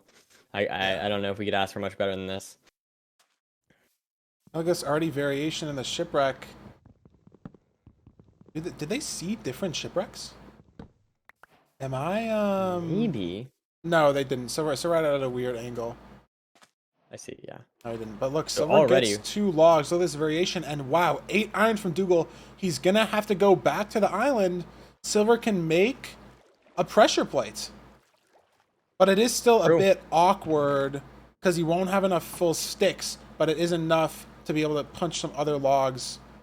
He is going to do that, yeah. This different play. I know Silver has talked about this a lot. He loves grabbing 2 logs because his argument is you're getting 2 logs anyways in the ship, right? Like you're going to punch the wood with your fist anyways. You can't get an axe out of the ship to like get logs faster.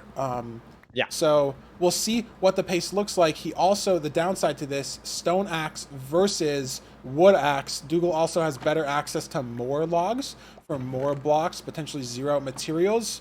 And if it was a shear seed, Dougal would be ahead here. So it's very varied. I don't really know. I've played Silver a lot in ranked. There have been times where I've been ahead after his plays like this. There's times when I've been behind because I personally don't grab this pressure plate 2 log situation for these shipwrecks.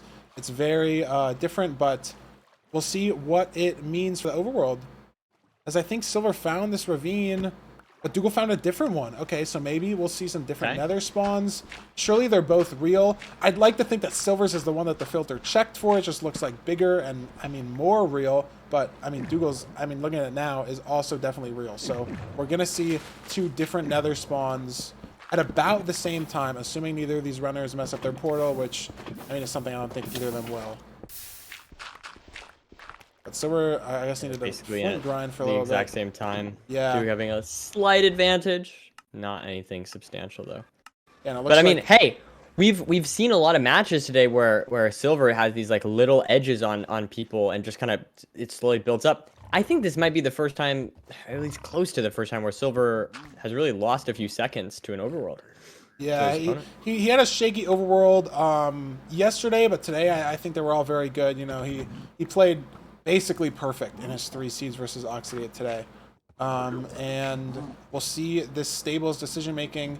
I love that it's Stables, man. I think there's so much you know, like I mean, use the same word again, but there's just so much decision making that goes into just perfecting these routes. Like look at this. Dougal on the right though, he's not trading. Is it because it's triple? He's actually moving the pigs over from the right to the middle to get more, starting the trades late but getting more pigs. Like what a heads up play. It'll probably work out for him very well. Not sure exactly what Silver did. Silver looks like he might have done the same thing. And there's a blaze in this left triple. A spawner, perhaps? A stray? The fort is in, like, the bastion at this point, but I don't really know. I mean, it must just be some stray. This dude is a bit lost. Got the wrong structure assignment at birth and couldn't do anything about it, but yeah. Oh, I see now. Silver actually started with the middle, Dougal started with the right, so yeah, two slightly different results here as how these runners route, and like, is it going to make a big difference? I don't know. And yeah, like people saying, in chat, it's funny. Dougal is like, how does this guy have a rod? Like, what is he doing? Yeah. No, I wonder if that. What do you think of that? I mean, It's just jeez, quirky. man. How does this blaze even get there? Where is the fort? Oh, I see. It's like more on the bottom. It is still crazy that the blaze is in the triple. Like, Yeah, that's wild. have some gold carrots out from both runners though. So the food's gonna be okay. Silver gets that iron axe. 13 obby. Dougal only has 5, but I don't think he's checked some chests. Yep, and Silver is gonna be able to get 20. I mean 17, but there's still more trades. He did pearl hang. So Silver might be hitting this fort first, but no, actually Dougal done with his trades early, so doesn't need to trigger this pearl hang. And oh my god, he has the Feinberg strays on top of this fort. If you've been watching some of my VODs, like this is just impressive play. No wither skeletons. Wow, yeah, this Well is really done from good Dougal for here. Duke. And when these players are this evenly matched, like Silver's gonna need some strays of his own. He's got some 4 over there, but there is some wither skellies. It's 4 blazes, not 6. Dougal got some perfect strays here. But Silver can handle these well. Not gonna take some damage from these wither skeletons. As I say that, he gets hit. So my fault, Silver, my bad. Not good. 3 golden carrots is a lot, but maybe then needs to hunger reset for 0. Not sure. Yeah. Ooh, that blaze falls. He's just gonna leave it. Not say, Dude. or maybe I like that play. Another pearling. Dude, Wow, a that's stray so many pearl hang. strays. Yeah, Duke has 3 more. Duke hasn't even gotten even close to the good part of this for yet. But look, Silver has 3 more here also. I mean, they're both nailing this. Maybe Duke will get some better spawns, but Silver is making his strays work for him too. I see 4 more in the back here, right next to this bastion. They're both just playing on the bad side only. This could be out for Silver. I mean, obviously doesn't know that Duel got perfect strays, but he is handling his exceptionally well. That's the 6th rod. Yeah, gonna trigger this pearl hang. I was just about to say, Silver does still have this pearl hung, so it's gonna be really awkward. A little bit of a time loss and a food loss. Ended up not needing that pearl hang, but I'm not gonna dislike the fact that he did that. I think it was the right play to hang that pearl for the stray, and it just ended up not working out. Yeah, and we got a pretty far.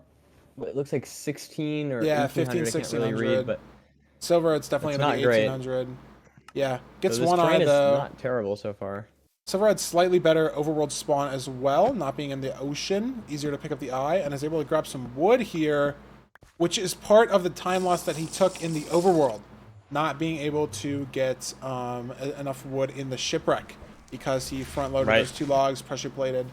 Might come back to bite him there. Those seconds might matter, as if this is zeroable, it looks like Dougal's slightly ahead on the terrain. Both players, though, look like they do have to hunger reset.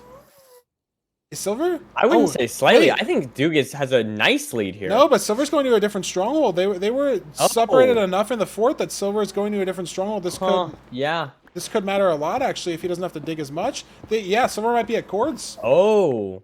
And I mean, Never if mind the then. preemptive is different, I mean, it looks like Dougal got a nice spike here. And I'd be really shocked if we don't see the portal room coming out to the left here. No, we don't. And we're going to see a classic Dougal dig through. Let's look at Silver's preemptive here. I mean, looks like he got a decent spike, but it's not the way he looked. Pearls through the stronghold. Look at that awareness, knowing he has to hunger reset for 0 anyways. Whipping the pearl. That's not it. Both players still looking different strongholds. We have no clue who's actually in the lead. Creeper for Silver. Maybe Looks messes like he up got the a better preemptive. spike, maybe. Yeah, and Dougal's in the portal room though. Silver has to find it now. If it's zeroable, otherwise it's over. Triple scan. It's getting a spike there. I mean, if it's zeroable for Dougal, it might just be it. It might be over. Different stronghold moment. I mean, it's just sometimes how it goes, you know, max distance. Silver did have that pearl hang. I mean, Silver doesn't even, you know, doesn't seem confident at all in where this portal room is. Has no idea, you know, that Dougal is in a different stronghold. Dougal's going to be able to crush this 0 and potentially win the first final seed. Looks good so far. If it's zeroable. Oh, Off this the is, bed. I mean, unless it flies away, this is very, very hittable. And Silver, again, still looking. Can crank to 91, can potentially crank to 95 if you're scared about the flyaway. Going to 91. Shouldn't break the bed here. Yeah, it has 2 more turns here. Silver trying to pull a Dougal method of digging through to the stronghold, but at this point, it's almost over. But no! Wow! Bed breaks. Dougal bed break at 91. The rare, about 1 in 10 chance for that to happen, and suddenly Silver is somehow back in it. If you can dig into the portal room, which she did find, it's possible that Silver goes to 95, maybe goes to 90. Letting the Silverfish, you know, hit him here a little bit for the hunger reset, but it's possible. He has enough wood. Dougal's going to half bow. This suggests, obviously, to Silver that Dougal didn't hit the 0. So, again, there's only so much time, though. Even if Silver enters and is able to 0, if Dougal gets a perch fast enough, it's still going to be over. And Silver, oh, wow, taking so much damage. He just has to go, though. No time to hunger reset again. Oh, my God. He's going for it. Yeah, he has his block set up. It is front. He knows. This is hittable with the health. Through a fire charge on accident. Yeah, has no time. If he goes to 90 instead of 91, knowing that the bed breaks sometimes, doesn't get a break, he's going to 95. He's pushing it off of the bad pearl. He makes it. No break. Wow. Look at the speed. And he's going to probably hit it. How does he get down? A boat, perhaps? No health for a pearl, but pushes to 95, has to 6 bed, 1 health away from 5. Wow. No boats. Water bucket. He's going to slowly go down. I like the play. Knowing that your opponent, I mean, you obviously don't know, right, if he's one-cycled or not yet, but... Oh, he's scaring me, Silver. Silver's scaring me. But this should be Silver's game. Wow. I mean, it just comes down to Dougal going to 91, which was lower, and unfortunate bed break. Wow. Crazy stuff. Absolutely crazy. I don't know. That is nuts. I mean, if we look at the splits here, it's just going to show how neck and neck these players were. Like, what an insane first game that we just saw. Like, I mean, the Enter Fort. This looks like the right side looks like Silver's like previous games. You know what I mean? Like just that just full slightly green, just like a little bit. Silver having not a single green split, probably his first seed the entire event, actually, behind the entire time until the very end. Again, chat. The Enter Fortress split is going to be a bit misleading because you don't get the Fortress advancement if you're on the bad part most of the time. So that 59 seconds isn't going to matter too much. What does matter is Dougal saves about 20 seconds in the Bastion and Fortress combined, but because of the different strongholds, maybe some better terrain, Silver spawns, you know, not in the ocean, on some land. They both nail the nav. Silver only behind by 10 seconds. Both nail the terrain nav, the second portal, I should say.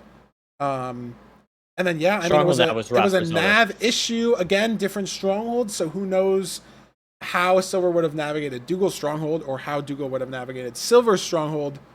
But, yeah, I mean, this is just crazy. Dougal just getting that bed break and Silver being able to, you know, keep his composure. You know, sometimes you get in your head because he doesn't know, right, that you were in a separate stronghold, that Dougal was in a separate stronghold. He might have thought, like, oh, my God, I'm fucking up this nav. Like, what did Dougal do? I can't find the preemptive. It's not working. And then you start overthinking, right? You're like, where am I going? Does it have to be this way? Did I do it wrong? But he kept his composure, found the portal room eventually, and hit the 0. Especially 95 there, pushing it. Like, I think Dougal could have possibly made it to 95 as well. He was 2 turns early.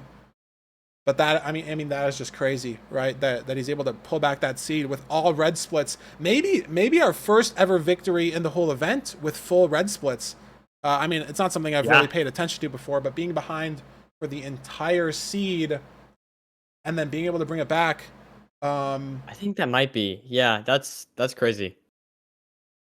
It is crazy.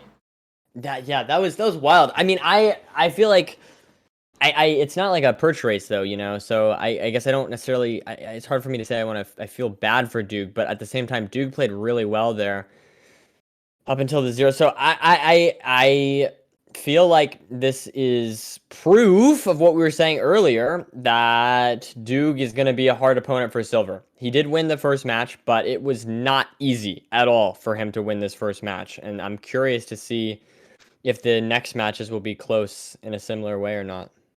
For sure. And we're going to throw it to a quick couple-minute intermission so we can get some water, do some, you know, other things. Chat, if you guys need to get some water, stretch your legs, go do that. We'll be back with Seed 2 in just a couple minutes. We will see you guys then.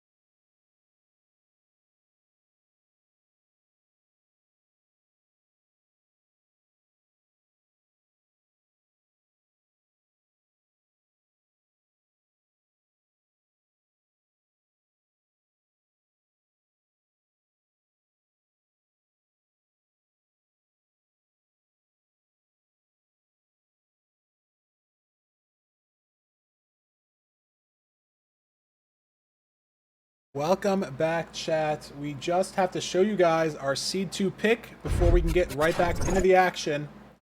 Nerdy, what do you think about Dougal picking Buried Treasure here? I mean, there's only 2 picks. It's BT or Village. Again, they're going to have to play both. But between Buried Treasure and Village, what do you think about this pick from Dougal? Yeah, I mean, I think it's a weird thing because they're both very RSG focused players in general. Silver, like you said, is a little bit more ranked focused than Duke, but it's not like Silver doesn't play a lot of RSG. So they're both really good at very similar things. I think Duke is just like, okay, we lost seed 1. Let's do the thing that I have had world record in. Buried Treasure. Let's do this. You know what I'm saying? So that's kind of the the feeling I get. Just comfort. I mean, not too big of a deal. Like you said, you have to play both either way, but I think it makes sense on this at the same time. Like, just play what you're comfortable with. Try and get a seed where you can. It is very interesting too.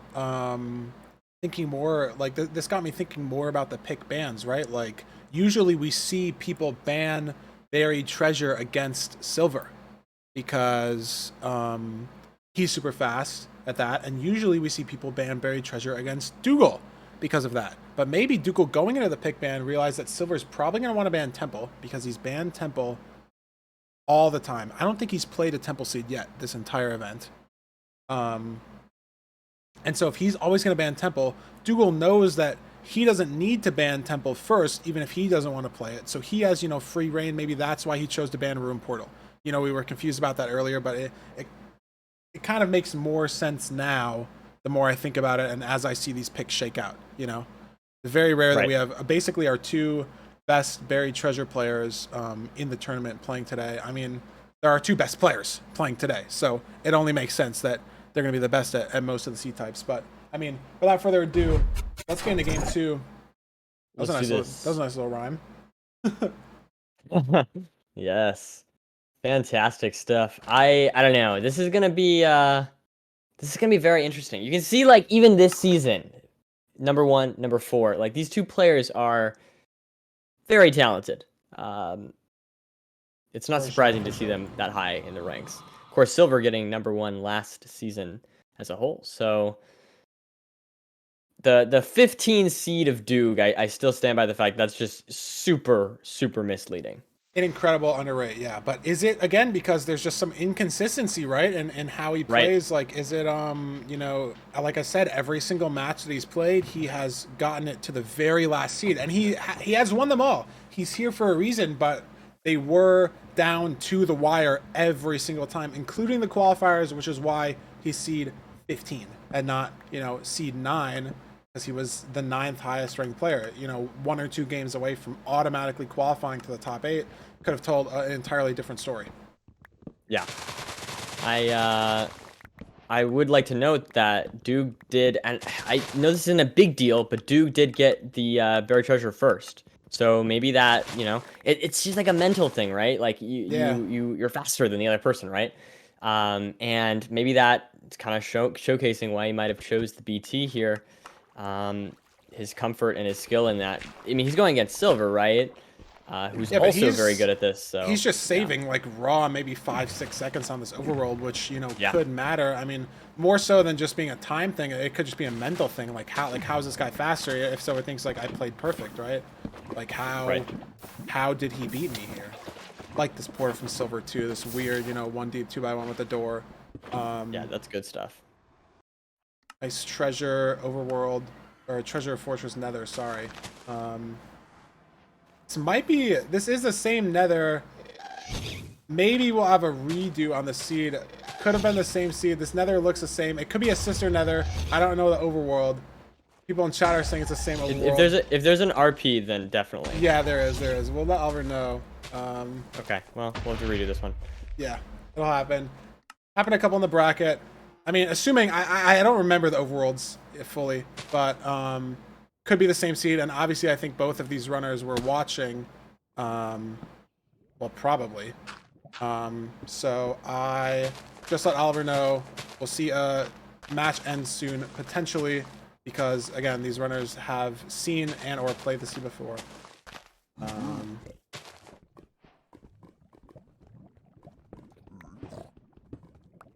Yeah, Silver. I think they're.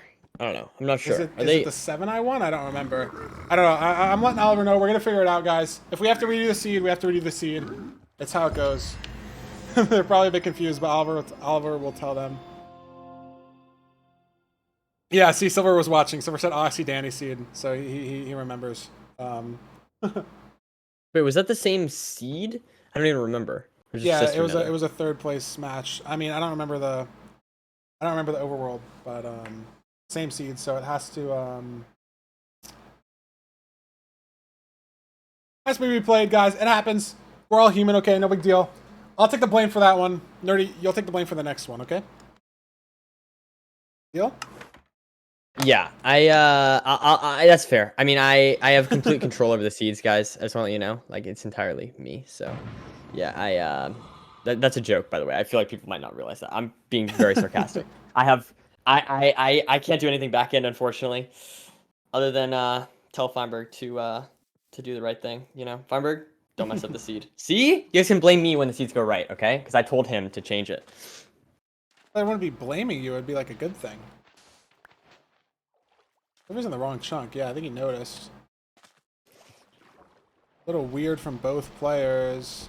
Is Silver in the right chunk now? No. Dougal is, though. Oh, Yeah, it's just Once one again, more yeah. over. Yeah, a little bit of a weird spike. Conspiracy against Silver.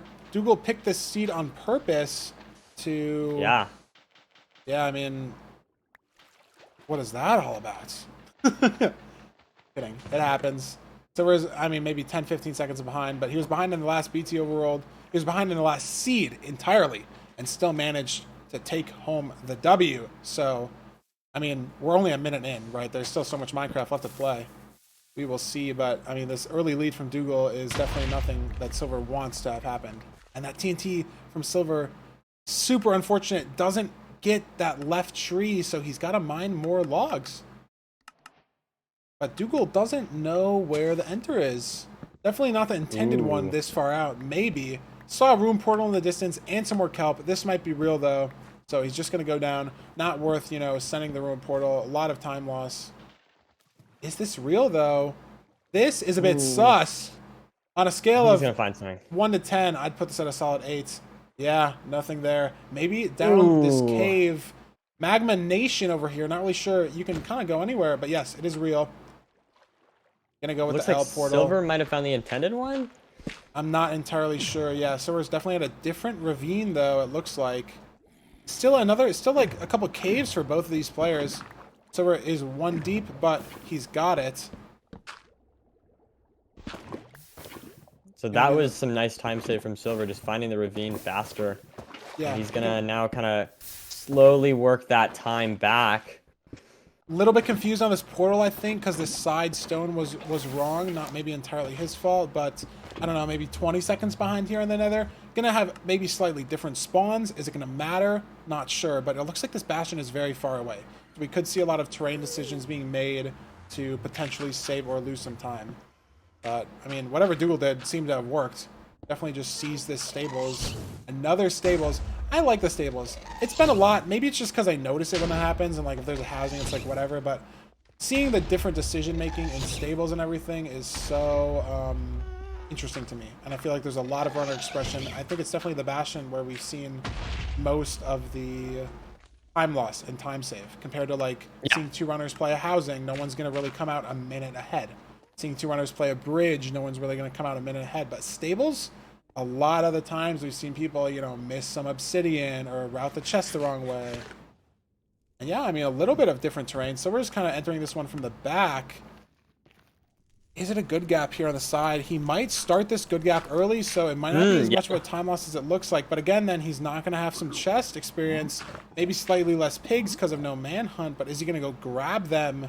Oh, I like this from Silver here. Nice Bastion experience. He can Good deal with this. distraction Nice. the gold. Yeah, going down here as well. Is he going to go up and get more pigs too? Gonna make sure this guy gets mad at him, or at least off the trades. He is going to go up. And is he going to play this left triple now? Gonna play this one on the bottom. Yes. Watching out the swords. Ooh, it takes 2 more hits. Not amazing. Gets another punch off for some extra aggro. Ooh, this could be bad. Oh, that was close. That pig was mad at him. Wouldn't have taken some gold distraction, but survives. On low health, though. Not necessarily good for the food situation. I think, yeah, this was a 4-fish BT.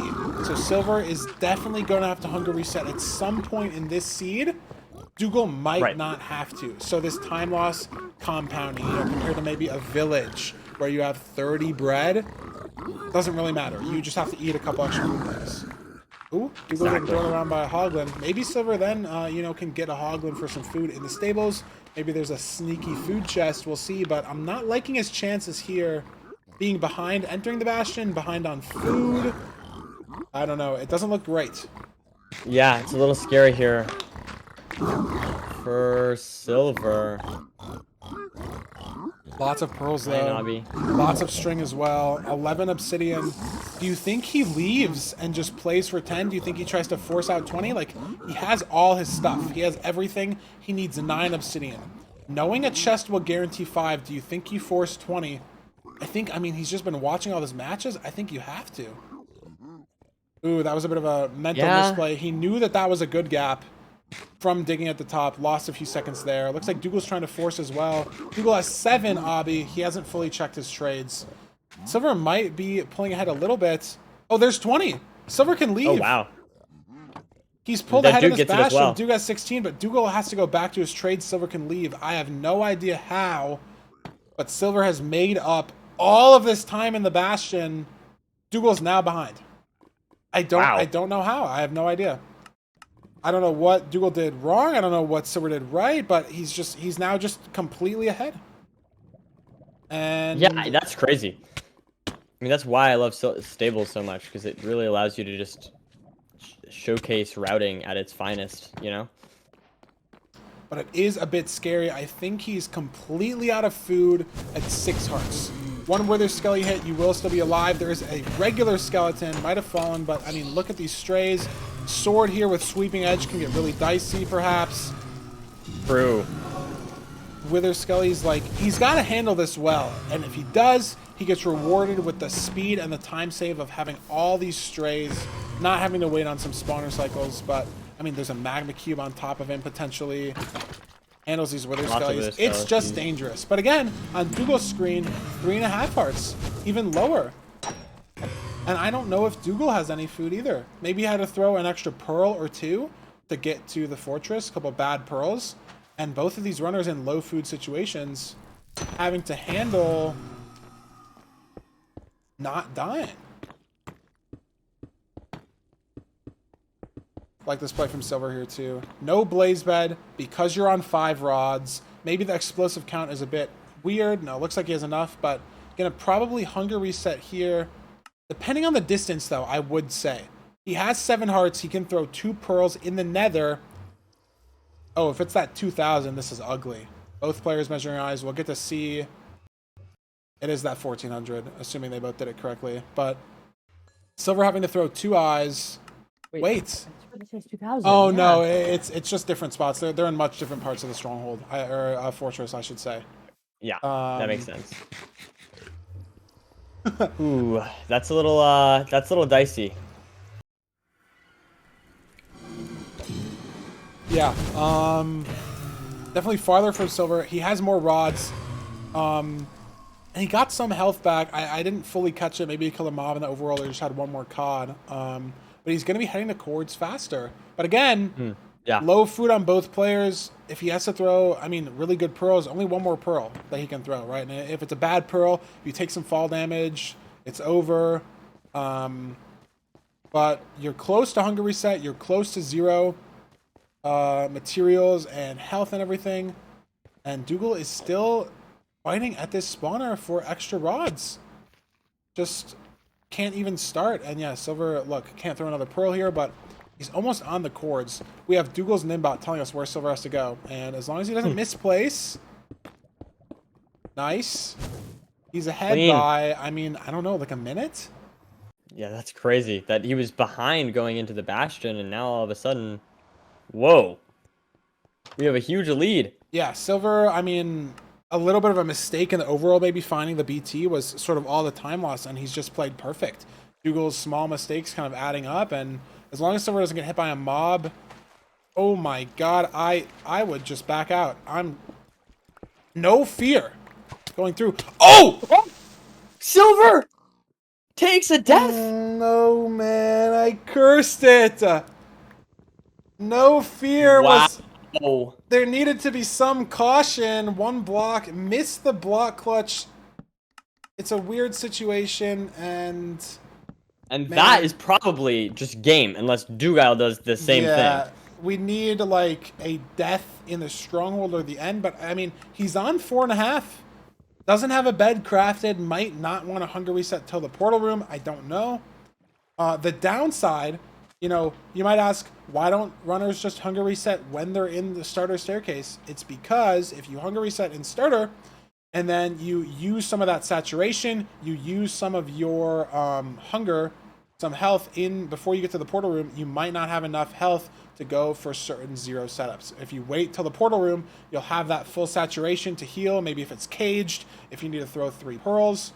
But yeah, I mean, you do end up, unfortunately, getting punished sometimes, and this was one of those times, right? Like, maybe, you know, it's an avoidable mistake, Silver could have, you know, navigated that slightly better without having to hunger reset, but He did end up dying, and if Dougal hits the 0, it's another small boy. Is he going to go to 90 this time instead of 91? Is he going to learn, or is he just going to chalk it up to unlucky bed break? Let's see. Yes, he goes to 90 this time. I think he learned. It has a slightly higher chance, again, of flying away, but it won't break the bed, guaranteed. And, yeah, this is it. No bed breaks. Simple 0. It should be clean, yeah. And, you know, as long as there's no shenanigans here at the end, it's going to be seed 2 in Dougal's favor from a mistake by Silver.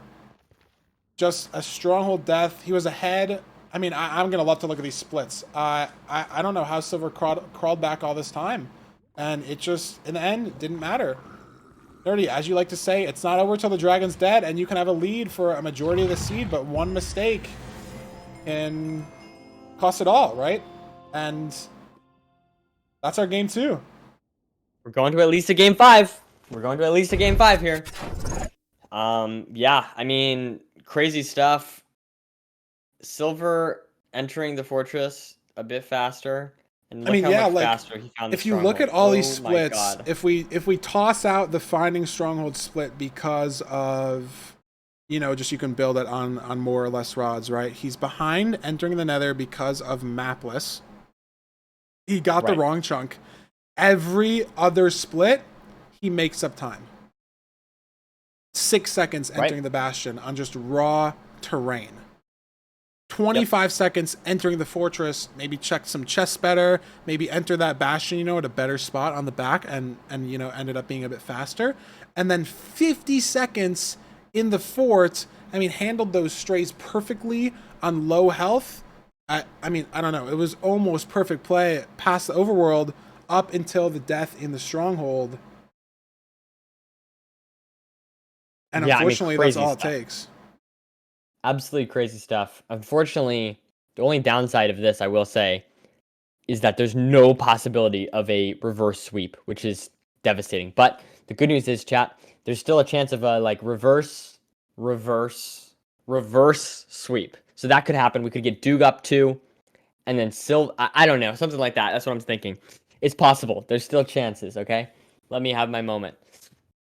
But anyways, my point is here, okay, jokes aside, this is very big for Doog. This puts him, he realizes, okay, I can do this. I can beat Silver. And we've seen this before with Doog, where sometimes he gets in a little bit of a snowball effect downwards, like we saw with the match against Inko Boy. But he's either caught his mistakes early or something, and he's looking a lot, I mean, obviously losing some time to Silver, but still playing carefully, which is good. Yes. And here's our seed selection for the 3rd seed. Obviously, this is, I'd say, the least exciting one because it's just like you're forced to pick, you know, the last seed that's available, right? So it is Village, and there's no surprise there, but it is exciting. We're gonna get a game 5. I'm curious, right, in the best of 7, like what these picks for seed 6 and 7 are gonna be. If they're gonna pick some bans on game 4, right? We could just see the banned seeds, you know, never played. If it doesn't go to game 7, it's not guaranteed. Yeah. But we'll see. And I also got word from Oliver. He sent both of the seeds. It was a sister nether seed. It was a different actual seed. So it was a completely unavoidable mistake in the sense that it just happens. That it was just a rare sister nether seed that we had to reset. I mean, if you guys want to check for yourself, both of the seeds are here. You can check. These are the 2 seeds that were played. I think the first one was the Oxy Danny, and then the second one was Silver Dew. You can check, but they are actually different seeds. So sometimes things just happen. As well as the 7i today. I mean, the script writers are going crazy, right? Script writers are crazy. Wow. Crazy stuff. I don't have anything else. I'm crediting myself for a good script today. You think this was you today? Oh yeah, I wrote all the scripts, you know. What's the final score then? If you wrote all the scripts, I can't spoil that, you know? I can't spoil that, but what I can do is like act like I'm predicting everything and then be surprised when they follow the script, you know? Makes sense. But I mean, we're already in a game 3. Let's I do think, this. I mean, they've both just been playing incredibly well, right? Like, there's just been small things like Dougal playing, just crushing that first seed, and it's just the 0 mistake, and then Silver crushing the second seed, and it's just the death mistake. Like it's weird, you know. The player ahead both times has lost the seed due to one small mistake, the 0 and then the death. So I wonder if that pattern will continue for seed 3. I don't know, but it's very interesting that that's how it ends up working out. Yeah, it just man, I'm really hoping maybe maybe this is like bad to hope for. No, I don't think it's bad to hope for. I'm really hoping we get to a game 7. I think that'd just be the most hype, most content, and that's what I'm hoping for. So I'm going to say, here's what I'm going to say, okay? I'm going to say 4-3 Silver. This is going to be my final score prediction. I'll say that right now. I mean, I guess it's a little bit unfair. Obviously, I should have said this at the beginning. I don't know if I would have said 4-3.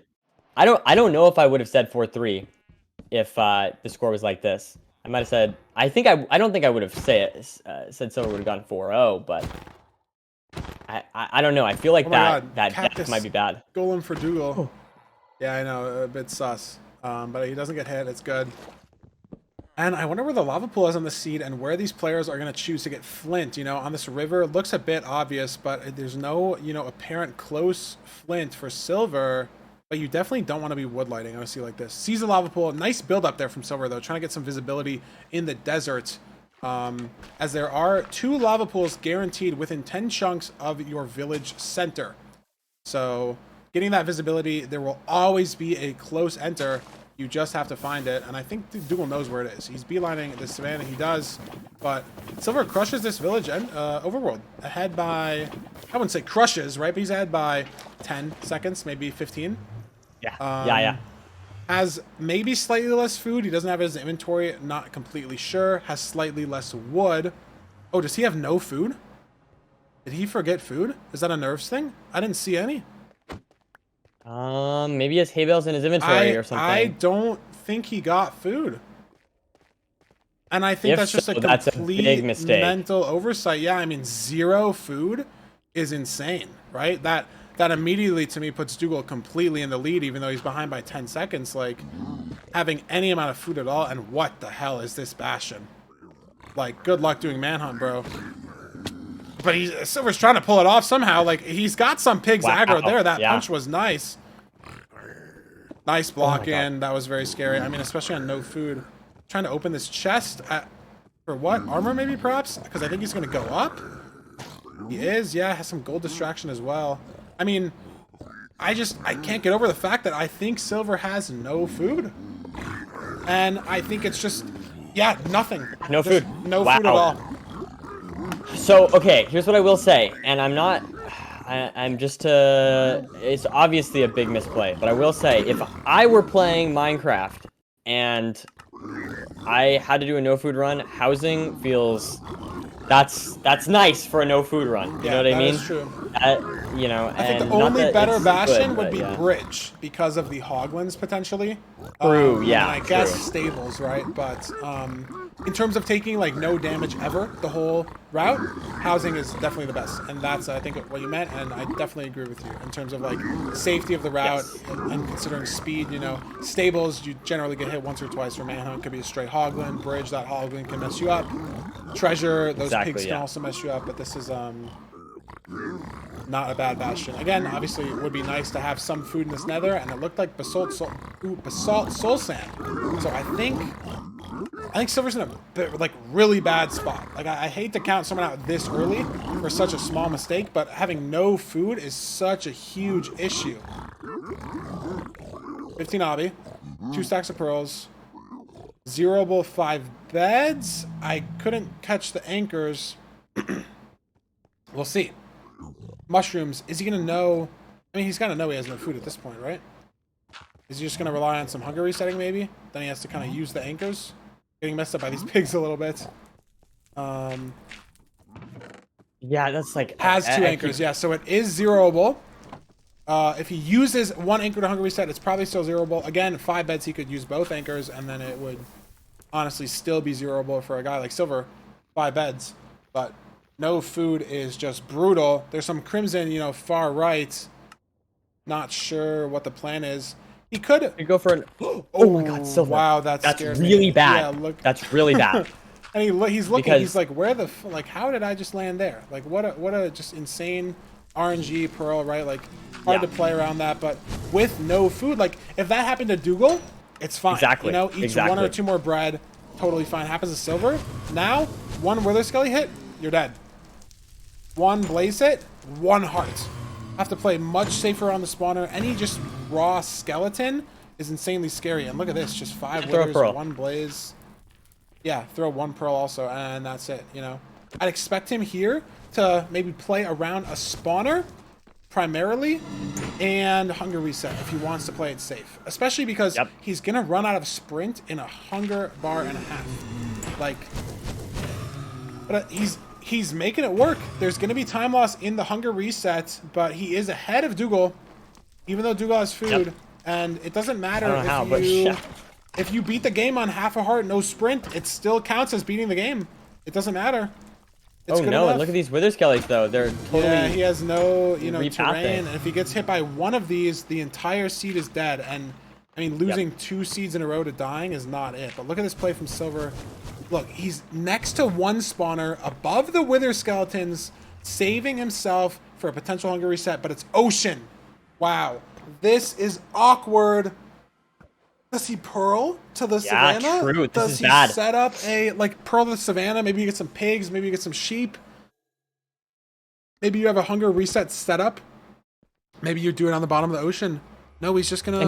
maybe the eye broke. And the problem is you're playing against Duke. Like, it's not like this is someone that you can afford to have these time losses with, you know? Yeah, I mean, good play, though. He blocks up that spawner. Can't have any Wither Skellies getting in here, but... I mean, being in this spawner, to me, is terrifying. The Blazes, they obviously can't spawn in you, and oh, now he's 1 hit from nearly anything. I mean, he has some armor, so maybe 2 hearts, but he can't sprint anymore. Has to hunger anchor reset. Like, there's nothing else about it. You have to hunger reset with an anchor in this situation. Yep. Has another fire, so it's not a big deal. But look at this. Dougal on a Savannah has more food. Silver needed to spawn where Dougal spawned in this situation. Like, on some pigs. Just lost that rod to some fire. Like, I mean, a couple unfortunate circumstances here. Did Silver just give that Wither Skelly a path to hit him? He did. That Soul Sand. Didn't realize.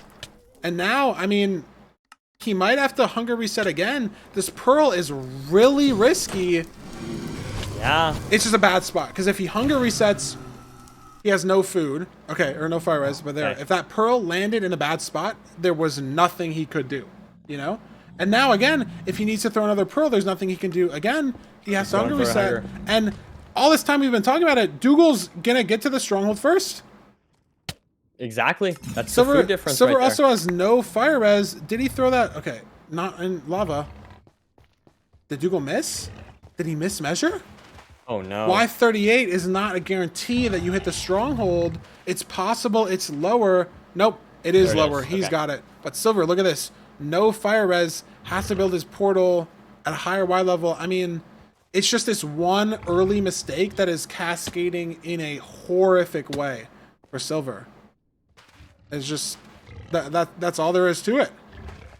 You can't play a run where you have no food and your opponent has infinite food. It's just, you can't do it like that. Yeah, kind of what I was saying earlier. Silver, maybe it could even arguably be cascaded from the previous loss of taking that death. Your mental's not fully sharp. Yeah. It looks like he ended up in the exact same spot as Doog. And looks like he's going to find the exact same thing they're going to have to did. dig down. Yeah, but I mean, look at this. Dougal doesn't know where the portal room is. Not a great preemptive spike, and Silver somehow managed to catch up through this no food issue. He does have to hit the preemptive, though. And if Dougal's struggling on it, they both get that spike that direction, but is it potentially a fake spawner, right? Food for Silver! This is huge. Do they know that it's potentially a fake spawner? But no, Dougal finds it, pushes through. Oh, it looks like it might be Ocean Exposed too. That's funny. Or Dougal has those extra anchors though. Yeah, he didn't have to hunger reset. Dougal's gonna have 6 bed, 2 anchors. Silver's only gonna have 6 bed, maybe even 5. But Silver finds it. It's not gonna be enough time. If Dougal hits the 0, we're losing by 5-10 seconds, and that's just over. But look at this weird overhang. It's 1 and 8, so it's hittable still. He's gonna pull out of it. If Silver goes for the 0, gonna use this terrain on the right. Maybe he gets the pearl off earlier. Does he see it's 1 and 8? Does he have some blocks? Looking for blocks. Doesn't have anything pre-crafted. 12 wood only. No, he can't. He can't. Needs a boat break, and then only has 3 beds and no anchor. And he has arrows but no string. Oh my god, he has the 3 bed axe. Oh no. I mean, this would be just a heroic win. I don't think it's possible. It is obviously possible, but stone axe as well? Stone axe really is bad here too, Yeah, the anchors for hunger resetting, no opportunity to get wood post overworld, didn't get enough. And I mean, this might just be a perch for Dougal. And it is a perch for Dougal. And this guy has maybe good for Silver. Double the explosives. And it's just going to be a quick, 4 or 5 bed maybe. And Dougal's going to take... Wow. Oh, wait! Okay. He went for he went for a +1. Dougal did this yesterday too. He just likes trolling, I guess, with these 1 cycles. But clutches it out, and it's going to give him the seed win. I mean, man, like... I think it's very obvious. If we hadn't said it enough while playing the seed, it was just the food. That was it. That was the only difference, but it made the entire difference on the entire seed. But it was somehow still close. And I think there was an opportunity for Silver to get wood. He was, of course, in a crimson biome, so when he was building his portal, so he totally could have. But my guess is just with the difficulty mentally of having to play a foodless run, I think Silver just really struggled there and just spaced on it. Not that it would have mattered, honestly, but still, yeah, I think just we saw some. This is probably, I would say. I mean, there's a part of me that wants to say Silver did very well playing a foodless run.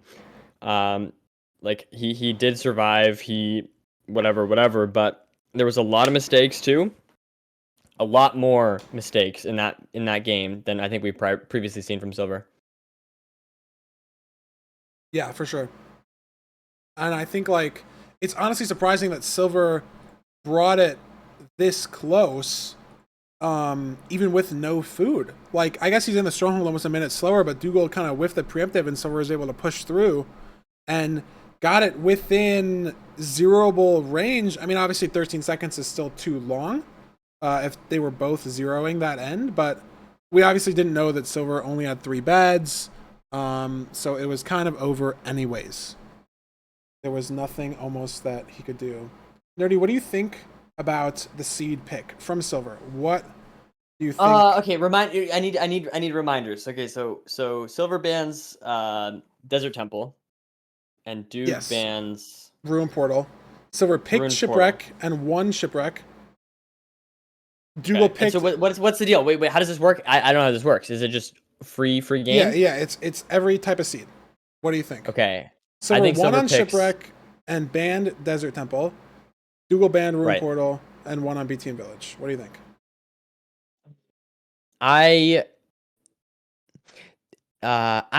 gonna go with Ruin Portal. I think he's gonna pick what Duke banned. That's what I think. I don't have a great reason, but that's my prediction. We can't get them all, chat. We can't get them all. Unfortunate. It is not possible. I give it a go. You tried. I guess maybe he's just, confident in how he won. Maybe he thinks he played that Shipwreck a little better. Which honestly, I think he played it slightly worse. Like didn't have a stone axe, had some less blocks, but he did win the seed. He was behind the whole time, and then Dougal's 0 broke. But if he's comfortable with it, then, you know, why not, right? You need to get a second seed, right? Like, being down 3-1 is the same thing as being down 2-0 in a best of 5. You don't want to have to win 3 in a row. Right. But we'll see. We will see. Let me make sure the players are ready. And we can throw it into our game 4. Let's do this.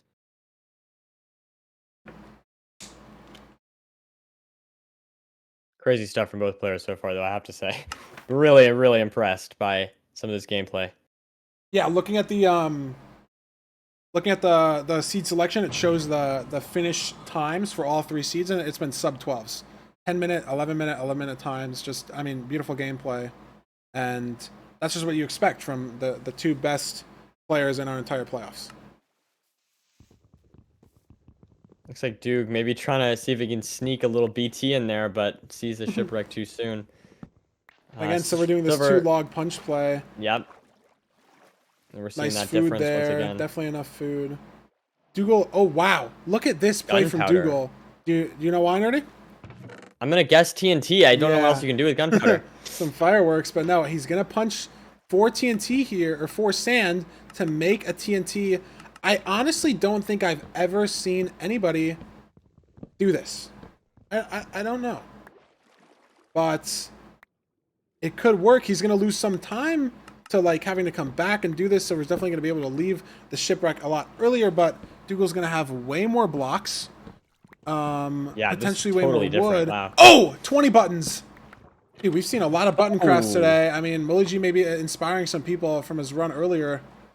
That is not what you want. And look at this. Silver early to the ravine by a long shot. I mean, Dougal did make the buttons right, so who knows how much time save it was, or time lost the TNT was, but Silver's going to be ahead in this overworld. Maybe it'll get him some confidence back, you know? You have no idea that Dougal played this TNT overworld. You don't know that. You just know, you can see the splits. That's all you can see. You're like, oh my god, I'm entering the nether.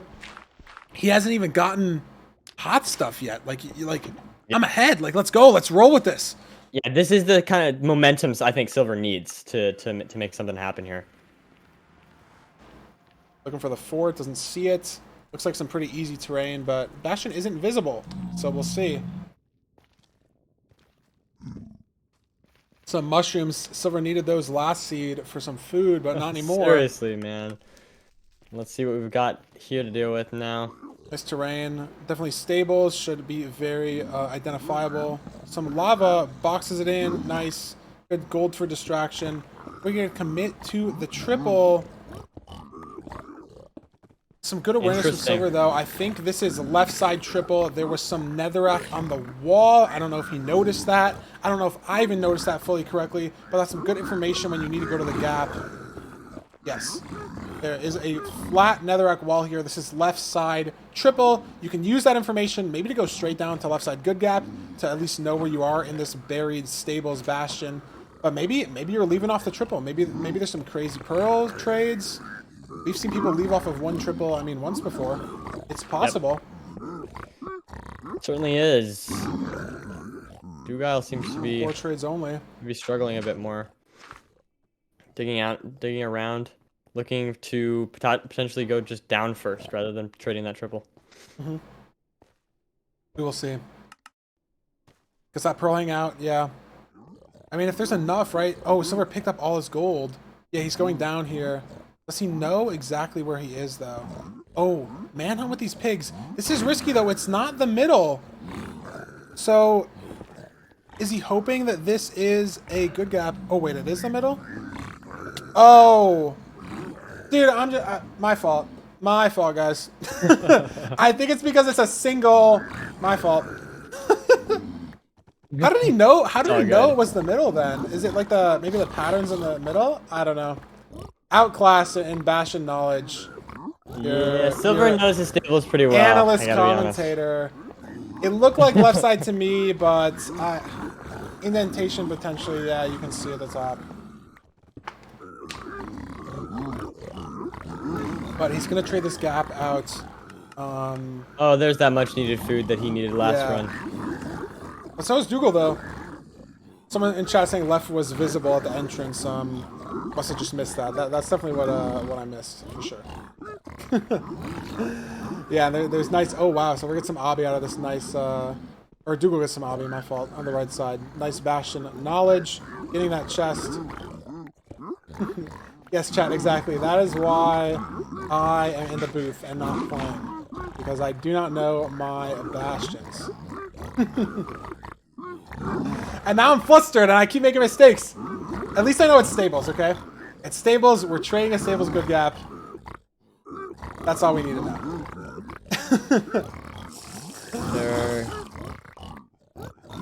They're doing top. They're doing. They're doing top down dirty. Is that what you were gonna say? No, I was gonna say they're doing. Oh, silver pearl clutch. Wow. Some leaf pearl hang, but he clutches it up. I was gonna say they're doing lower treasure to get rid of the spawner there, Feinberg. I think.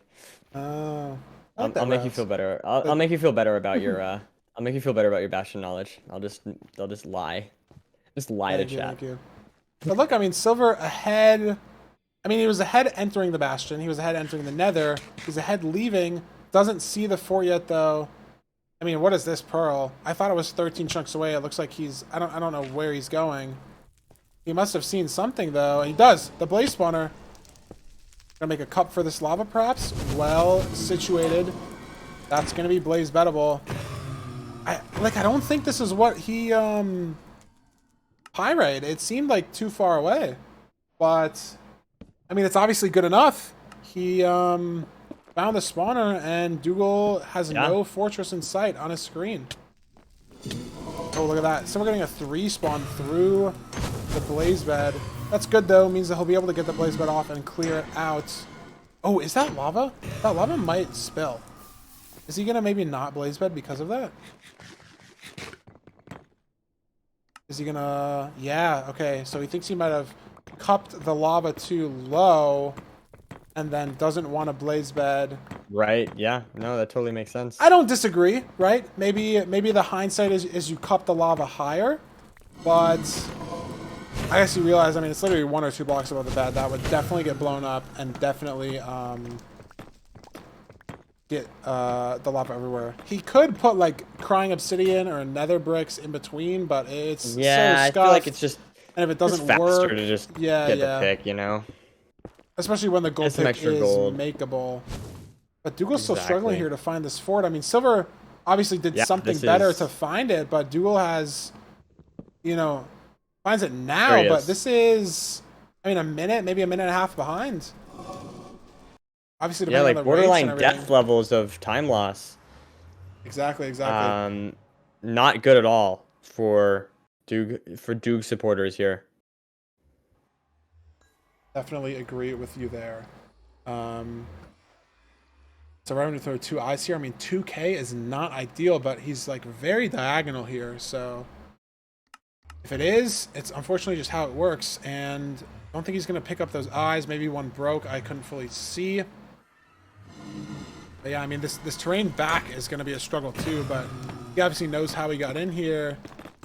And it's just some blaze spawner dig out now. Because no blaze bed, because of that lava cup. But Dougal will be able to blaze bed his spawner, so maybe there's some time to catch up here if Dougal can blaze bed his spawner. But I'm not sure. It looks like they're at the same fortress, just different spawners. And will be heading to the same stronghold, I'm pretty sure.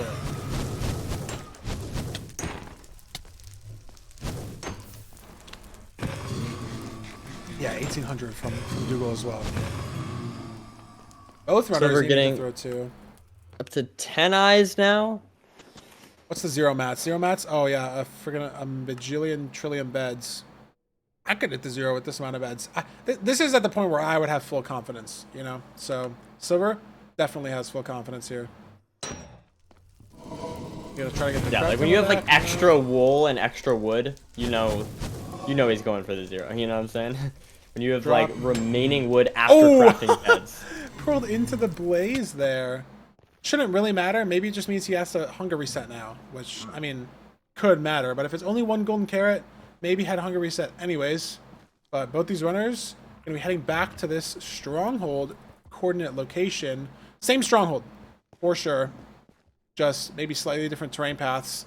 Not sure if Dougal's path to retrace back to his open terrain is easier or harder. It looks like he's in some pretty open terrain now, so it was just a diagonal. Maybe Dougal didn't handle the diagonal as well as Silver did. But we'll see. I mean, Dougal has 2 rods only because the eyes broke, so he left. He's 4 rods behind Silver, plus the travel time to the coordinates. I mean, Silver's ahead by a minute plus. We would need to see an incredible throw here. And looks like, I mean, fingers crossed. He's at full health this time. He has no food, obviously, but he's at full health, so it's a much... Oh, he's got 6 bread. Never mind. Guess we just burned through the golden carrots, so, I mean, good food conservation, I guess. Maybe just knew didn't matter. Gotta find this portal room, not an insane spike. This mine shaft is also gonna, you know, be annoying, get in his way. But we will see. Pushes through it. Nice preemptive there from Silver. And Nice if he hits stuff. the 0, we're going to be seeing our score get tied up. He's ooh. It is 57 caged, so it's not No, ideal. Silver knows a good setup for this. Crouch, pearl in, fast as well. Low here. I'd imagine he goes for this. Definitely is not going to build to 95 unless he is psycho. I think he'll go to 90. Especially after seeing what happened to Dougal and other players. Yep, there's the 90. And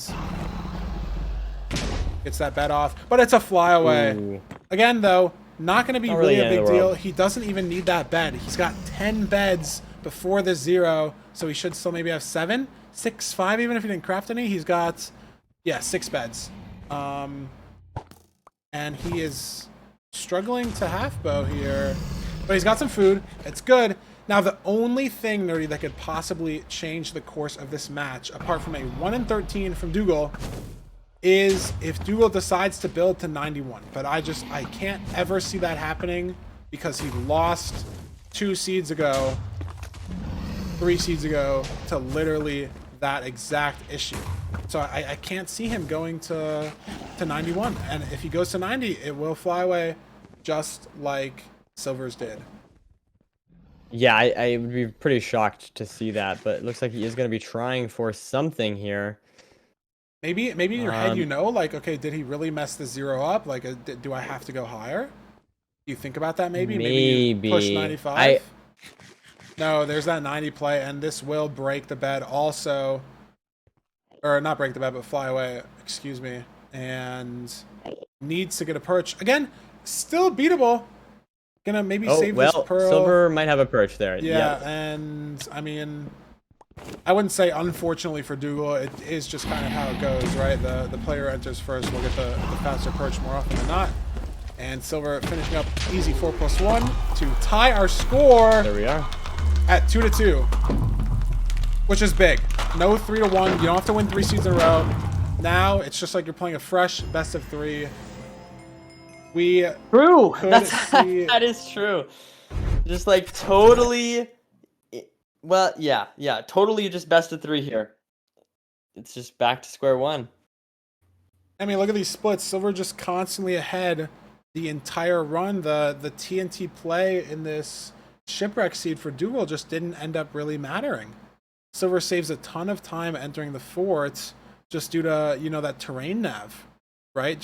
Found that diagonal, found that spawner. Dougal just couldn't. And then, I mean, Dougal clawed back a little bit of time here, 17 seconds in total from the fortress to entering the end.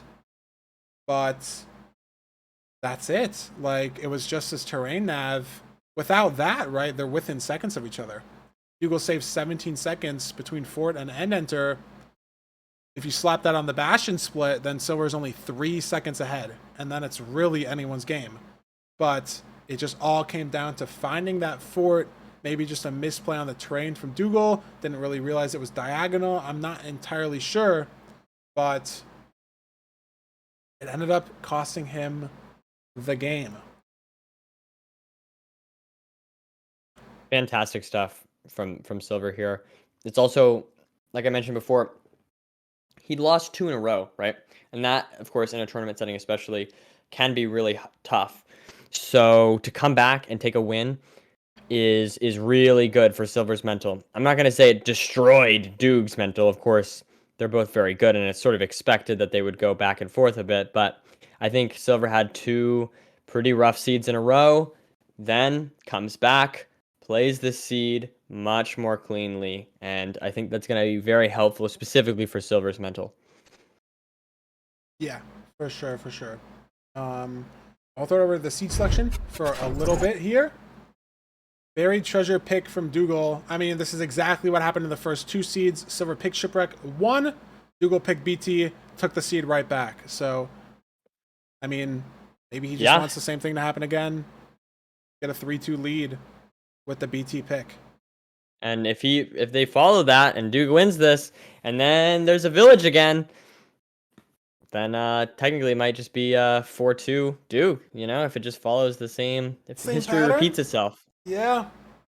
Wonder if we will But, have to see a Desert Temple or a Ruin Portal seed. Because if they get to Game 7, we will need to see one of the banned seeds played. We can only play 2 each of the non-banned seeds. So, I mean, I don't have anything else to say. I'm ready to see these guys play again. I've been loving these matches. I mean, just insane back and forths. Both players playing almost perfectly. Oh, I'm gone. And my fault, nerdy, but you're back now. Sorry about that. That's okay. I was in the void for a little bit, but I'm back to life. Yeah, so this is the final match, no matter what, before we have a game point type situation going on. No matter what happens here, the next one's game point. So not full pressure on, not full tournament on the line, but we're getting there for sure. Yeah. Look at this again. Silver missing the BT chunk. Dougal ahead. Ooh. This happened in almost every BT seed today. I don't know if it's nerves or just I don't know, but this is not like Silver usually. Thought of the Iron Sword, doesn't want it, which is weird because I mean you see Dougal make an Iron Pressure Plate and then throw away a diamond, gonna make a Diamond Shovel. Silver opts for a button to make that Diamond Sword, save that iron, make an Iron Shovel. As Iron and Diamond Shovel do the same exact thing on gravel. So it doesn't matter in that sense.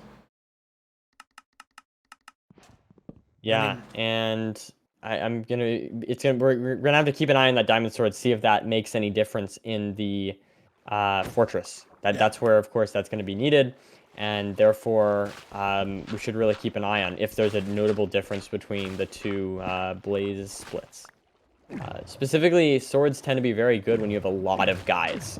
So if we see like a very fast fort split, that's where the sword is really gonna be really, really good. Exactly. If we see a slower fort split, you know, maybe like a... Oh, wow. So yeah, already... This seed looks like very good. Yeah, is this seed does look very good. This is a bridge. Okay, so the terrain here, honestly, kind of ruins the whole seed, but it's a low 1 enter into an insane bastion. If this was housing, I think we would have a sub 8 on the table, but... I mean, even the speed of this run, we might have a sub 9 on the table or a sub 10. Is Dougal okay? Oh, Silver is scaring me. Oh my god. Silver's good. Dougal scared me a little bit too with some pigs also. Both these runners, I mean, taking no safety here. I mean, they know they have to play fast as they possibly can because that's what the other guy's doing, you know? Yeah, no, I mean, really smooth movement here from both players. A little bit close there. Silver had to ditch the boat, for example, but still, really, overall, really clean movement from both runners. And Silver has 30 wood. He could make another boat. He might pick it back up later. It depends. Watch out at this lava. This is maybe scary. Nope, handles it. Only 1 hit. And he's going to grab the boat now. Has the time. Decent play. We have a right side triple. Gonna probably see the same or similar route from both players. Silver's gonna opt to go down. He can't decide. A little bit of hesitation there. And he Ooh, gives his there's a sword. piglins the diamond sword. He'll pick that up later. Probably just wasn't in the spot in his inventory that he wanted it to. I know Silver has a good muscle memory for a lot of these bastions, so it could just be what he was used to. Maybe just gold usually is in that slot, and the sword is just there. But the piglins won't pick it up. He'll pick it up. It'll be good. We'll get it back, and we'll see if it will matter. Yeah, and I will say, speaking of, I'm not like seeing and this is a little bit maybe too early to say, but the fact that they're in this fortress is, you know, nether wastes, not necessarily going to get a ton of strays. It could definitely be good still if he gets like a really good blaze spawner. That spawns a lot of guys in, but potentially not great. I think the sword is like really good when you have like tons of strays and things like that, which the nether waste isn't guaranteed to give you, but it's still going to be good. It's definitely still faster. It's just like the amount of how much faster it is that matters. Some people in chat did actually say that they would pick up the sword, but I mean, he has it in his inventory, so I feel like you guys are lying unless he picked it up earlier. But either way, he has a sword, but he doesn't have the lead, which is the more important part of the run, right? Yep. Like, Google's in this fort maybe 10, 15, 20 seconds faster. See who can find the blazes quicker. Looks like Duke is already in the good part. Silver making up maybe a little bit of time here. Yes, very possible. Bring down the RD. So we're going Not for using the sword yet. Yeah, I mean, surely he'll remember he has it. It is just raw DPS faster, but at a spawner, if you're waiting on the spawns anyways, it gives you a little bit more time to manage some things, but... Oh, Dougal just pearled onto a zombie pigman! Oh no! And this is really bad terrain for this as well. Yeah, you can't really box them out. You just gotta hope that there's not that many of them. And they can kind of just go away at some point in time. Which is potentially possible. Like, there's one guy maybe farther away, but is he even mad at Dougal? It doesn't look like it. It might have just been a one piglin issue and nothing else. So, saved potentially So still not using a sword. I mean, who knows what's going on in his head right now, nerves-wise and pace-wise, right? Like, he did just win the last seed, but in his head, like, losing 2 seeds, right? Like, there's misplays in them, right? Like, maybe he's stuck up on those in his head, or maybe he won the last seed but still thinks he played it badly, and you know, who knows what you're thinking about in this situation. Mine can totally wander, and when you're look at this, dude. 95% of the time using a iron axe, it's hard to remember the sword sometimes. Oh, for sure. And it's not the end of the world. It's not like forgetting to use a looting sword or anything like that, but Silver did do yesterday for a blaze or two. yeah, it happens. But yeah, he's behind on 1 rod. Duke actually doing a pretty clean job at dealing with those zombie piglins. Mushroom Island. Sorry. It's okay. It's okay. We all understand that you have a soft spot. Silver, a little bit of issues with Bowtie, but he gets it. See if they get the same measurements. Looks like... Ooh, Silver should just go on this, I think. I don't really know. Oh, he's doing this strat. We were live in this the other day. Throw the pearl straight up, and it lands on your portal. It's not 100% success rate tested with testing mods, but it's around 95 to 98%, so I guess he figured it was worth it. And that's going to save him some time getting to second portal cords on Dougal, but is it going to be enough time? I don't know. He's 1 more rod here. There's Finally the rod. remembers the sword at the very end. Yeah, the one blaze he gets to kill, he remembers. It's good. But, it's good. I mean, Dougal's about 90 blocks ahead in this nether in terms of terrain and movement. Yeah, so we're just going to make his way. Going to fall down. This is a good play. Ooh, 4 hearts, though. Going to have some health enough. But, I mean, look at this pace. Like I said, not a sub-8 seed because it's it wasn't housing, but sub-9 seed, 8xx potentially. If this is zeroable, they're in the stronghold at 7:15, and there's the portal room for Dougal. I mean, is it zeroable? Do they have explosives? 12, 1 anchor, 4-bed, 1 anchor. I mean, it's hittable, especially with a crystal, especially with an axe. I don't think he's gonna go for it. I think he is, because I know Silverwood in this situation. if it's hittable. Too high, maybe I pulls don't think out. he's gonna I go mean, for it. certain Yeah. heights are weird. I can't pretend to know more about Zero than these guys do. But we could see Silver go for it if he has the same amount of explosives. It's possible that Silver tries. We will see in a bit. I mean, Silver finds the portal room here. Does he have the same explosives? They must have traded, I mean, the same blocks. Maybe he left a little earlier. No, think he has Silver has less. 3 beds, maybe due to a blaze bed. But yeah, I mean, he's just raw behind here by maybe 30 seconds. Does he go for? Do you think he And shoots some crystals or no?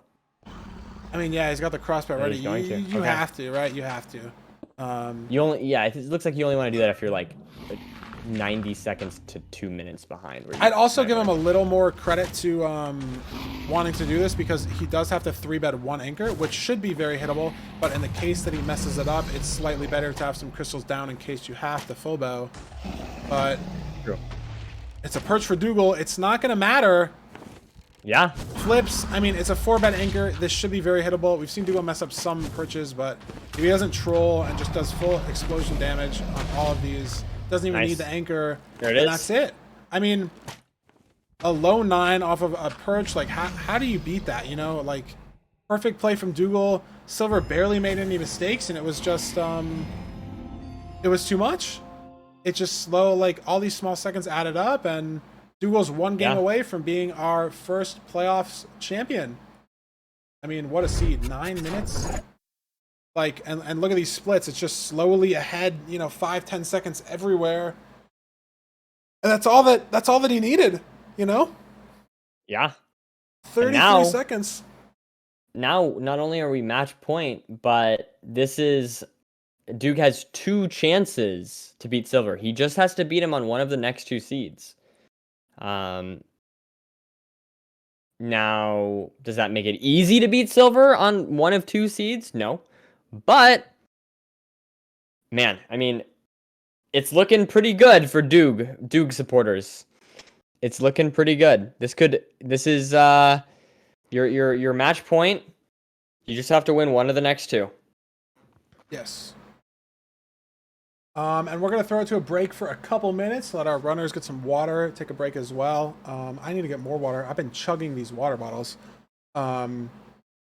I don't know why. I mean, the match is so exciting. Maybe can't control myself. Yeah. But we will see you guys with potentially the last game of our entire playoffs in just a couple minutes. We will be right back. Don't go anywhere.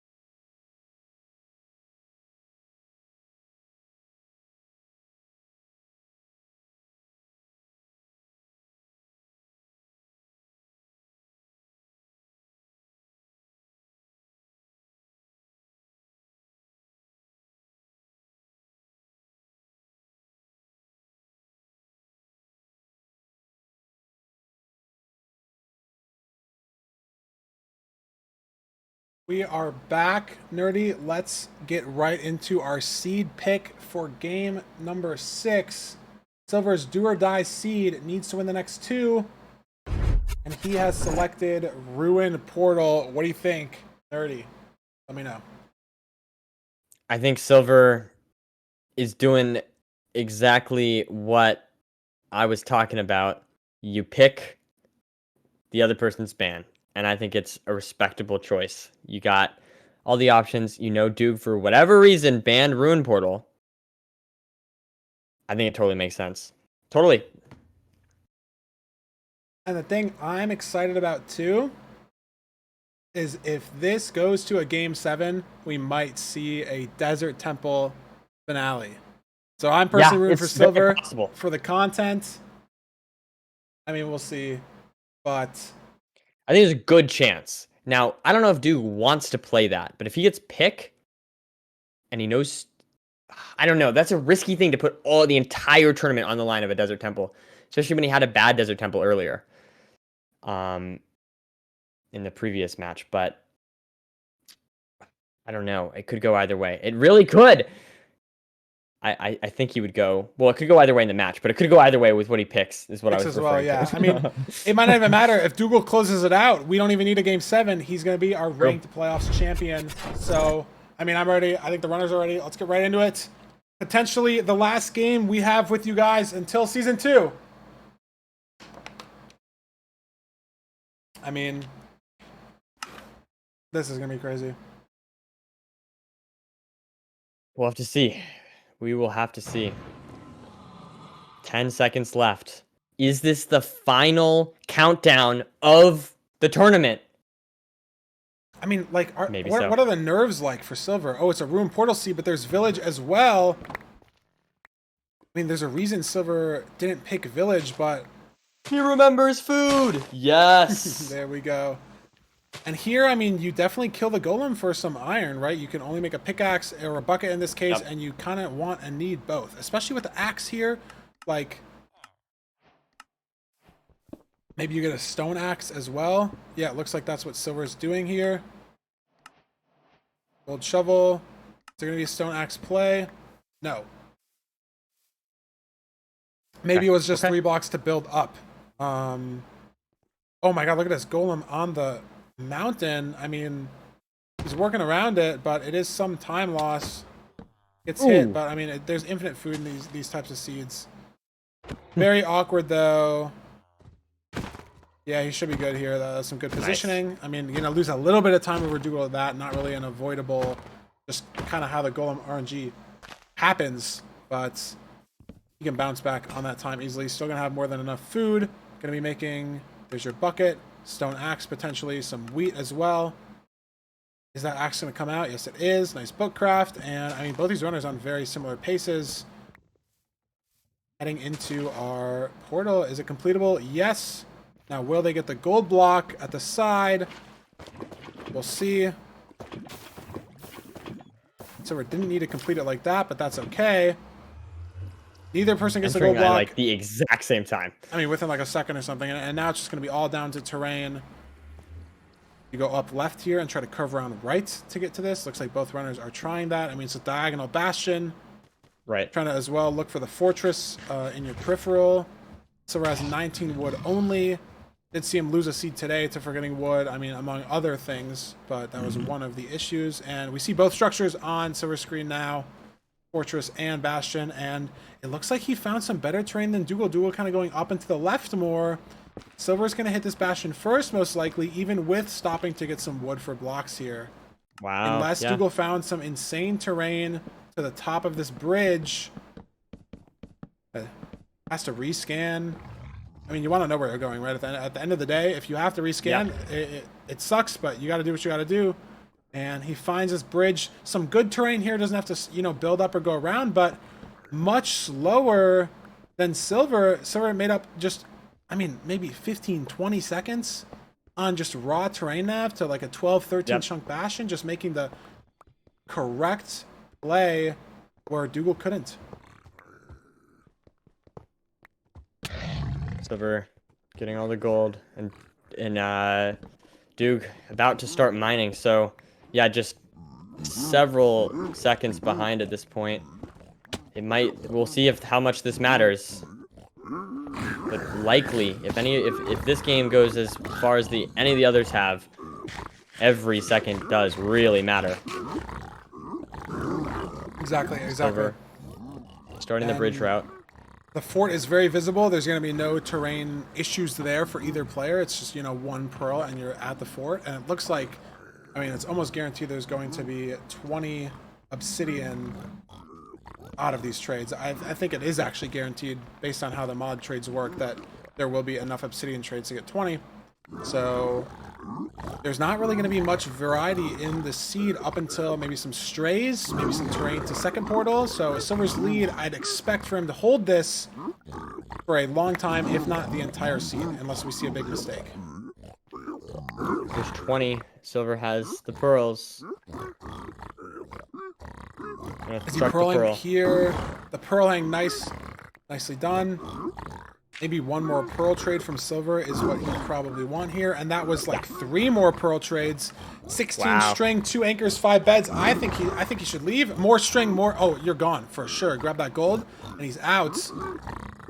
Is Dougal out though too? No, Dougal also pearl hanging as well. So kind of doing the same thing here, but yeah, Silver just a again, little bit behind. Just with a nice lead. Wasn't sure, who had more pigs in that bastion, but it doesn't look like Silver lost too much time, if any, on his way to this fort.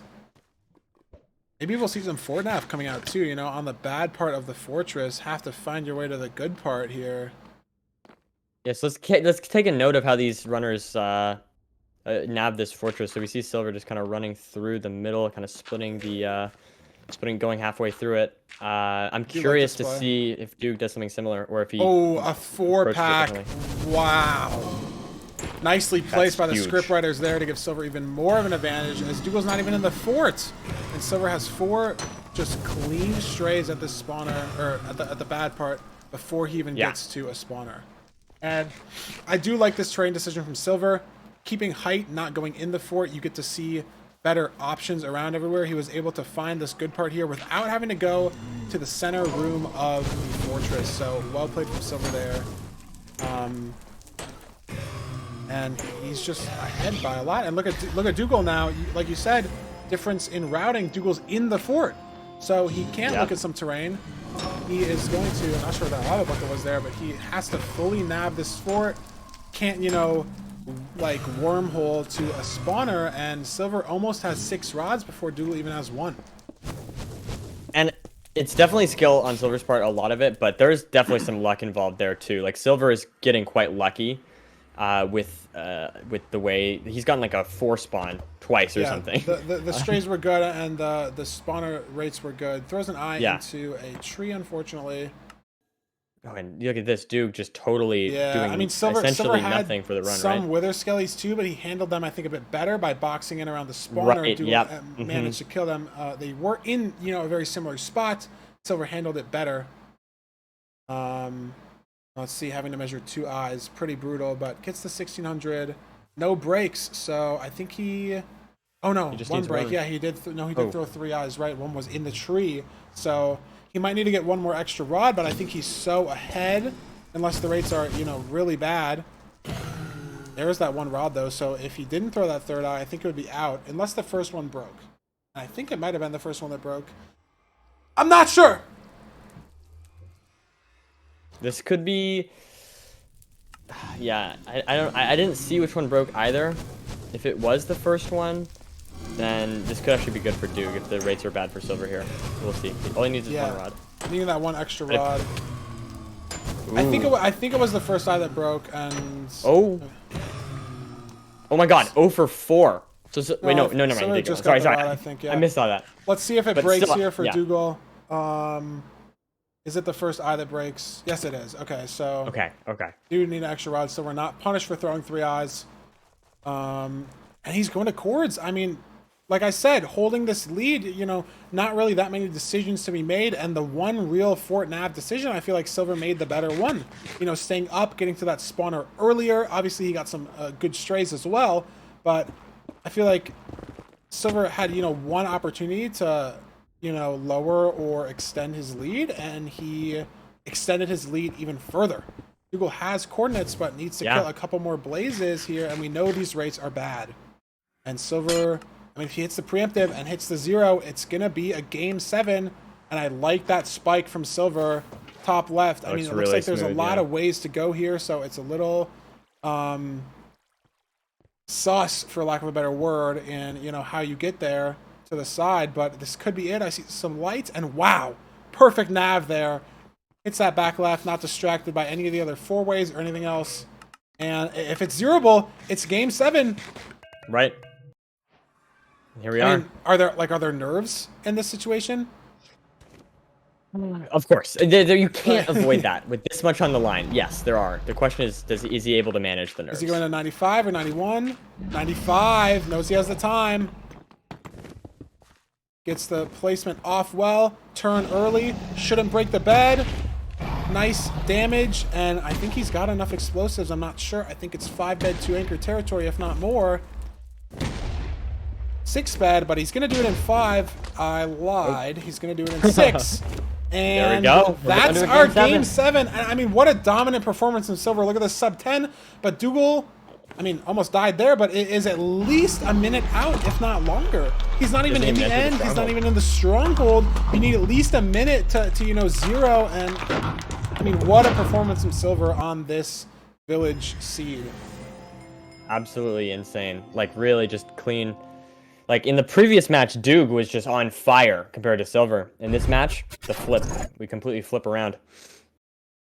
I mean... And that, I will say, that is a total confidence booster. That's going to make you feel like, okay, I can do this. You know, had some mistakes today, but that is Silver possibly at his sharpest today, I would say. I mean, yeah, look at the splits here. Even just, like, obviously there's decisions in the overworld, right? Like, where you're getting your food, how much wood you're getting. But Silver had an issue with his golem and entered the nether a second faster still. And then just on raw terrain, because they spawn obviously in the exact same spot off the room portal, on just this terrain, Silver saves 23 seconds over Dougal, which is just like insane. And then just every other split, like they both blinded on 5 rods, Silver saved 40 seconds. And then he was so fast at the rest of the seed, Dougal doesn't even have the last 2 splits. Not because he died, because Silver just beat the game too fast for Dougal to even catch up. Like, this is crazy. And our pick for seed 7 is in. Nerdy, do you think it's going to be Village or Desert Temple? Are we going to see a Desert Temple final? Or did Dougal pick Village? Okay. Let me think about this for a second. This is my final one, so I wanna take some time to just analyze this. Okay, so the problem is Doog is not like known for his desert temples either. You know, it's not like he loves them. He banned them previously, I'm pretty sure, and he lost games with them, or at least he like lost overworlds. I don't think he's gonna choose Desert Temple. Like I think if this was like maybe the previous game and he had the choice, I think he would go with that. I feel like there's so much on the line. It's the final match no matter what.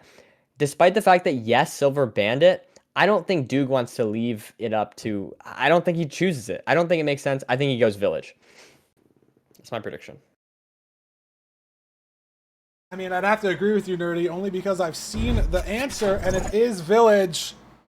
Your final prediction is correct, and I think the reasons you stated, I think it makes sense, right? Like, there's so much variance in the Desert Temple potentially. There's more consistency in the Village. And if Dougal, you know, believes in himself, he's had a couple of these seeds where it's just been an insane, like, blowout, right? Like seed 5, Dougal beat Silver, and it wasn't really even close. He was ahead the whole time. In this last seed, Silver beat Dougal, and it wasn't even really close. It was ahead the whole time. If Dougal can just channel that blowout energy on one seed, right, screw the overworld, just play the best you possibly can in the nether, in the end, in the post blind, and you'll have to win. I mean, it's one seed, you know. This is the last seed. And I mean, before we get into it, just look at these completion times. 1:12:33 on the Shipwreck seed, 2 sub-10s back-to-back. Like, look at the average that these players are putting up for us. Like, this best of 7 going to 7 seeds might be faster than some of the best of 5s that we've had. This is how fast these players have been playing. It is just 2 sub-10s in a row. Crazy stuff. And I am hoping that this last seed, that these two players both have a good final seed. It's going to be exciting, pretty much no matter what, but I'm hoping for a close match. I mean, I completely agree, and I think we should just get into it, man. There's no point in putting them off, no point in letting those nerves, calm down, simmer, whatever. I mean, obviously it depends on your mental, if you do well under pressure, but I mean, the pressure these guys must be facing is, like, unexplainable. Yeah, this is going to be a pretty high stakes moment for. This is roughly as high stakes as Minecraft speedrunning get. I mean, obviously Duke, has done world record stuff. Has gotten a world record. And that's going to maybe be higher pressure, stuff. but yes, done whatever. You guys know what I mean. But still, this is really high stakes, no matter what, no matter who you are. So I think this is impossible to avoid the nerves. It's just about how you manage them. yes. And for Obby Overworld, we have to kill the golem unless there's another blacksmith here. I mean, don't get me wrong. You ban Desert Temple because there's a lot of variance, but there's still a lot of variance in these village seeds. Like right here, Silver making an iron axe because you're going to get 4 from the golem. Right. Dougal not. I mean, is he going to make a bucket and woodlight? Is he going to forego the flint and the golem entirely? Like, I don't know, but it's already just an incredible difference in play, and we've only been in this seed for 40 seconds. We're just seeing them, completely split out. Silver looking for an enter, can't find it, I don't think. Obviously, it's a lot easier to see on his screen than it is on our side of things, so maybe he knows where he's going. Nice awareness there on the chest. Looks like Dougal. Yeah, he's not killing the golem yet. Maybe he's looking for it. Maybe I missed him kill the golem. But yeah, as a reminder, chat, this is the last game, game 7. Winner gets $1,500. Loser gets $750. This is a $750 seed on the line to the winner, and neither of them can find the enter. What a way to end it. I mean, it has to be within 10 chunks of your village center, so you're both running around, and you start thinking to yourself, like, where's the lava pool? Where's my opponent going? And neither one is. Silver finds it finally over the edge of this, but Dougal is so far away from this enter. And yeah, he skipped the golem kill. He's going to be doing a woodlight, so Silver's first here has flint. Dougal sees it now, but it's so late. Is it too much? Is it over already? Wow. It's hard to say. I mean, Dougal is notably behind. It's of course not over entirely, but this is going to be a pretty late enter here for Doug. Especially with the woodlight. Just gotta hope that it goes quickly here, and he gets a catch. Ooh, so it's very possible. I don't know why he's not putting himself out. Maybe there he is right away. All right. Okay. So not too bad. And Silver does need a bridge. I mean, this is a $700 speed bridge potentially. Jeez. And he doesn't fail it. Will we see Dougal maybe try to catch up time, hit a telly bridge perhaps? What do you think, Nerdy? For a god bridge. I'm gonna say no. I'm gonna make that prediction. I think he might not do that. You don't think so? So it would be pretty awesome if he did. I also don't think he will, but imagine. I wonder if he even uses the same mouse because I know you have to use like special mice for double clicking. I wonder. Might not be entirely sure, but again, it's definitely the wrong play. And he's gonna hit this bastion. I mean, no real mistakes other than not finding the lava pool off spawn, and then maybe the woodlight play is a bit quirky. But Silver has a lead here.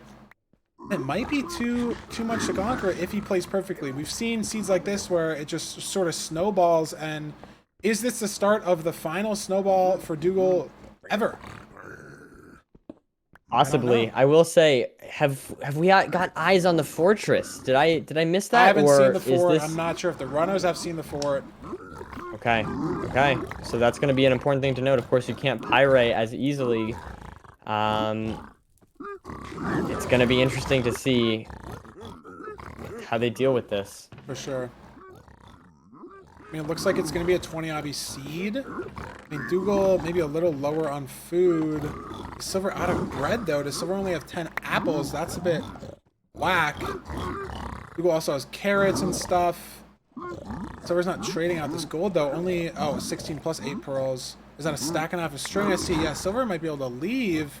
Maybe trying to get one more anchor, one more fire res for sure is what he's looking to get here. And he gets it, so I think Silver's maybe going to be leaving.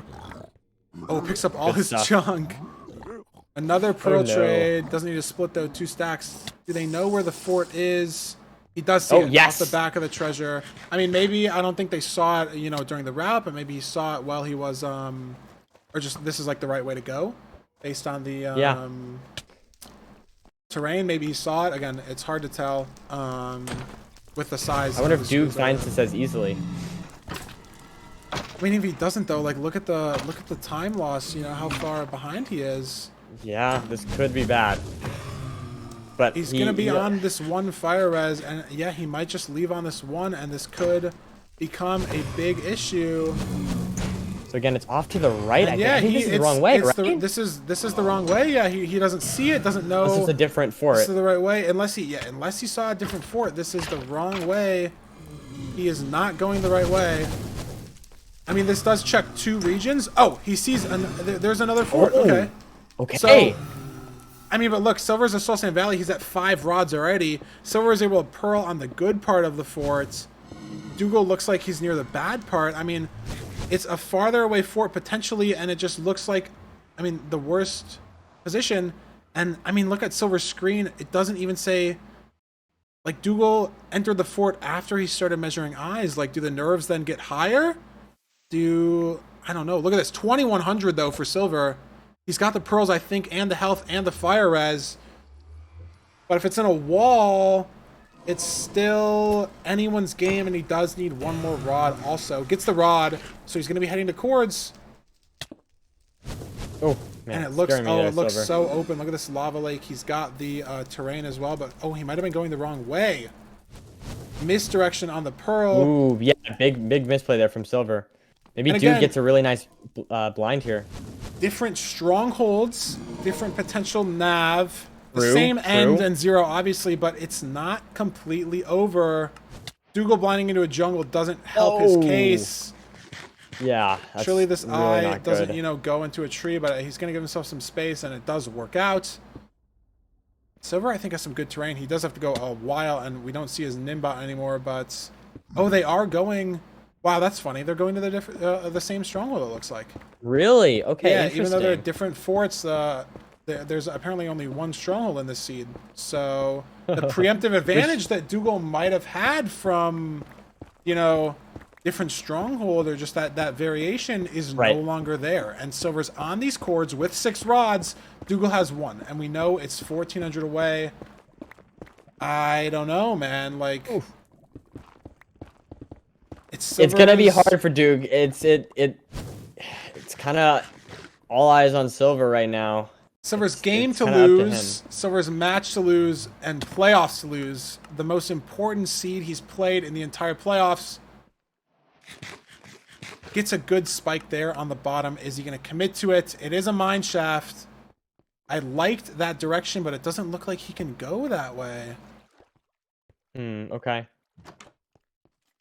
That doesn't look great either. All this time is good for Duke. Stronghold. It is, but Dougal might have the same issues.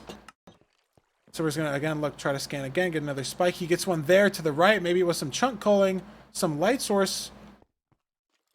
Is it this way? Ooh, lots of mobs. This is dangerous here. He's died in a stronghold once already this match. Is that the portal room? No. Ooh. Another spike that way, though. I mean, are these just more mine shafts he's picking up? More cave spider spawners?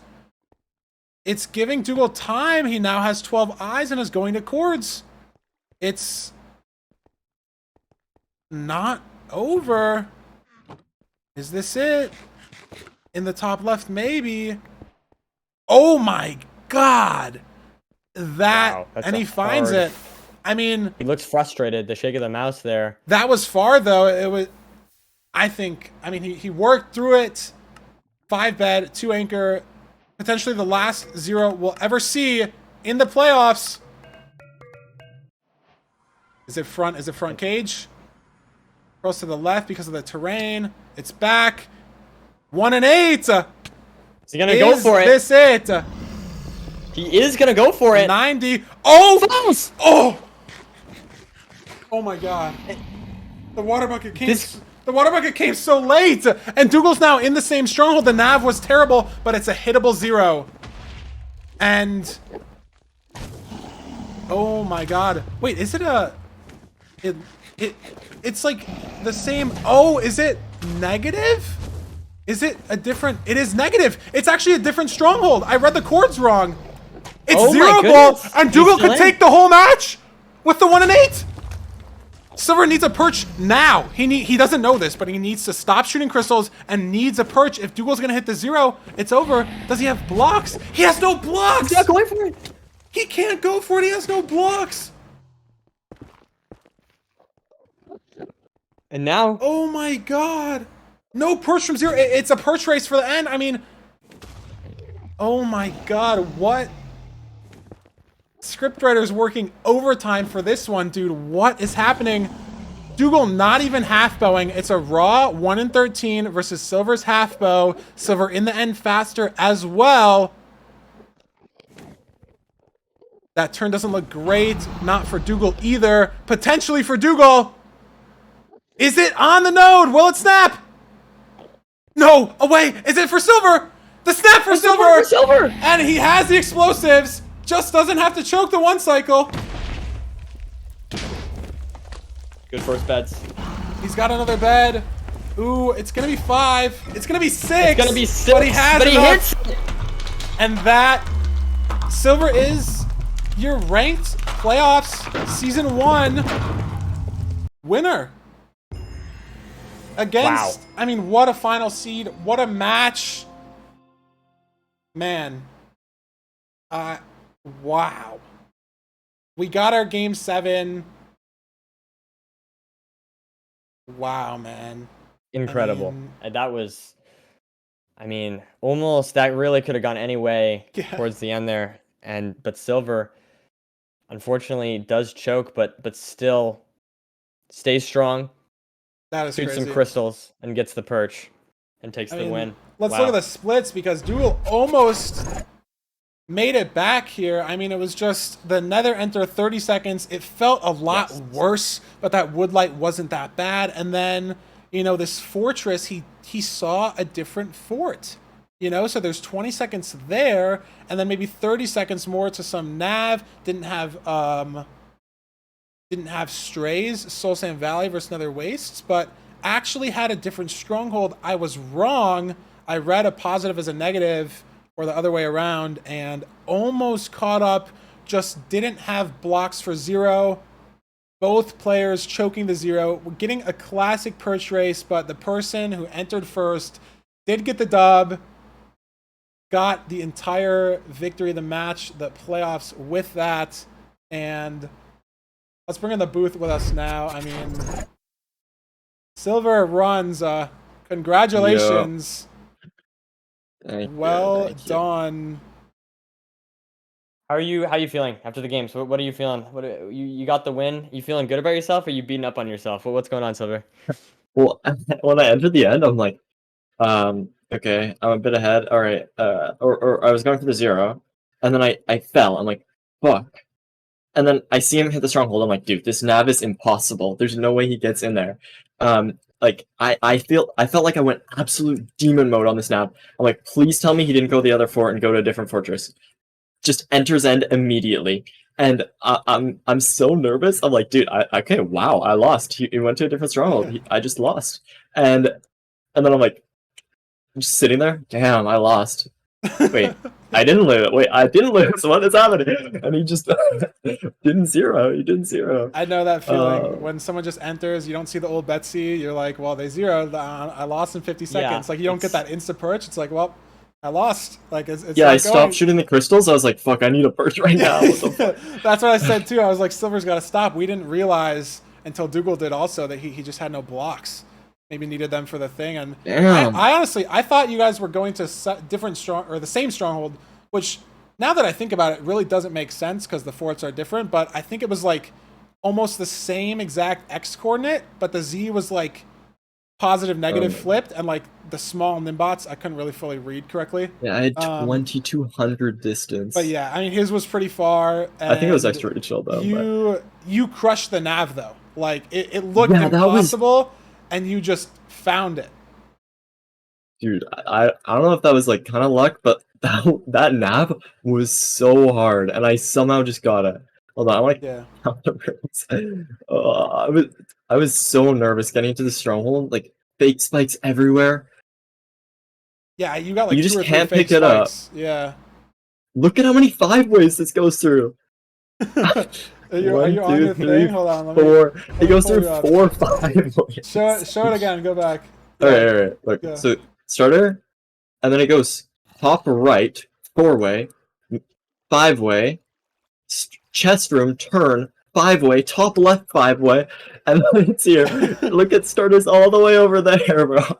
I mean, Oh you my bossed it up gosh. though through the fakes, the cave spider spawners. Like I saw you had a couple Yeah, spikes that you I had like this realized motherfucker. were wrong. Yeah, for sure. I mean, but that's a skill. But yeah, Dougal went to the other fort. Did you see the other What one happened off to Overworld? spawn or Overworld? Like- I mean, you both couldn't find the lava pool for a decent amount of time, but Dougal just went farther left. So he Ooh, okay, yeah. he also Well, I was trying to find gravel, and then it kind of just worked out. woodlit. He woodlit. Like he committed to the woodlit. He Oh, made a yeah. bucket and was committing, but it didn't lose him that much time. It was just another difference. Yeah, it was just that one lava pool far away in that river. But I mean, dude, 7 seeds. Like I barely remember half of them. The one thing, I think seed 1. I died in the stronghold. Yeah, you died in yeah, the stronghold on seed 2 when you were ahead. Dougal was ahead in seed 1. I think he went to 90. And then I zeroed. What was that? Yeah.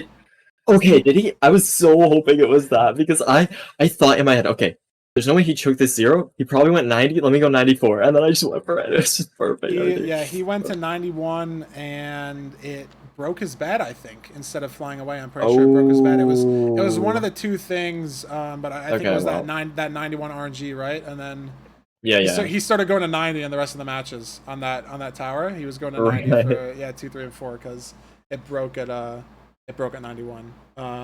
Nerdy, you're actually muted. Not sure if you. Yeah, no, I'm aware. Okay. Yeah, no, Silver, you did so good. I'm proud of you, man. I mean, obviously, you know, I know you, but you know, so it's hard for me not to be somewhat biased, but I do really feel like you, especially honestly, like I feel like you had so many great moments today. I mean, maybe like forgetting food in that 1 seed was a pretty big oversight, rough. but I mean, other than like those few little things that you did here or there, I feel like you played pretty sharp today. So congratulations. I feel like it's very well earned.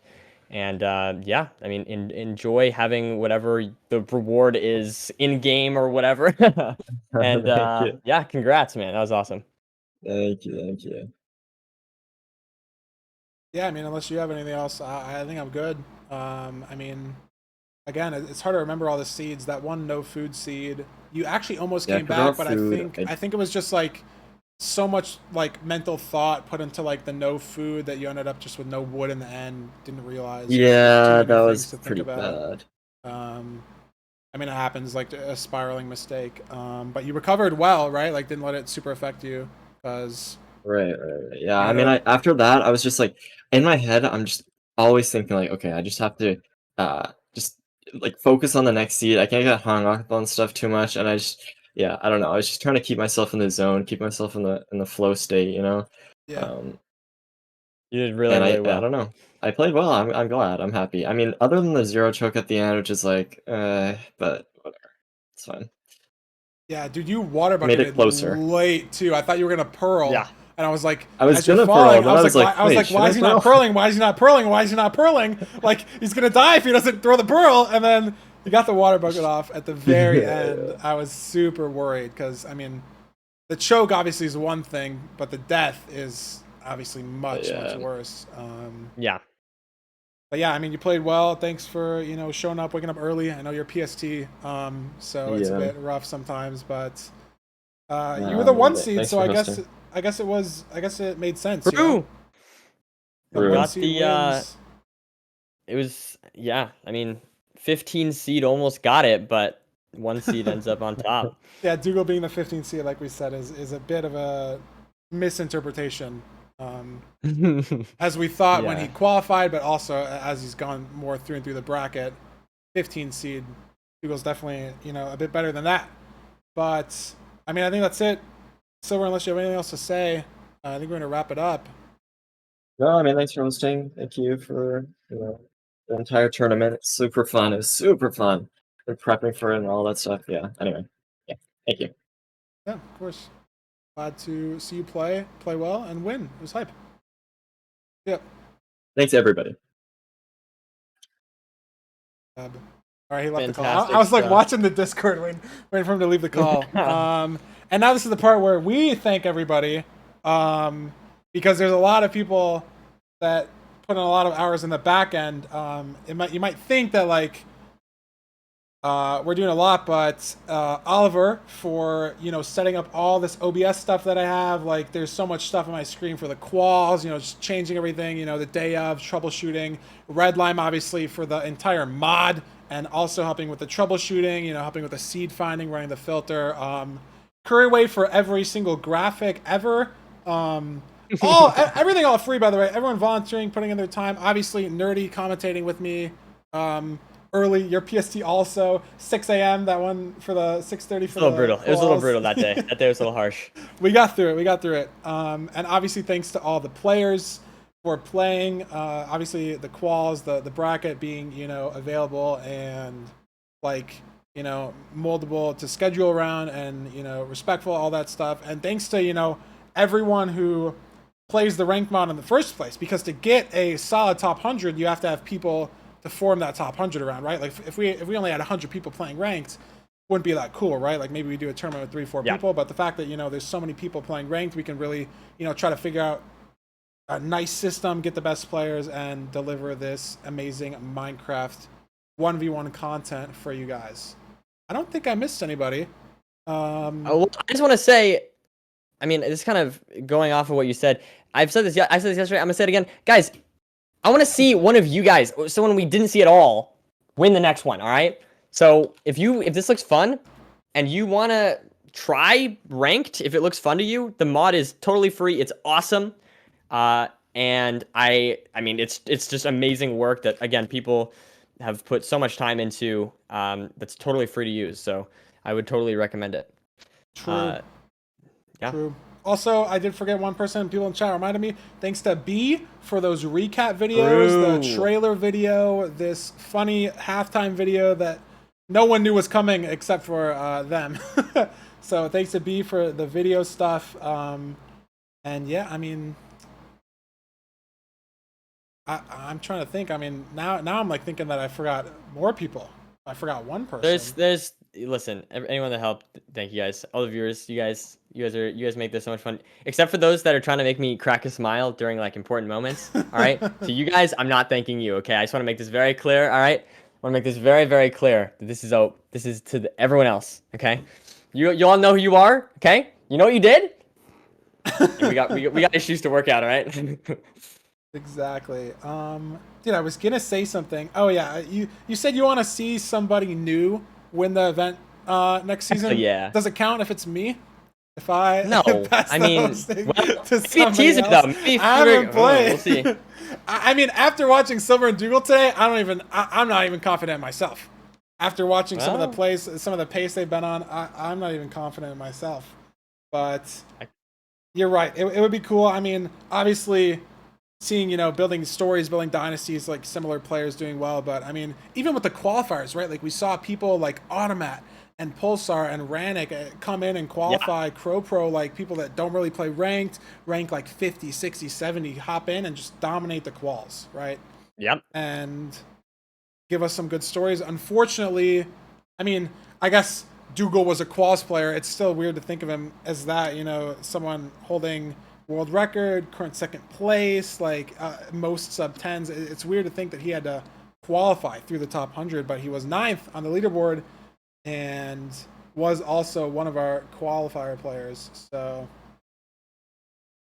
yeah, I mean, Yeah, great final. That was amazing, man. I feel like I have the pleasure of commentating some very hype finals. So this is For sure. definitely a memorable one. Uh, Yeah, yeah, no, just great. I mean, that was so much fun. That was so much fun. Thank you all for thank you for having me, Feinberg. I've had a lot of fun of being here. course. You know. Love commentating with you, and I mean, I had a blast running all this stuff too. Like, I mean, you guys know me. I tend to play in a lot of tournaments. This is the first time I've actually been like in the back end for one, and it was kind of like Can we get some the drinks for Feinberg specifically? I feel like he's not thanking himself. Like, he did an amazing job on this. Like, come on, this is his first tournament, and it's like hype as hell. It's awesome, man. I mean, yeah, but Oh it's like I said, it's it's not. It's 95% somebody else. Like I wake up, maybe, I but wake up, you and Oliver handled sends it me well. a zip file, and all the OBS stuff is just right there, and like all the players are right there, and I mean, yeah, I don't know. It's a great But commentary as well. You know, you're not like you haven't done a ton of commentaries, so I feel like you did a really great job there, and amazing work from Feinberg as well. You gotta give props where yeah, it's due. I You know. mean, I'm really happy with how it turned out. You know, obviously the idea was like seeing some tournaments hosted, like an idea in my head of how we kind of want to do this, and you know, with the season system being in ranked, and you know, loving it. Trying to put something out there that like seems pretty professional, and I think you know, with the help of obviously Curry, Oliver Redlime, you with the co-commentary, I think we did a pretty good job. And I knew that if I hosted the tournament, I could make an excuse as to why I wouldn't play, because playing silver and rank sometimes, like the ego shatter of not winning would be brutal. So Right. I gave myself a good out there also to not have to play. I will say, and I don't want to talk too much, but we've obviously been working hard on this one, but we do already have some personally things I'm excited for the next one of these. So stay tuned. I would say we have some more ways to make it more exciting, more professional, more esportsy. So stay Yeah, tuned. I'll say that. season 2 will be hype. I don't know when it's like set to end in the rank thing. If we get a sponsor, maybe the seasons can be shorter. If we don't, we might need to ask the Redline to extend the season a little bit, because I'm paying out of pocket and I don't actually have an That's maybe infinite not amount sustainable. of money to fund the tournament. So surely we have sponsor money. I was spamming ads today, you know, to try and get some of it back. But we'll see. Surely we get some sponsor there. I mean, the numbers. I mean, the amount of people that were watching today is just amazing. Like that's insane numbers that we can show to sponsors and stuff, and obviously do ad reads and all that. But that's stuff you guys don't need to know about. If we have, you know, some big logo, maybe we need to talk about some Raid Shadow Legends next season. You'll know why. It's because I'm broke. So yeah. Oh no. All right. But I mean, I have nothing else. Do you have anything else? Nah, man. It was a lot of fun. Thank you all for having me. And yeah, this is next one will be even better. I'm gonna say Yes, that. That's all I'm gonna very say. I'll leave it excited at for that. season 2. I'm very, very excited. Whether I do maybe decide to unretire and play or host again. I mean, I had a blast running all of this, and obviously watching some of these runners, like having the thing like. Sometimes the commentary, it's like I would have done that instead. I would have done this instead. It's like I have that itch to play, but it was so fun hosting and reacting, because I really just I haven't fully ever watched a tournament because I just play in them, So it was a super cool experience getting the storylines of everybody through there, and having the back end, and my respect for all tournament organizers for everything has grown immensely, because I just see. I mean, we only had 16 people. I guess the qual is like 100, but we really only had a few people. It was kind of a small scale thing compared to some of these tournaments, and it took so much work and planning and effort. So I think it was very, very cool to host, but maybe I'll play next season. Who knows? We'll figure it out. Maybe I'll do some soul searching. But yeah, I have nothing else nerdy. I don't know if you do, but Yeah, I feel like we've said like I've got nothing else, and then the other Yeah, person goes, and and then the other person goes, and then yeah. you went back and forth. But yeah, no, it's good. It's fantastic. Raid Silver. Is Silver still gonna stream? Let's see what he's doing. Probably. I better not be doing runs, right? We'll figure it out. Oh yeah, he's doing some Analysis. Yeah, we'll figure it out. I'll just rate him, right? It'll pressure him to keep streaming. No, it'll pressure him. We'll figure it out. Yes, more We'll raid the content for you victor. guys. That makes sense, right? We'll raid the winner. Reminder: Silver did take home first place prize, $1,500 and he's Canadian, so that's an infinite money glitch because he gets more. Dougal gets What? $750 USD for second, and Danny Boy gets $250 for third. Well, it's because $1 is like 1.5 Canadian or something. That's what I mean. Yeah, It's that not is infinite money glitch. not actually a money glitch, guys. Okay, but we'll figure it out. Maybe, you know, our big overlords at PayPal or something will end up stealing some of that money. But what can we do? Yeah, feel free to spam that link if you want the mid game highlight, or if you don't want people to rewatch it, you can sneak half of those clips into the newest highlights video, HPG highlights or something that was incredibly funny. It was hard to not like I wanted to laugh because the clips were funny, but I didn't want to laugh because we were like commentating. You know what I mean? Like I was watching it as I was like reacting to an HPG highlights, but I was like, I gotta be kind of professional here, right? Like, Yeah. but yeah, I mean, guys, go show some love to Silver. I mean, he played his heart out, but I mean, so did Dougal, right? Show love to everyone who played today, played yesterday, played in the round of 16 and the quals. Everyone showed up, played their best, but Silver did come out on top. So we'll see you guys for season 2 sometime in the future. See you then. Bye. Goodbye.